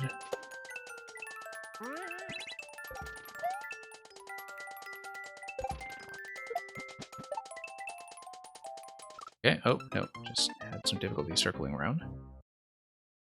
What made that shell bounce and turn the other way? You mean... let me see if I can tell which one you're talking about. You mean the one before the checkpoint, or the one here? Oh, that's just a wake up on the shell. Like, it's not a shellman, right? Like, it's just a fuzzy that was taken out by a bomb, I think. So that's just the fuzzy getting back into the wake up state.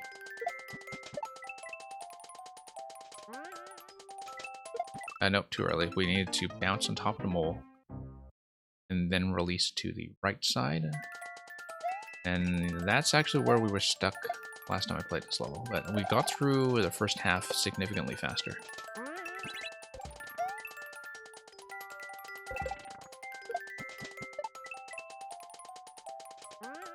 Nope, missed the shell. That was silly. have to remember not to hit and reset on the entire level. That is a mistake we are known to make from time to time.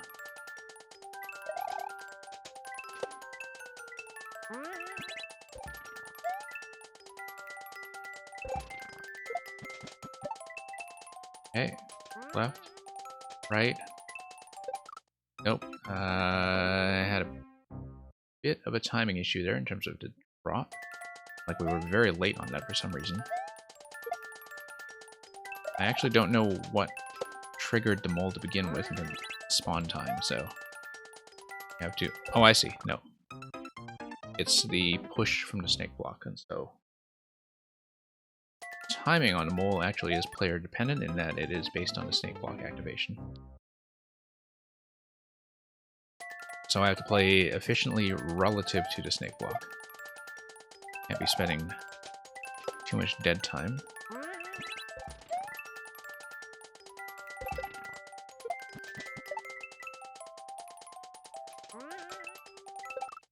Okay.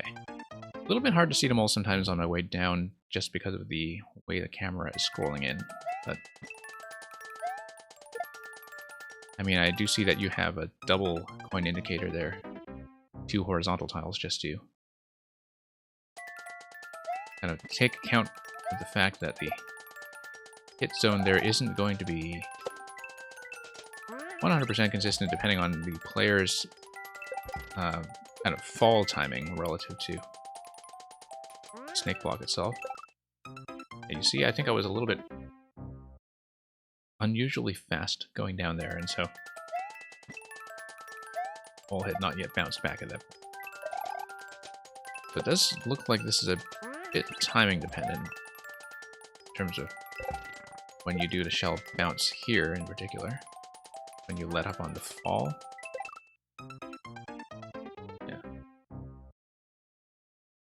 Yeah, well, the thing about the mole is that your fall timing, when you go over the top like that, can have a little bit of variance depending on when you decide to toss the shell and how high you decide to bounce on it. Because you don't really need to do full height on that, right? So, okay. Had release there, but that is the spot where we were previously kind of stuck. I had made that shell jump once or twice, I think, but that was generally the thing that we had most difficulty with the last time I played this, and we ultimately couldn't finish it.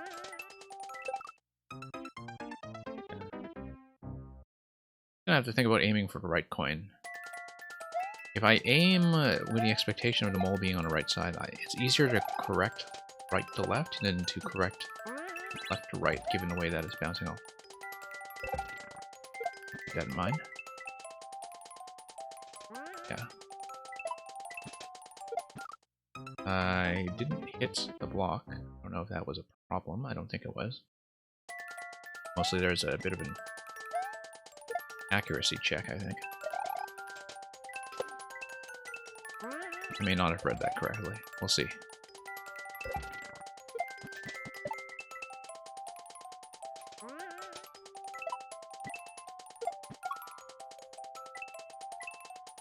What am I supposed to...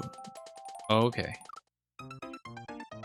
Oh, okay. I needed to soft drop the POW and jump off of it. Yeah. POW hadn't been delivered yet, so I didn't actually see what I was supposed to do. Well, it was already out of position.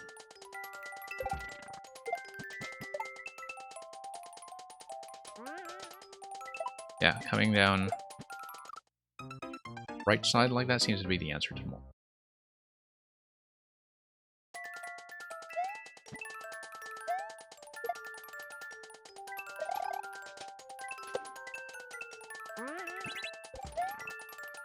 Oh, we'll see how we do on a shell jump.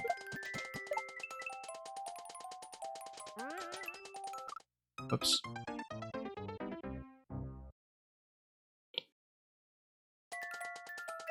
I mean, at least with shell jumps, it's not like I have consistent expectations of their physics to begin with in terms of like my own muscle memory, right? So the low gravity effect doesn't actually make it more difficult for me in terms of the ways in which might not feel like a normal shell jump.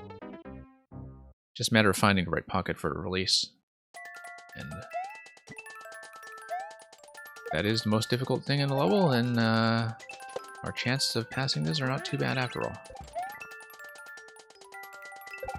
And yeah, I had a significantly better time with the shell jump prior to CP1 this time, so way too high, way too high. Extremely early release.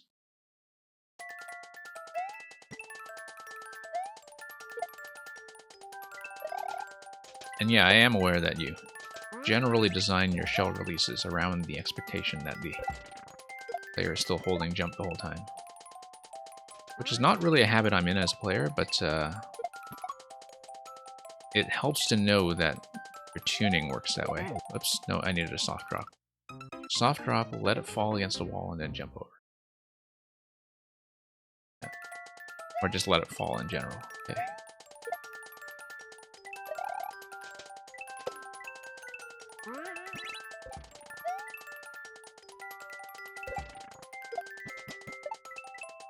Okay, this is going better all around, I think, except we were a little bit off that time with the mole.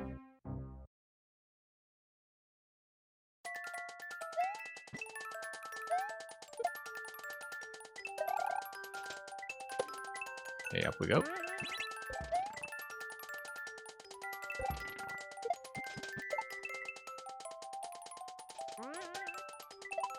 But yeah, that shell release timing, not this one, but the one prior to that, before you go over the top like that, actually does affect the timing relative to the mole a little bit. The shell release will determine a couple of things. It'll determine when and how you land there on that jump, therefore how you come down.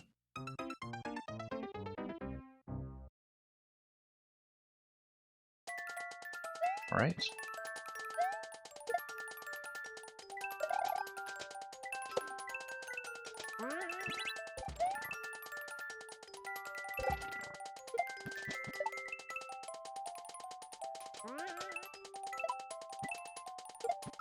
Yeah, a little bit of hesitation there.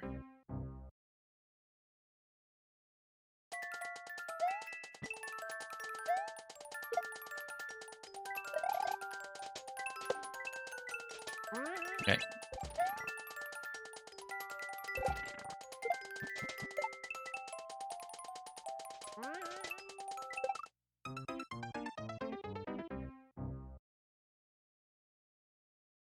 And okay, let's do this again.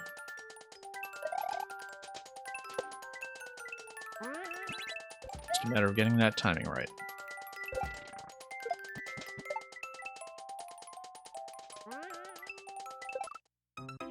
Yeah. We'll need to fall on the right side. We have to remember every time we come down. Where's the mole?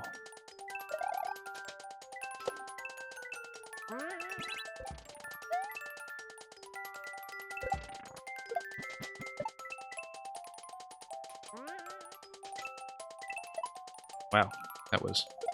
Okay, and the shell was about to wake up too, so we were definitely way behind that time.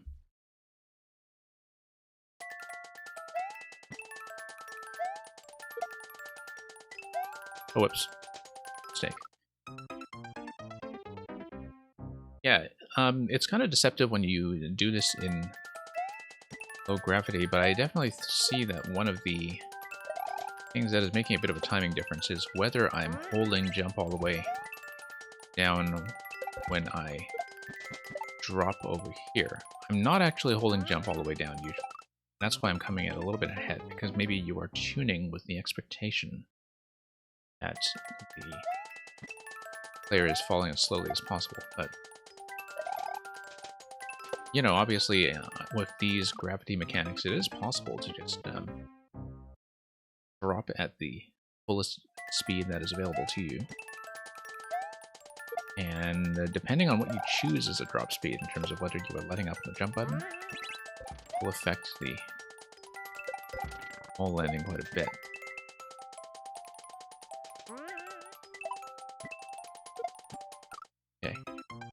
little bit of a tricky release. And afterwards, we'll need to think about grabbing the POW, doing the soft drop, and then going over segment after that, so.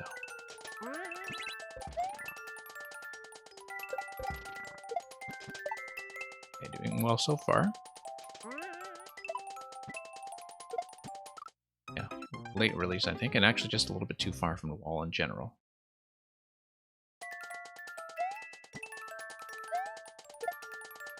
Let's just proceed. Whoa, okay, our timing was way off that time. Came into the spiny just much too early.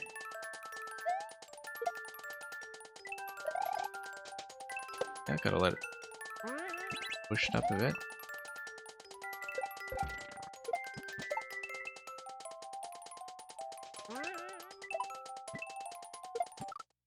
Okay, a little bit close now, I think.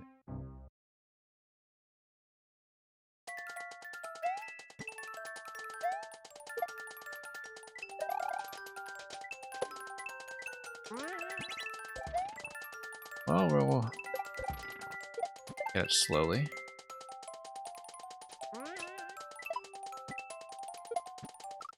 Nope.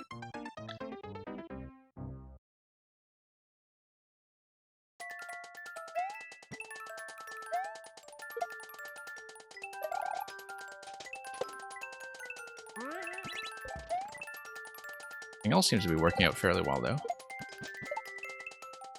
Hitting the mole most of the time. Just don't really have to release location and timing. A kind of crisp and reliable setting just yet.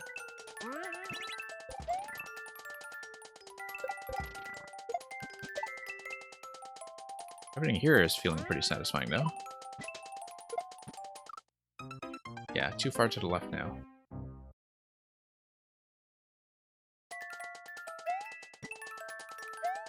Everything's going to take a little bit of improvement.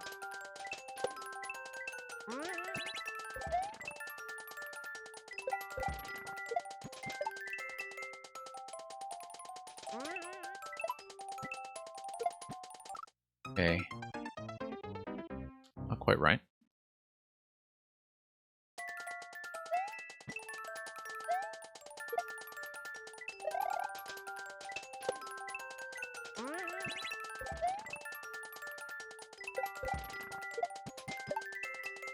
Back over again, and down. And, okay, much better. Owlbox's gonna come up, we soft drop. And that was a total failure of a soft drop. We needed to hold a jump. Land on top of that POW. That's not where we want a soft drop.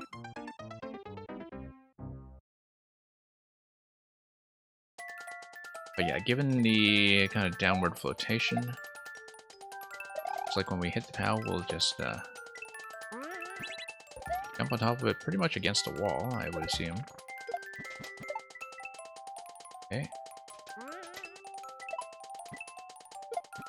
Okay, that's feeling a lot consistent. Okay, no, we kind of hesitated there when we needed to do a full jump and fall into it.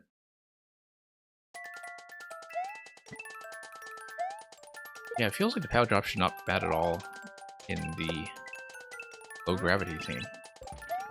That, hey, look like they should behave pretty cooperatively. Okay, go.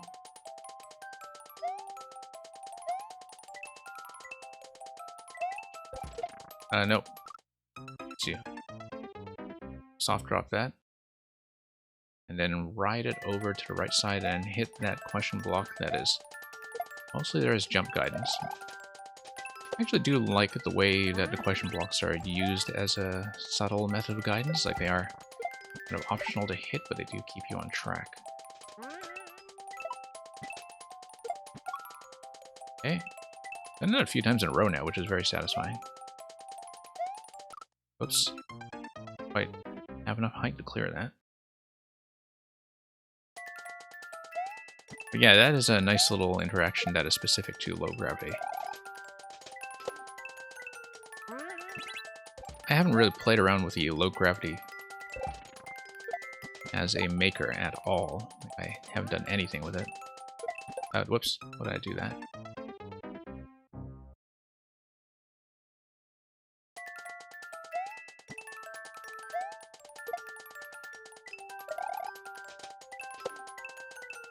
Okay, everything here feeling okay.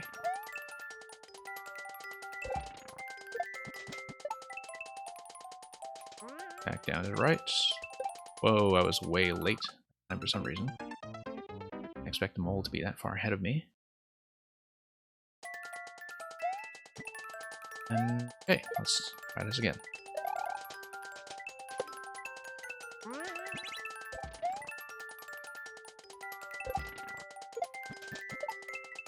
Over we go.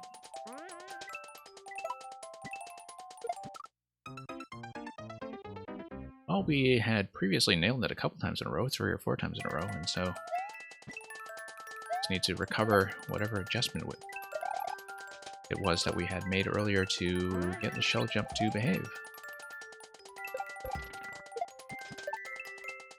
And 2 soft drops with POWs, and oh, whoops. Once again, just kind of willing to see the mole position. Seem to have most of this under control.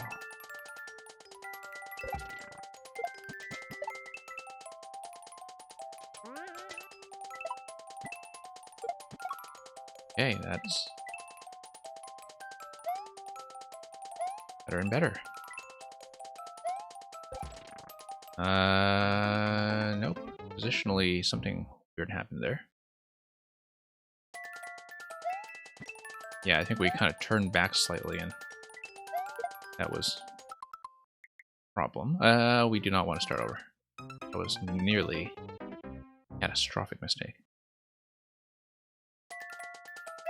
Glad I caught myself before I did anything quite so silly.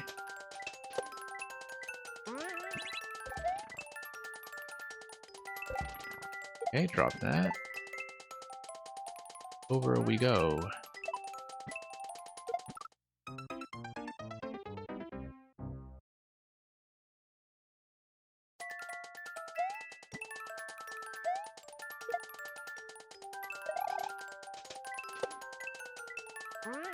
Okay.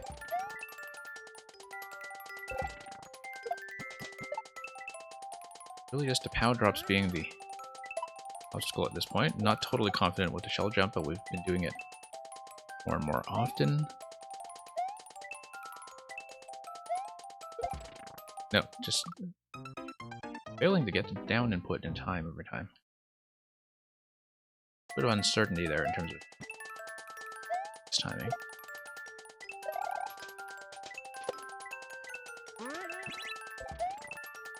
It's okay. Let's get this back in order. That's feeling better and better every time. Okay, not enough height there. We don't want to depend on the wall anyway, given that we can't depend on those physics in the second POW drop. The second POW drop is just going to be into empty space, and we need to learn how to follow that and follow its curve downwards. Get on top of it.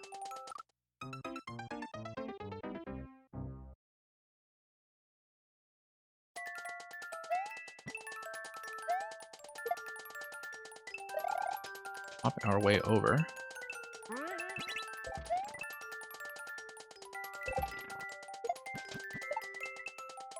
And back down.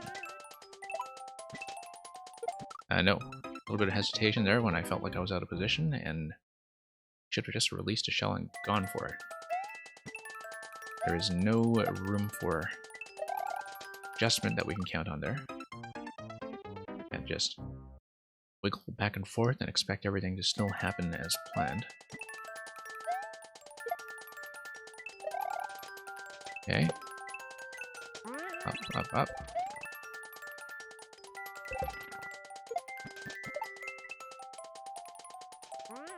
go. Yeah, kind of nice that all the spawns feel very reliable. You know, like shells come down. But I suppose, you know, the timing is something that is pretty much kind of recalibrated per segment. Particularly when you set the snake blocks into mode. You know, the timing between activating the on-off switch and touching the snake block is something that's fairly controlled. Not going to have a lot of variance there, so synchronization works quite well. Okay, there we go. Soft drops.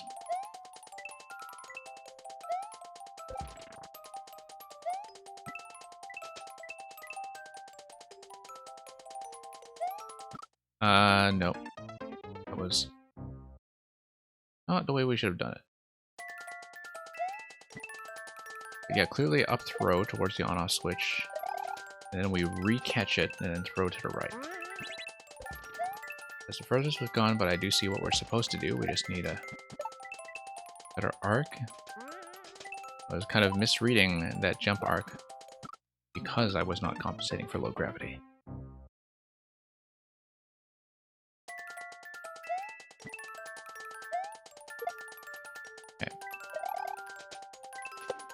Everything else feeling pretty relaxed, though, at this point.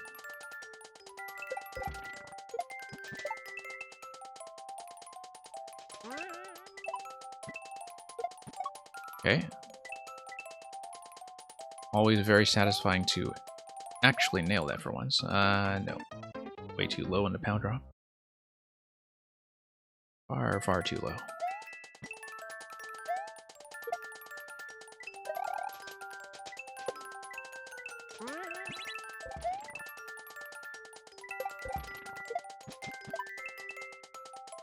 Interesting that we just tapped the shell that time instead of throwing it.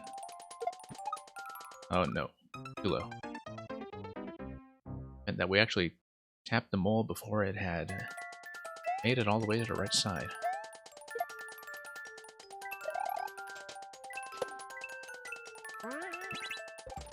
Okay, here we go.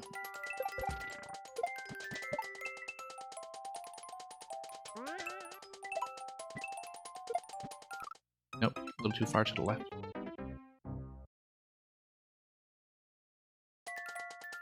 Feels like we're making that shell jump at about half the time now, though, so still a pretty significant improvement in terms of our reliability on that score.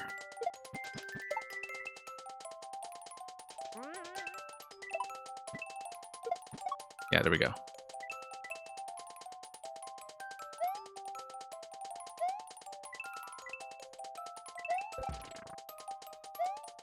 Following the coin trail certainly helps there. I was previously not really following the coin trail in terms of the second power drop, to jump into the second power drop.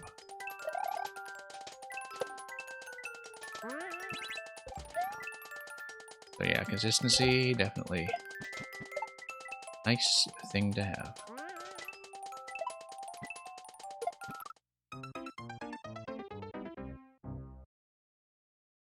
So we're getting there, we're getting there.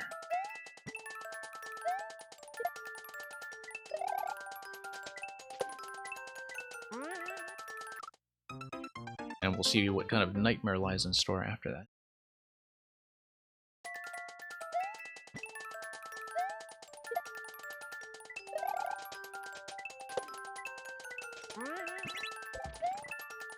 Yeah, kind of too bad entity limit is still so low in Mario Maker 2, given how much they expanded things like the allowable number of ground tiles. That we have a limited palette to work with still. Objects. And object memory.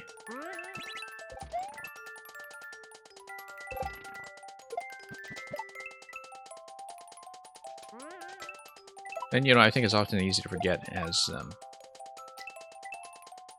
makers who are really kind of serious about freaking out the editor that things like working with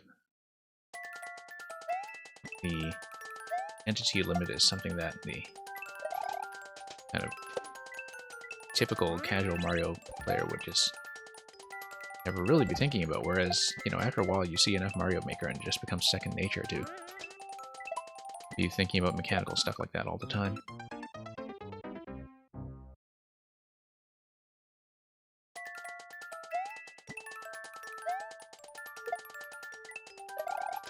Okay, luckily a bit of flexibility on that trampoline throw right there. But I generally like the flexibility on most of the throws in this level. Don't need to be right on target with very many of them. So long as your release is roughly in the appropriate position, things will just work. In terms of having, you know, a couple tiles of wall space to bump things against.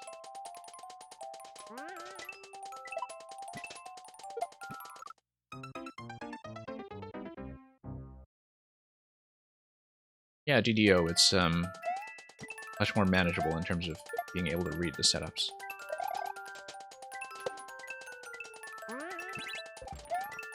It's just that you have to plan around some unfamiliar physics when you were trying to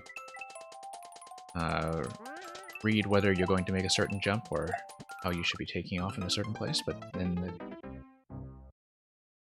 that's just a small price to pay for having things go at a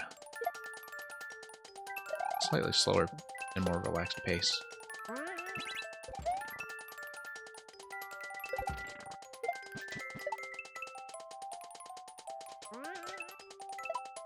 Because as you've probably seen, I'm not somebody who tends to play by flex. Okay, I'm just dropping too low consistently. Really need to be holding to jump into soft drop. Just don't really have that button combination down by habit in terms of releasing while holding the jump. It's something I'm really accustomed to, but that's because I don't play enough Kaizo to be using that all the time, even though it actually does clean up a lot of shell throws and make them much easier. Or at least more consistent in some cases.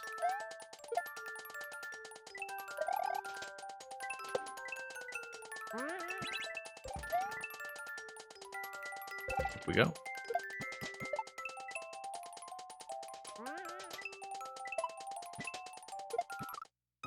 Okay. Hesitated a bit on that release, and otherwise we would have made it. We just needed to lean into it instead of nudging ourselves a little bit to the left.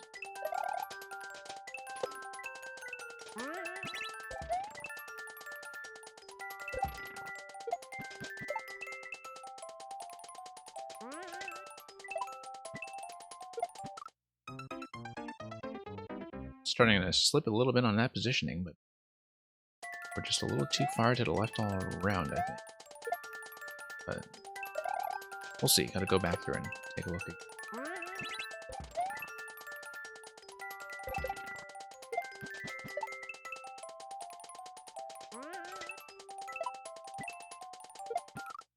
Yeah, too much hesitation there.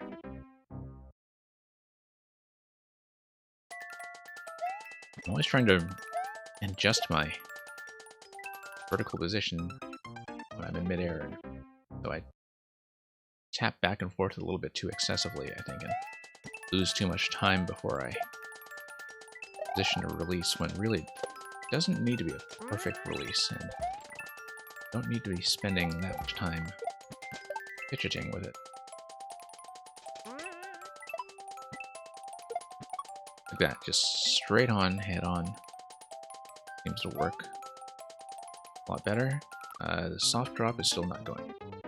I have not gone into that with enough of a run. I need to run a little further to gain a tiny bit of height in that. That was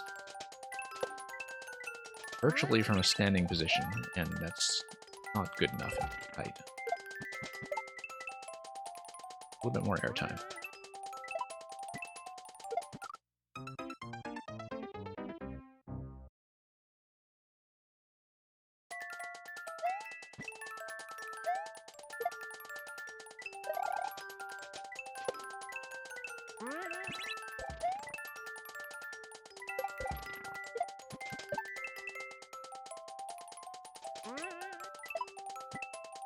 Yeah, everything up to that point feeling pretty manageable.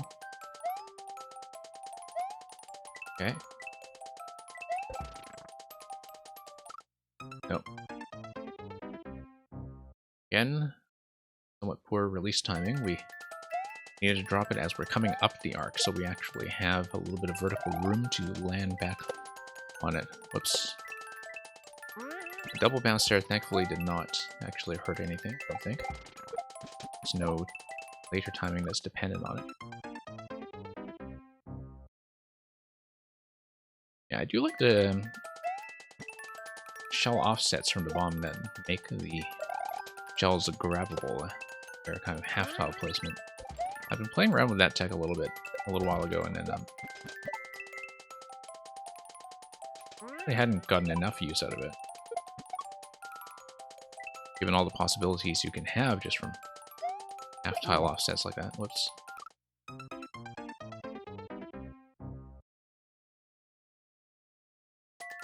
Okay.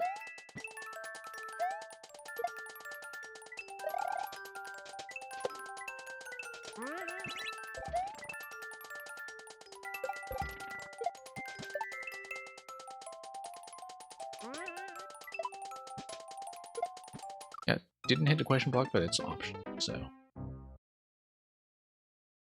Bit of a bad reaction time to not hitting it, though. It took me a moment to adjust to what was going on.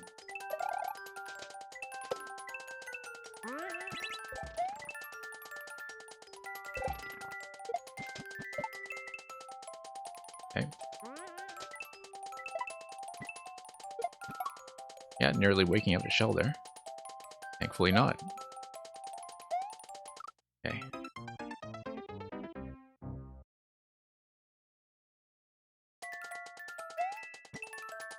Just power drop. And that kind of shell up throw might have followed by shell forward throw after the power drops. We're close to the end of this segment, I can tell. It's just that we haven't had very many good attempts to get us that far.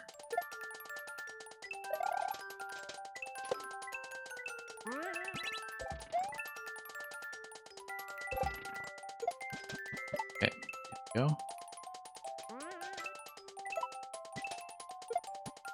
Yeah, the shell was nearly waking up there at that time, once again. Yeah, no worries. No worries about being silent.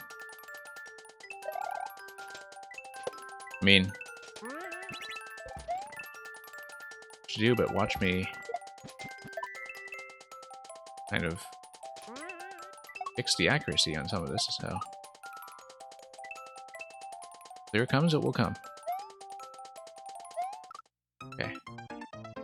It's not getting enough height off that POW.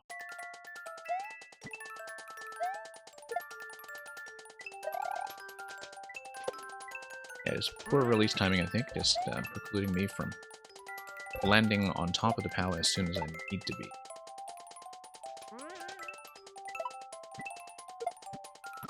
Too early?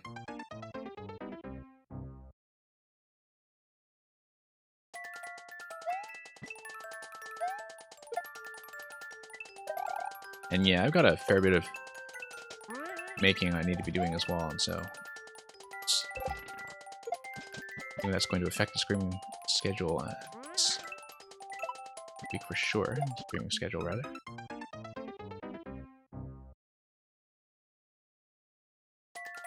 We'll see how that goes.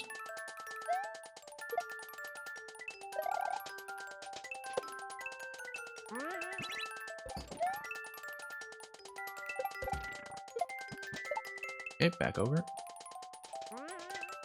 On the ball.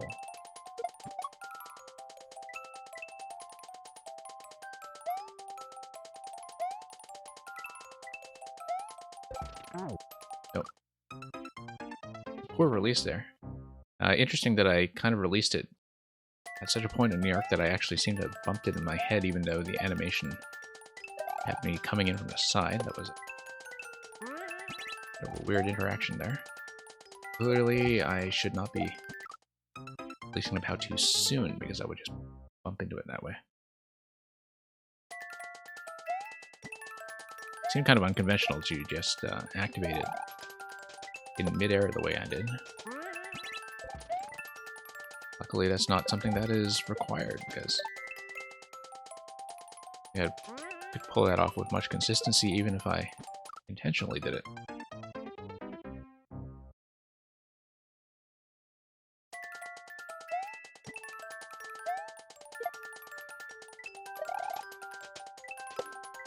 Okay.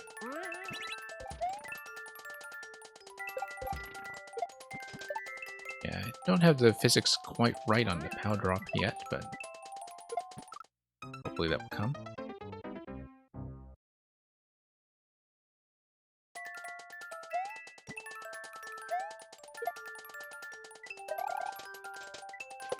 And yeah, we'll just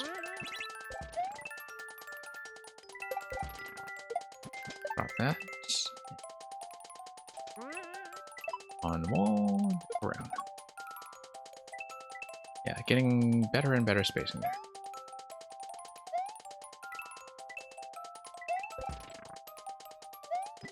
Okay. No, it seems like we were a little bit behind the POW in terms of the drop timing. It's not enough to just get the POW drop first time. We do need timing that allows us to land back on top of it. It appeared to me that we were going to be able to do that time. POW seemed to be ahead of pace. Late release, though. I think the fact that I was following the coin trail for the jump arc into the second POW throw had kind of affected my release timing on the POW and shifted it a little bit too late for what we need. Be earlier, and I thought it was sufficient to get a position that would allow us to get a jump onto the question block, but I was forgetting about how we do need to land back onto POW for the downward drift. Oh, okay.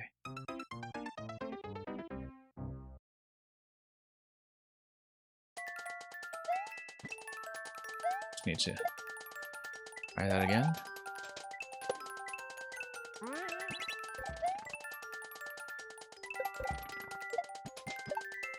Yep.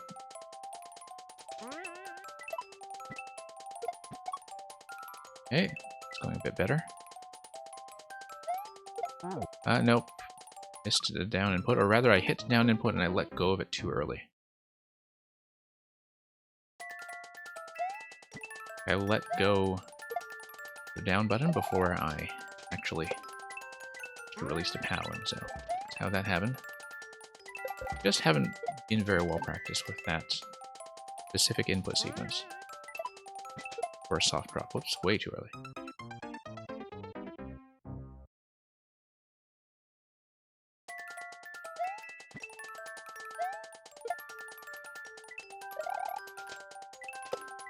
Okay, here we go.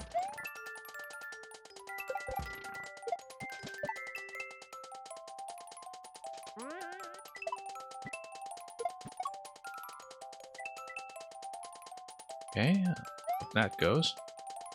Way too low once again. It's just not something we've quite figured out yet.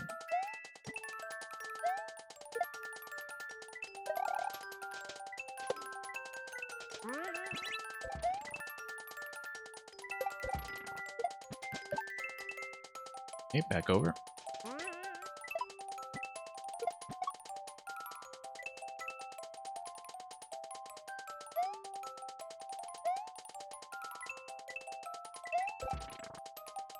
No, too early that time because we were unable to land back on it safely. And the jump height estimation in low gravity takes a little bit of rethinking.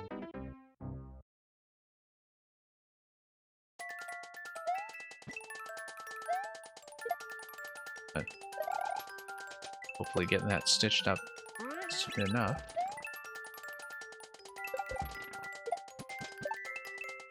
Have that come out a little bit more cleanly. Down, up, oops. Once again, a little too much hesitation in the adjustment going in there.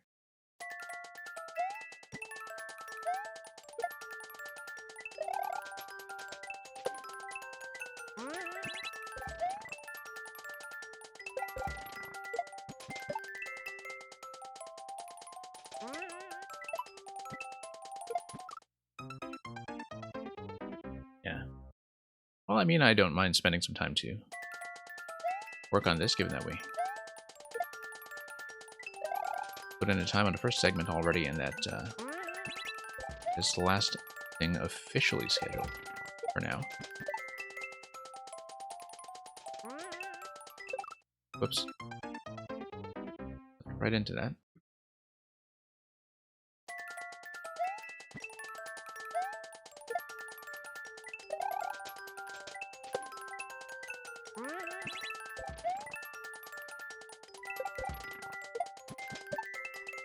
Okay, back down we go. And over.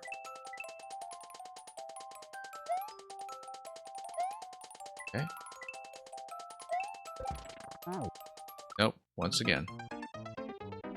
It turns out that I think the mid-air adjustment where I was turning left is the issue there.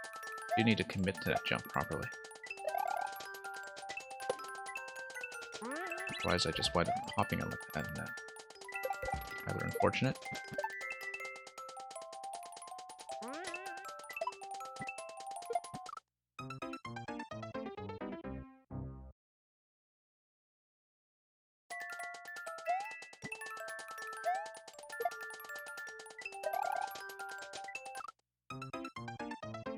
Try to get a running jump, yeah.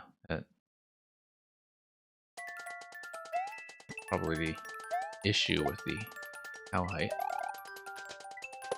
Consistently, I think I had noticed that too. It's just that I've really been adjusting for it.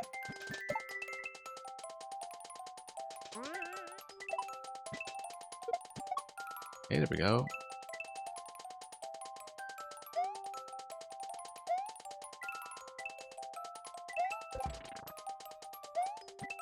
That's feeling a lot better.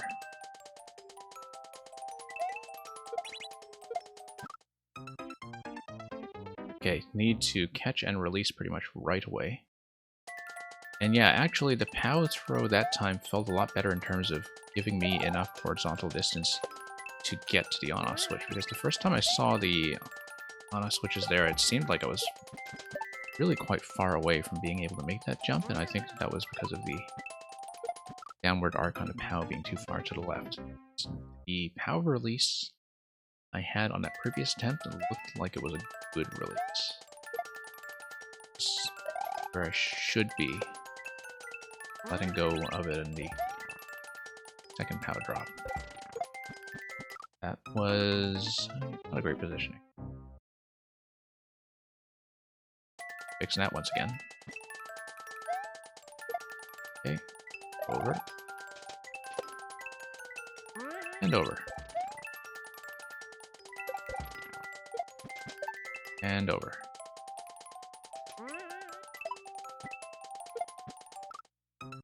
Yeah.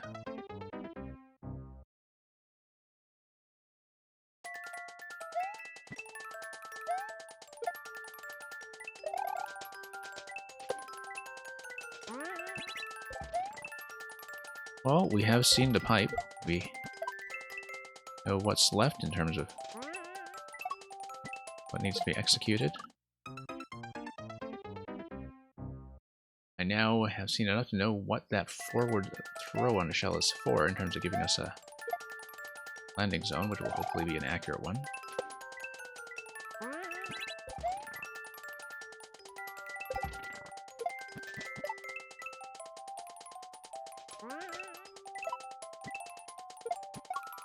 Okay, there we go.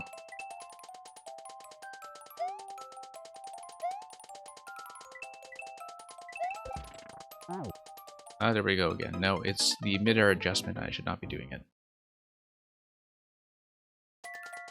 I'm just so used to the habit of doing mid-air positioning in Mario that, you know, kind of doing real full-size jumps where you don't do any adjustments is actually something that feels a little bit strange in terms of really kind of committing to the position. That is not how I naturally play. Very accustomed to just making these micro adjustments all the time that unfortunately do mess with techniques like the power drop.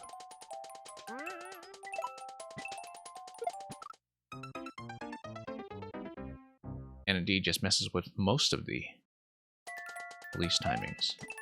A level like this, which I think we're probably tuned around playing a little bit more straightforwardly, with less of an element of second guessing.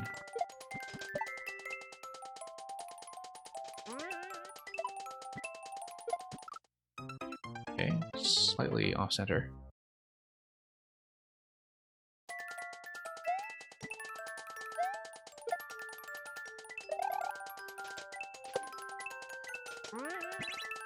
Okay, seemed like it was coming in a little bit low there, but we managed to rescue that.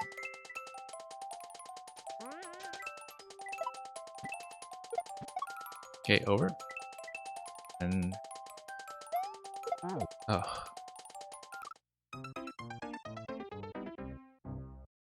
So much for the drop.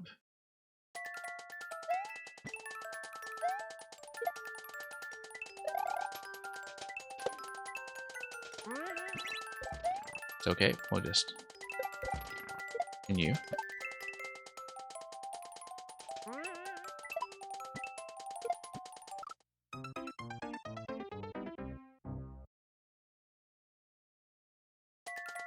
Yeah. Well, the end is technically in sight. It's just a matter of getting there.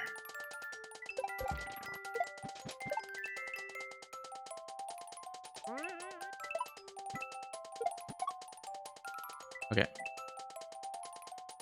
Owl goes up. Okay. That was, once again, a terrible release where we let go of the down button far too soon. Yeah, I think in spite of how relaxed... whoops. The soft drop and of how theoretically feels in Zero Gravity, I'm having a bit of trouble with that regardless.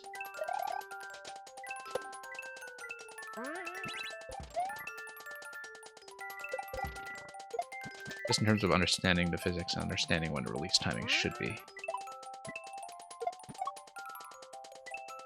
Getting there more consistently, as I've said a couple times before. Yeah, the input is just a mess every time. And a lot of it, I think, is just sort of adjusting around, you know, how long to hold the down button when I'm also in a little bit of vertical repositioning. Might just be reflexes slowing down after a long session. This is, however, probably the most technical thing I've played today, though. Okay, kind of slipping every time there now.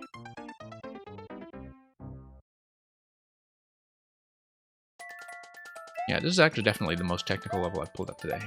And that's fine. It's helpful to have one of those.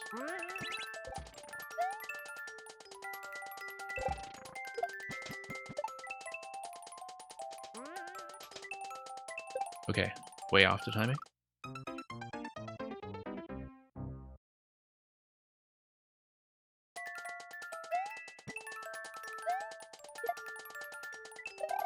And let's move on. Forward. Forward. And down. Okay. Still very satisfying every time I manage to get that. Okay. That's still a poor drop. I do need to drop it pretty much at the top of the arc. If I don't bump into it.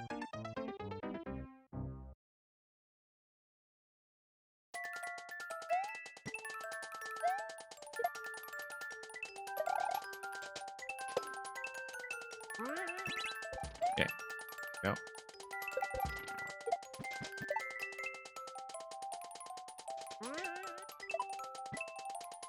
No, that's not a soft drop.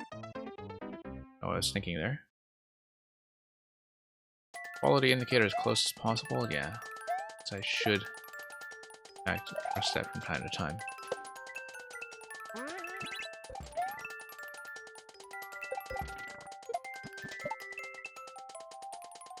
I'm not very good about following instructions when it comes to any video game.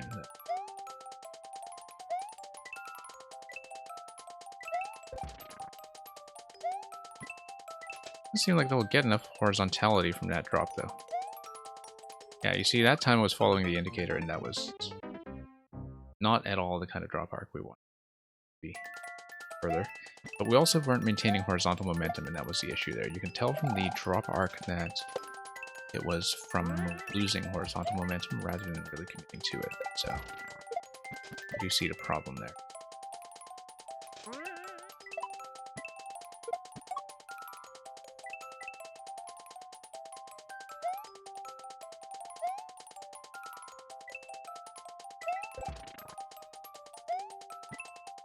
Okay, that's way better. That's not so much better. Flipping into the POW like that from the side instead of landing onto it. But then part of that was that it was off camera for a moment, so needed to adjust around where I was expecting it to be positioned, not knowing whether that was actually the case.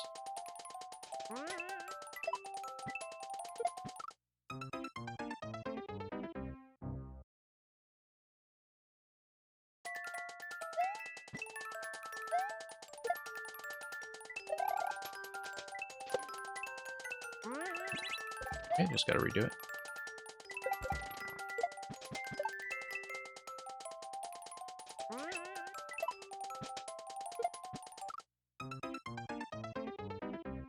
Yeah, missing the question block actually did make me doubt my adjustment for a moment.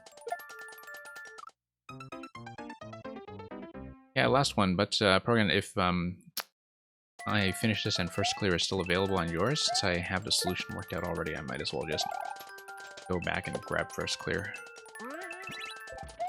Well, of course, now that I've shown off the solution on stream already, I expect that somebody might beat me to it.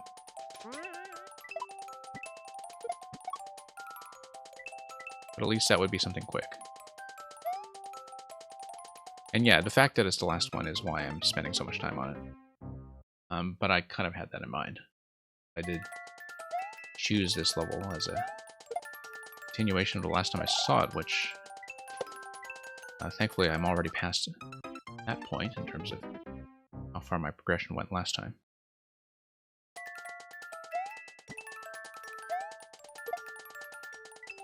Yeah.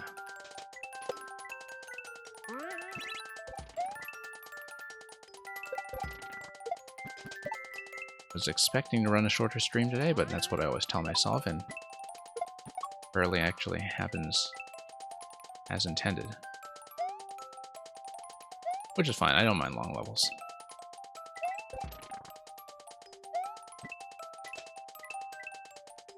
Nope. Bad positioning. Yeah, I guess that's what happens when the release is a little bit too far to the right. I was a little bit behind on my timing in terms of being able to drift onto it. I don't think I was able to race away on top of the POW that time. I miss. What did I miss? Wow. That almost happens. Yes, the elusive short stream.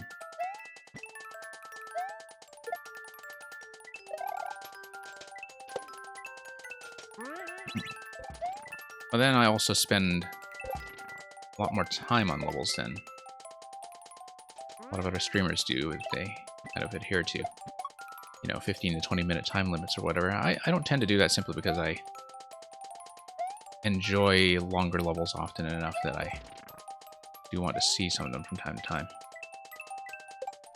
Okay, that's been happening consistently now in terms of not dropping quickly enough plus releasing too far to the left. I mean, the release arc looks great in terms of having that as a jump platform for last segment. It's just I'm not falling into it.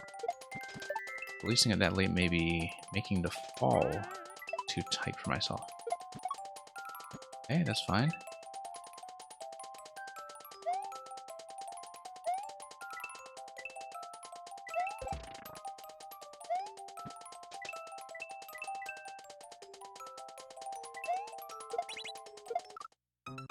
No, we need to really hold the jump into that. It's just, once again, not my habit to hold on to jump when I release objects. I do tend to release both buttons at once, and it's clearly going to kill me there. I do need the full jump height.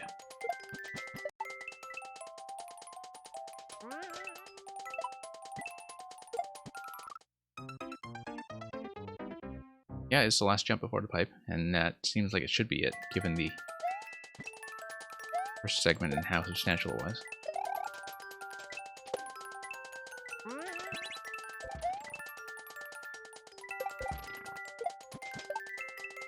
Now, the fact that I don't actually have to jump high enough to hit the question blocks is something that allows us some room for adjustment in terms of falling quickly enough to make a good landing.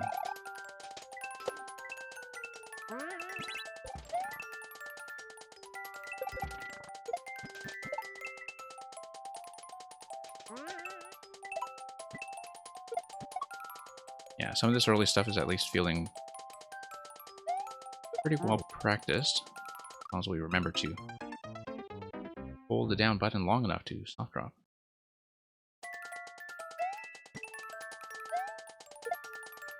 Oh, we've been going out in style quite often, actually. We just have not been clearing the level in style. Going out in style? Oh, yes, we have.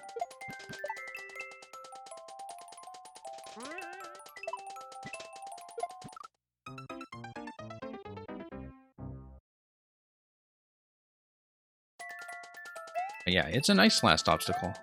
But it is tuned with a certain expectation of how that release is going to be executed. Having enough height to get back onto shell.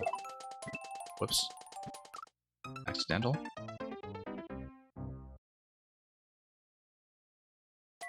Yeah, it's sort of interesting how that snake block comes up. Been thinking about that activation. Because previously I hadn't been paying too much attention to it, as long as it just works in terms of delivering the POW.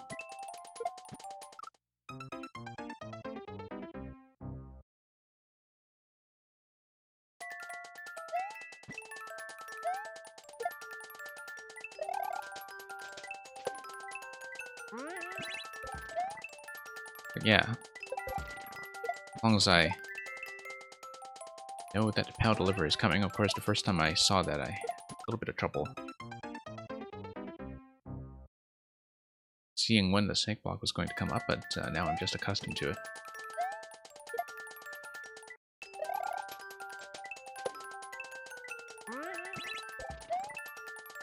Okay. Down and back up.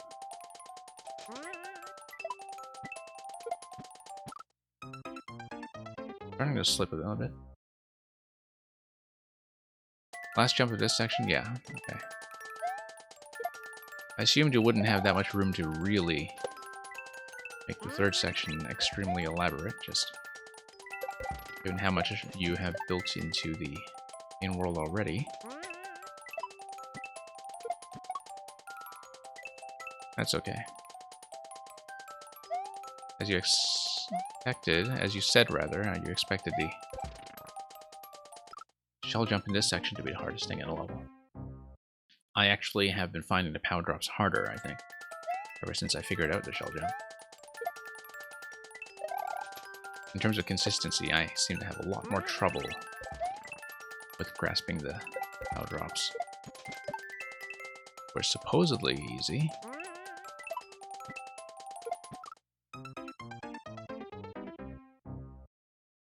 Quite a few neat setups. Okay, well, hopefully we can grind this out.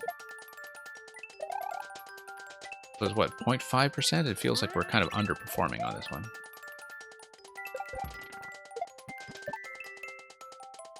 But then it's a little bit deceptive simply because you know, with the low gravity timings, the attempts are probably taking longer than I subjectively feel they are. And they feel like they go by very quickly. But, okay, no, we really should have dropped quickly that time.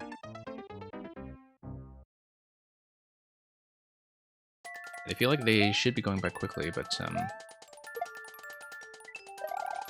they take longer than what my perception tells me. Simply because the perception of time here is not really adjusting for low gravity. Oh my goodness, we have been on this for a while, huh? Well, it serves me right for picking this one to close out, but was one that we had some experience with, and honestly, the first section seemed to go down pretty quickly tonight, or this morning.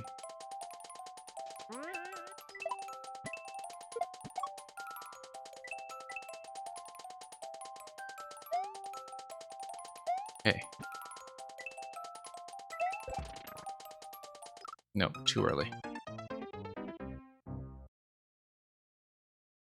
Yeah, this is tricky for people who are not that good for Kaizo because I don't really have the habits down yet for, you know, a lot of the inputs for releases, specifically when to hold jump most of the time. And that's not really a habit for me. So I come into several things a little bit low. Whoops. Slipping through safely like that, that's not what I expected. Not that it helps when you still need it to pass the final hit with a bit of shell check on the off switch, but rather interesting to know that slipping through like that can in fact be done, even though it doesn't actually accomplish anything productive. But yeah, if you're giving it mostly to people who do Kaizo, then I can see why clear rate is actually deceptively high. Like, it feels harder than 0.5%, and that's almost certainly because of the sampling of players who have actually taken a fair crack at it. Oops.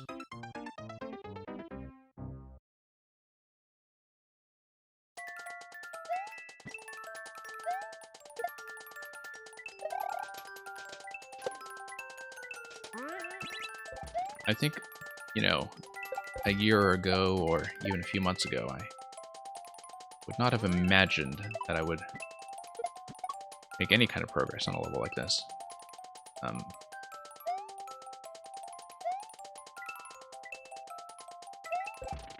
nope. Terrible drop.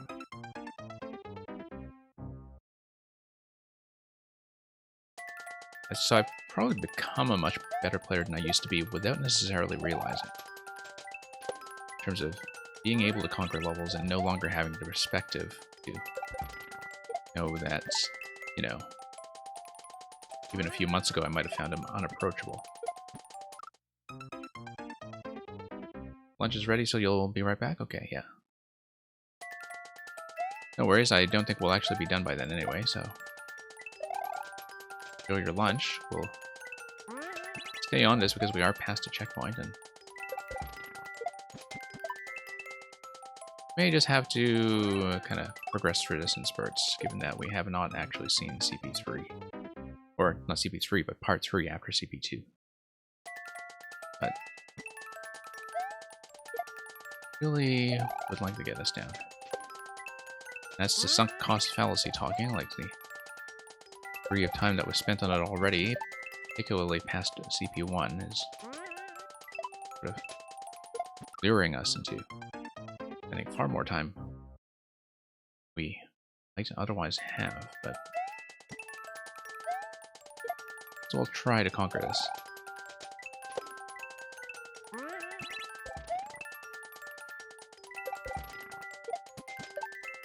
Down we go. Down we go. We go. Back on track with that.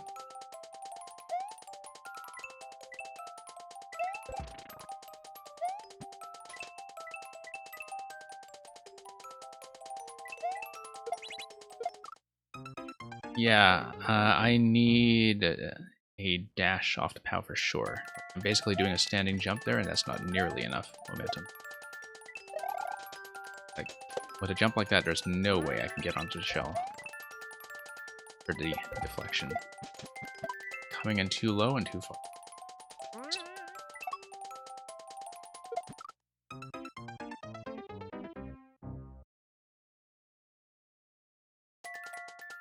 But yeah, the high bounces into the question blocks just mostly give you adjustment time. It's not hard at all. Indeed, as somebody were going for speed on a level like this, that would be a natural. But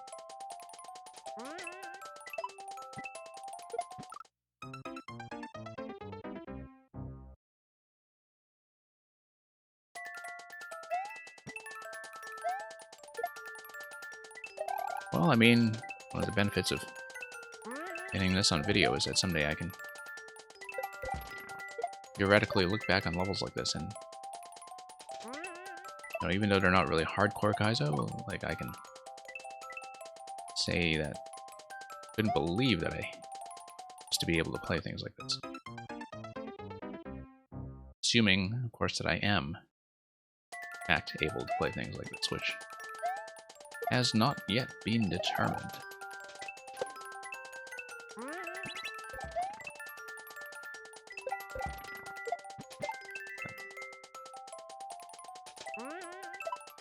We'll press on.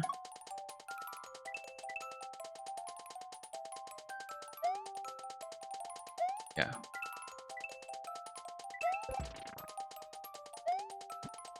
So we'll fall.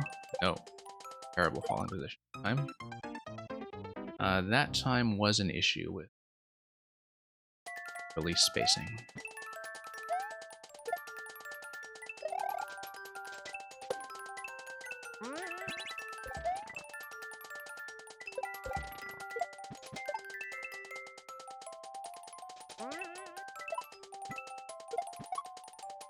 Yeah.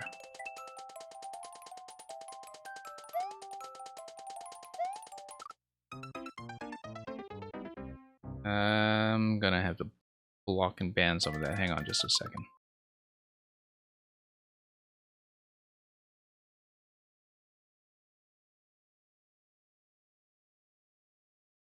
I'll remember to add that particular bot to the filter list.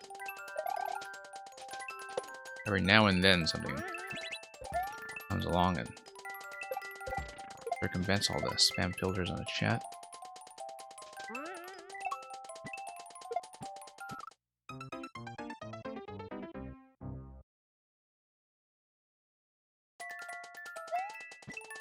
As with most internet scams, I'm not even sure, you know, who's in the market for that.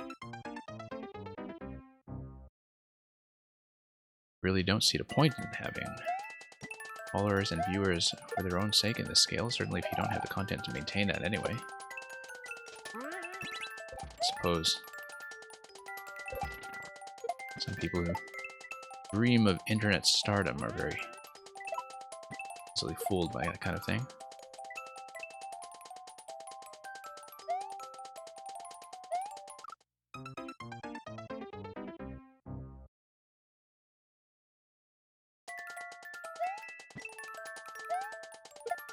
Okay. Yeah, I was really hoping to clear this, given that, you know, Section 1 seemed to go down pretty simply. The shell jump that was previously the roadblock here, it's less of a roadblock than it used to be, and then I just did not expect how it drops to be that much of a hard block. Progress. Particularly the final jump in this section, that is not an arc that we are even close to figuring out. So. Alright, let's get pushed.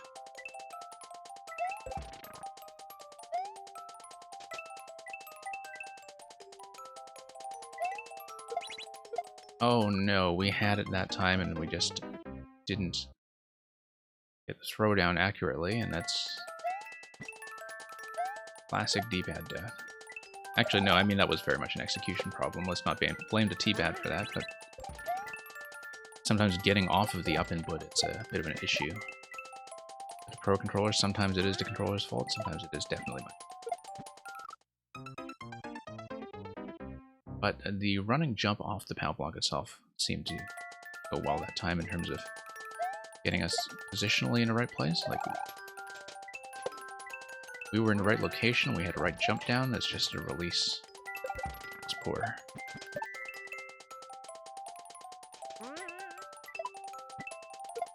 Okay. We are.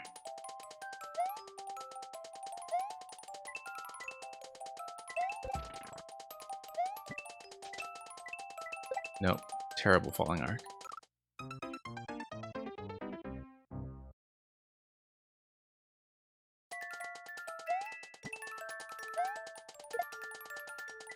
Okay.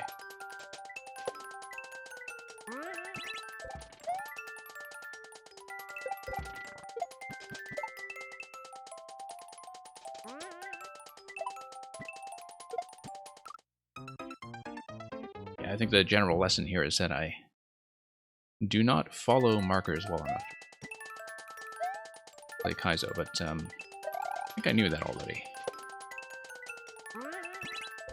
It's not an unfamiliar fact about our playstyle here.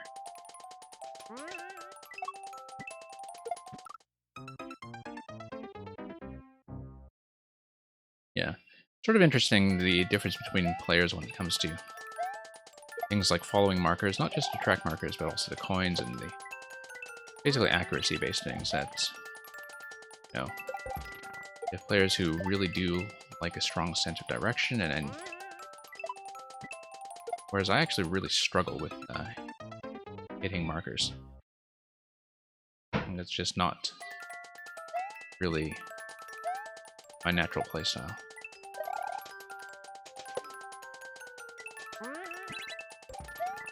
Of course, it's kind of required in order for certain concepts with lots of interdependent mechanisms to work as designed.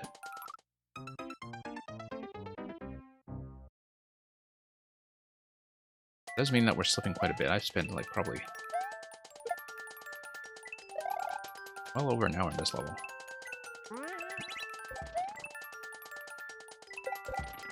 That's okay, it's not the level I've done that for even today. But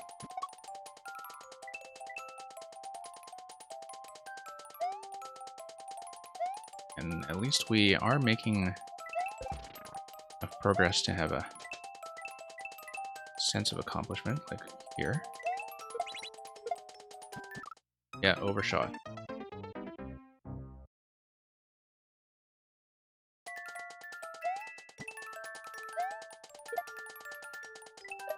At least we're getting far enough to even try that.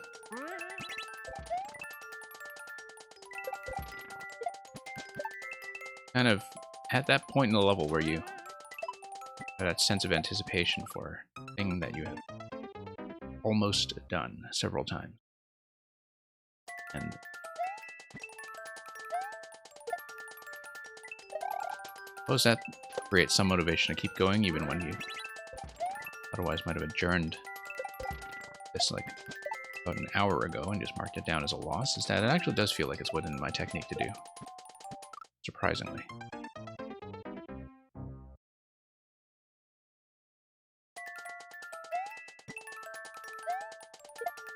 Yeah.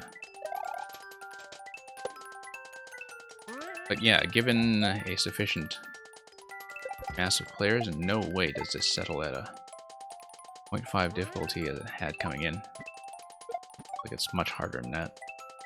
Sure.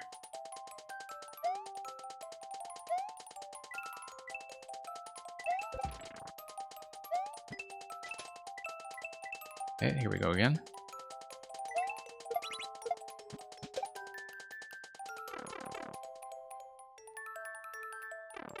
Okay. No, we were supposed to grab that. That was very clearly a grab and an up throw, and then kind of It seems like Boom Boom's downward pattern is going to be sort of important here. Oh, side... Okay, so I see the coin trail going one way, and I see the throwing markers going the other way. So I do need to figure out what it is we're looking at.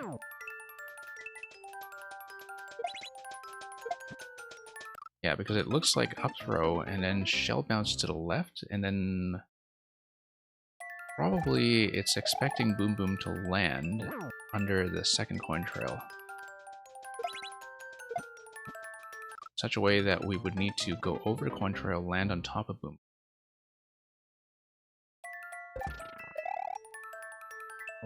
Yeah. We're reading new stuff, although you land that shell jump. I need to land that shell jump in such a way that Boom Boom doesn't just coast right over our head.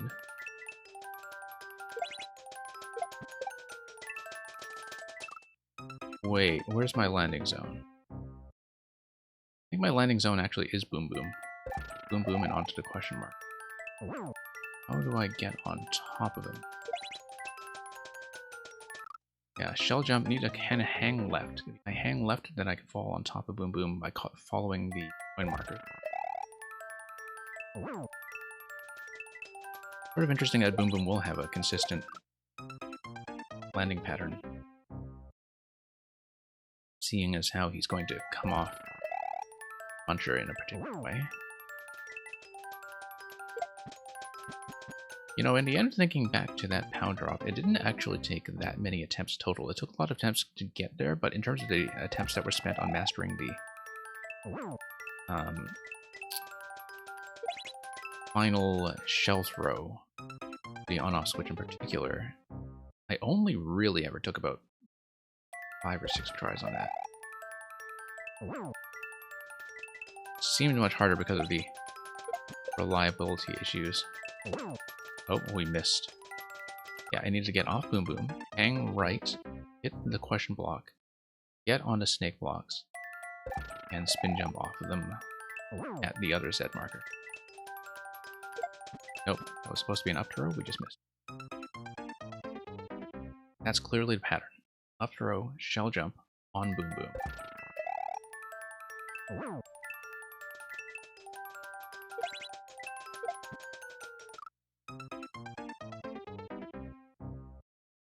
Need to hold down the jump button and have a nice slow fall.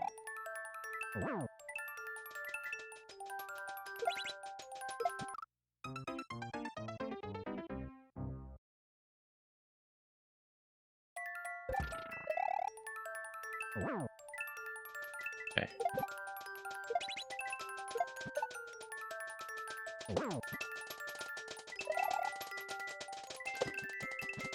Missed that.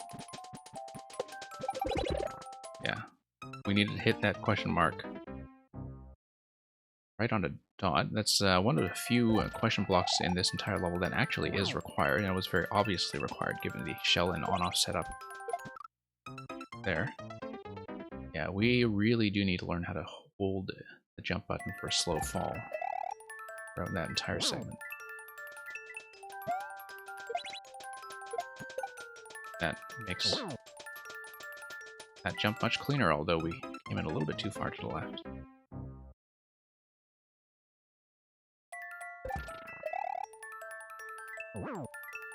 Yeah, so we'll just hold up again this time. Bad release, but falling speed seems right at least. One of the issues that we have been having is just that we don't have Kaizo habits as a player. So I'm letting go of the jump button all the time when I shouldn't be. And here the falling speed is going to matter quite a bit. Maintaining enough height to get on Boom Boom.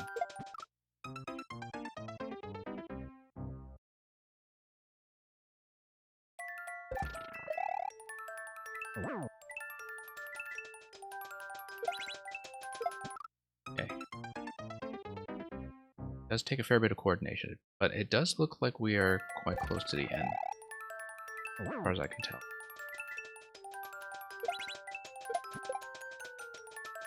No, way too high on Boom Boom. I needed to give him a little bit more room to land before I let it hang right like that.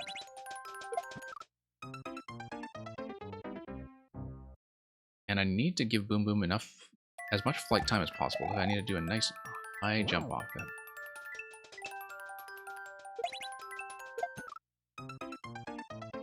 Because, yeah, I was dropping too soon, and if I drop too soon, then Boom Boom does not have the landing time to get into a position that is landable for me.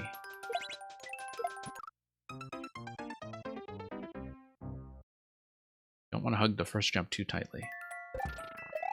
Take the wind rail fairly seriously. Whoops. How did I miss the pickup on that one? Unconventional. Very unexpected point of failure.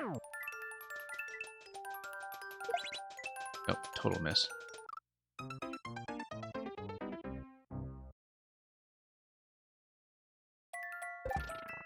Oh, whoops. Oh, definitely slipping a bit here.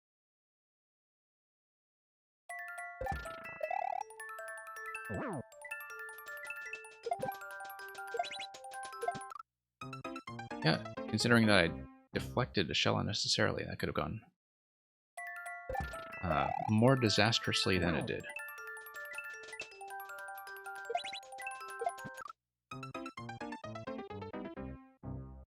Still don't have a good release position on lower block. Nope. Accidentally landed on it. I really do need to hug the wall in.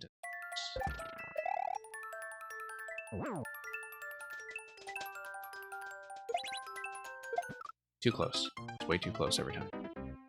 Because I still have a falling arc that's going to the left.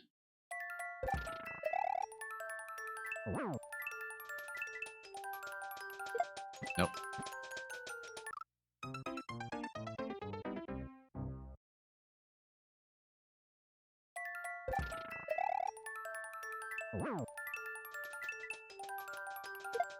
Okay, no, just completely missing the up input now. For some reason.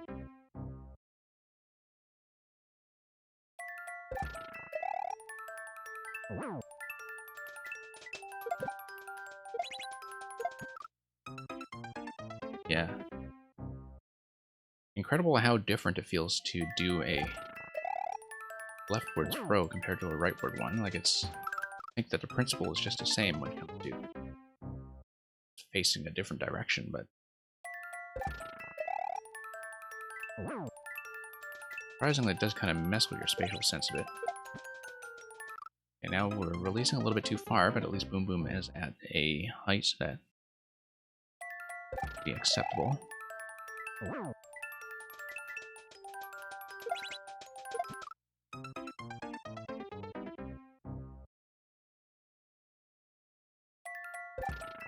Okay.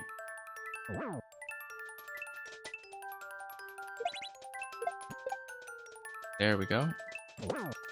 Question block. Hit that. Oh, I see. No, the bomb is supposed to go to the right. Like, I needed to land on it in such a way that deflects it right side. I did not understand that correctly.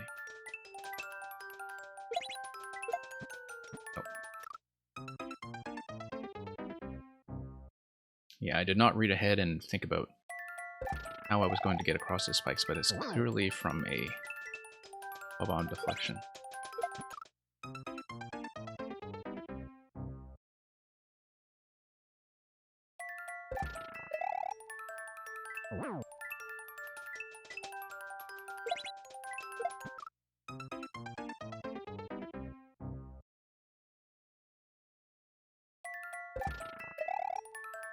Yeah, the completion time on this, I'm sure, is going to be hilarious when we finally see it.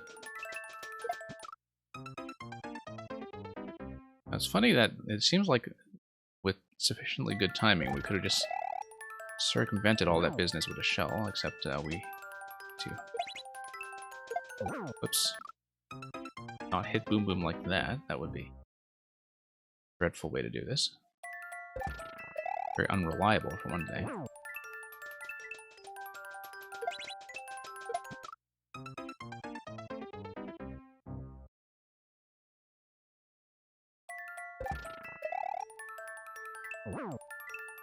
Yeah, bum hit indeed.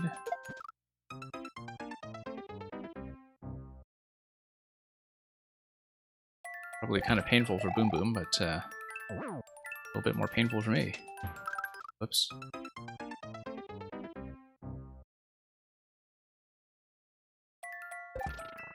Alright.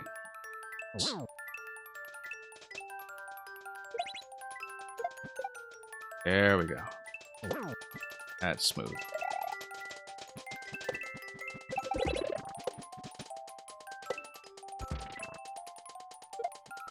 Oh no, did not think about how I was going to be lowered onto that blade. Need to release, trampoline, and then go left and then right.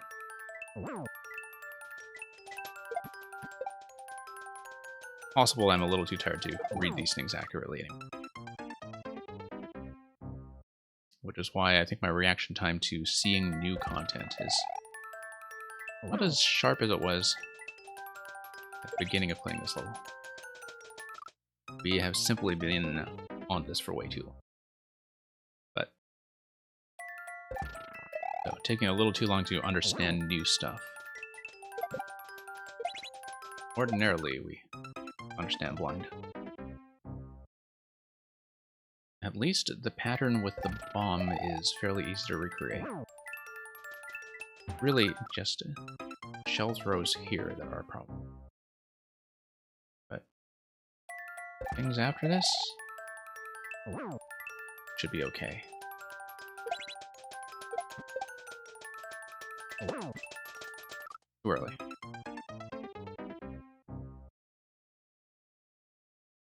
We were dropping too fast. Needed a little bit more airtime.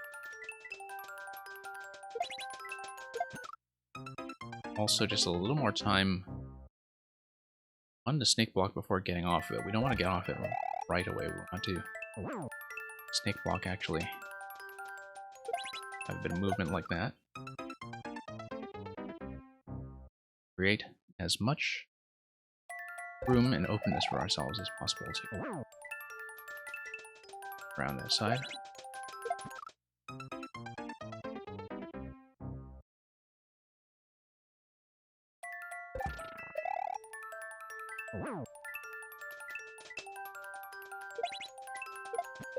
Okay, there we go. This is looking good. Question block. Left side. Up. Throw. No, I hit the spin jump and I don't know why I hit that too late. I just slipped off. I knew exactly what I was supposed to do there. I saw the piranha spawn. Spin jump would have gotten me on top of the piranha. Yeah, this is not too bad. But we're not adjusting for the fact that I'm honestly quite tired. Missed a piranha, and that's okay. We actually managed to cheese it without... I think.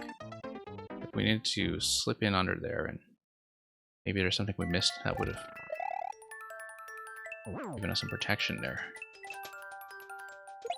That seemed rather tight. Without something like a Shelmet to keep us company.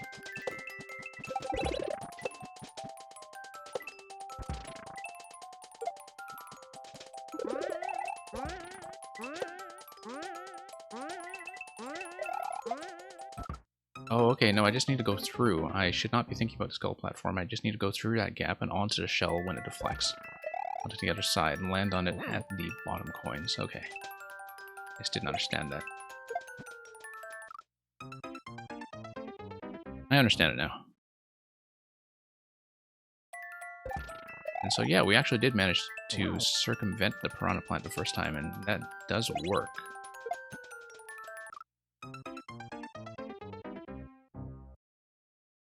Well, with the throw indicators, it's like the space where... I mean, with the previous throw indicators, it has looked like I needed both Mario and Shell to be in the box. And yeah, I always did think about it actually in terms of held object rather than Mario himself, but I don't play enough indicator-based levels to really understand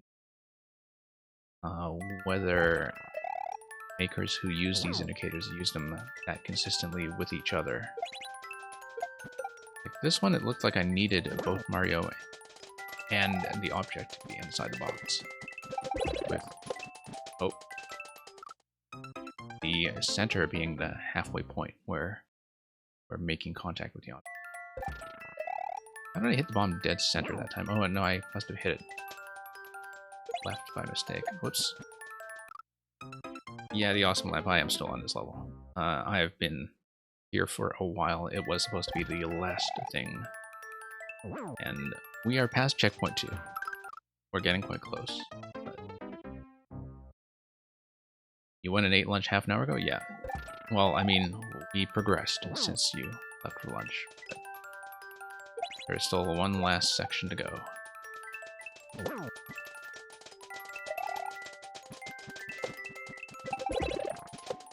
Okay, no, we were too slow, actually. It was already dropping below the one-way panel.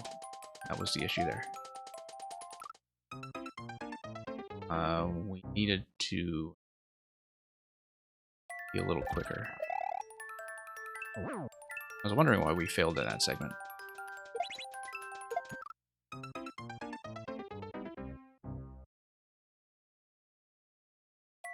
Definitely, I think a certain amount of fatigue is affecting my ability to read new content at this level as we through it, but slowing things down a little bit. But at this point, we have spent so much time on it that it is kind of driven by the sunk cost fallacy. Would not be the first level where that was the case, that we felt like we were far enough that we wanted to close it out. Usually I just put this aside, but you know, at this point we put enough work into progressing on it that this is at about the limit of difficulty that I can handle in Mario Maker. I don't expect I'll be doing very many like this.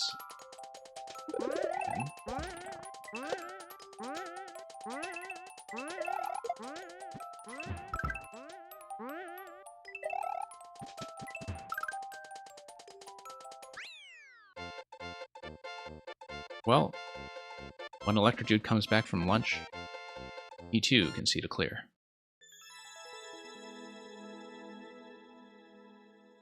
68 minutes, okay.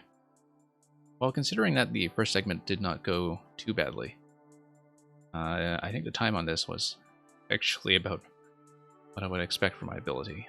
Definitely not getting that 4-minute record anytime soon. This was at 0.52 when I entered it, and I'm pretty sure I lowered it. I only lowered it slightly, in fact. Oh, and Reebox holds the record. Well, Reebox is a pretty experienced speedrunner. So I'm going to mark that as a win. That clears the queue, but if Program's level still has first clear available, I'm going to do it. Because honestly, we spent enough time on it that it feels worthwhile. Yeah, first clear is available. Who played it earlier? Somebody coming in randomly? Okay, third guy. Let's do it. It will be a nice little bookend, which you're able to see live this time around.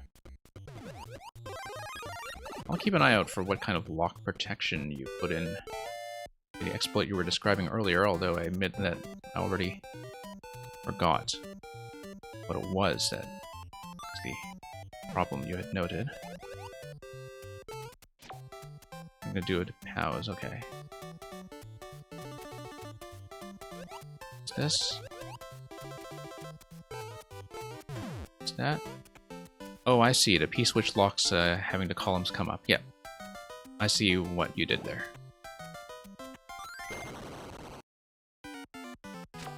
Yeah, because with the POW kind of drifting to the side, I can see how that would potentially be exploitable, although I didn't really think about making use of that when I saw it.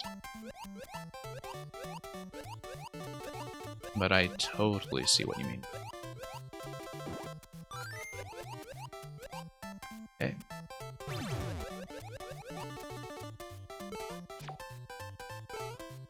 We still got it, somewhat.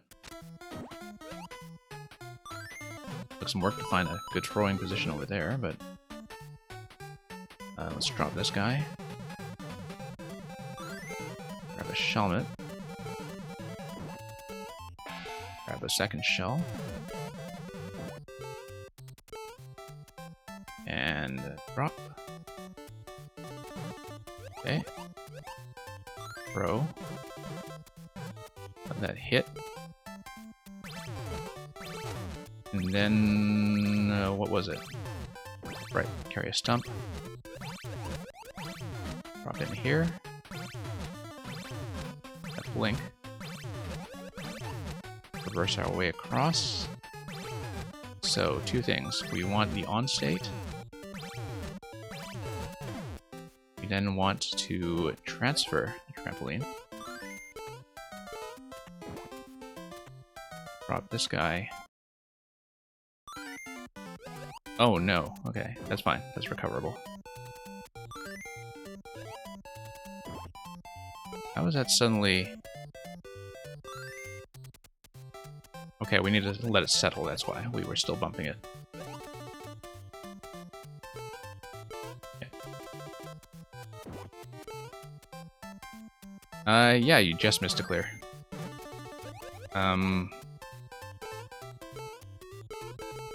But we managed it. You just barely missed it. But yeah, as always, not only can you scroll back, but I do save the permanent VODs.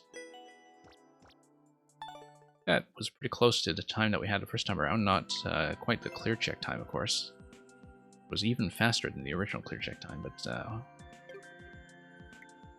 yeah, hopefully this version sticks. Hey folks, so this will definitely be it for me tonight. I am quite wiped. Yeah, it could have been a nice world record without a stump fumble, but, you know, we'll see how hard the other players push it. So, that will definitely be all from me today. And I'm going to look for somebody rateable and pass you all on. Probably somebody doing Mario Maker and starting viewer levels. But we'll see. I sometimes vary that up depending on who's online and entertaining, so... Give me a moment, I'll try to find someone decent, and if you have suggestions, I certainly will take that too. So, thank you very much for all the levels today. That was a stream that was mostly dedicated to 2 levels at the end, I guess, if you really add up the time, but don't mind running things that way. Thank you for watching, and have a good day. We'll look for somewhere to send you on. So thank you very much once again, and we'll continue next time.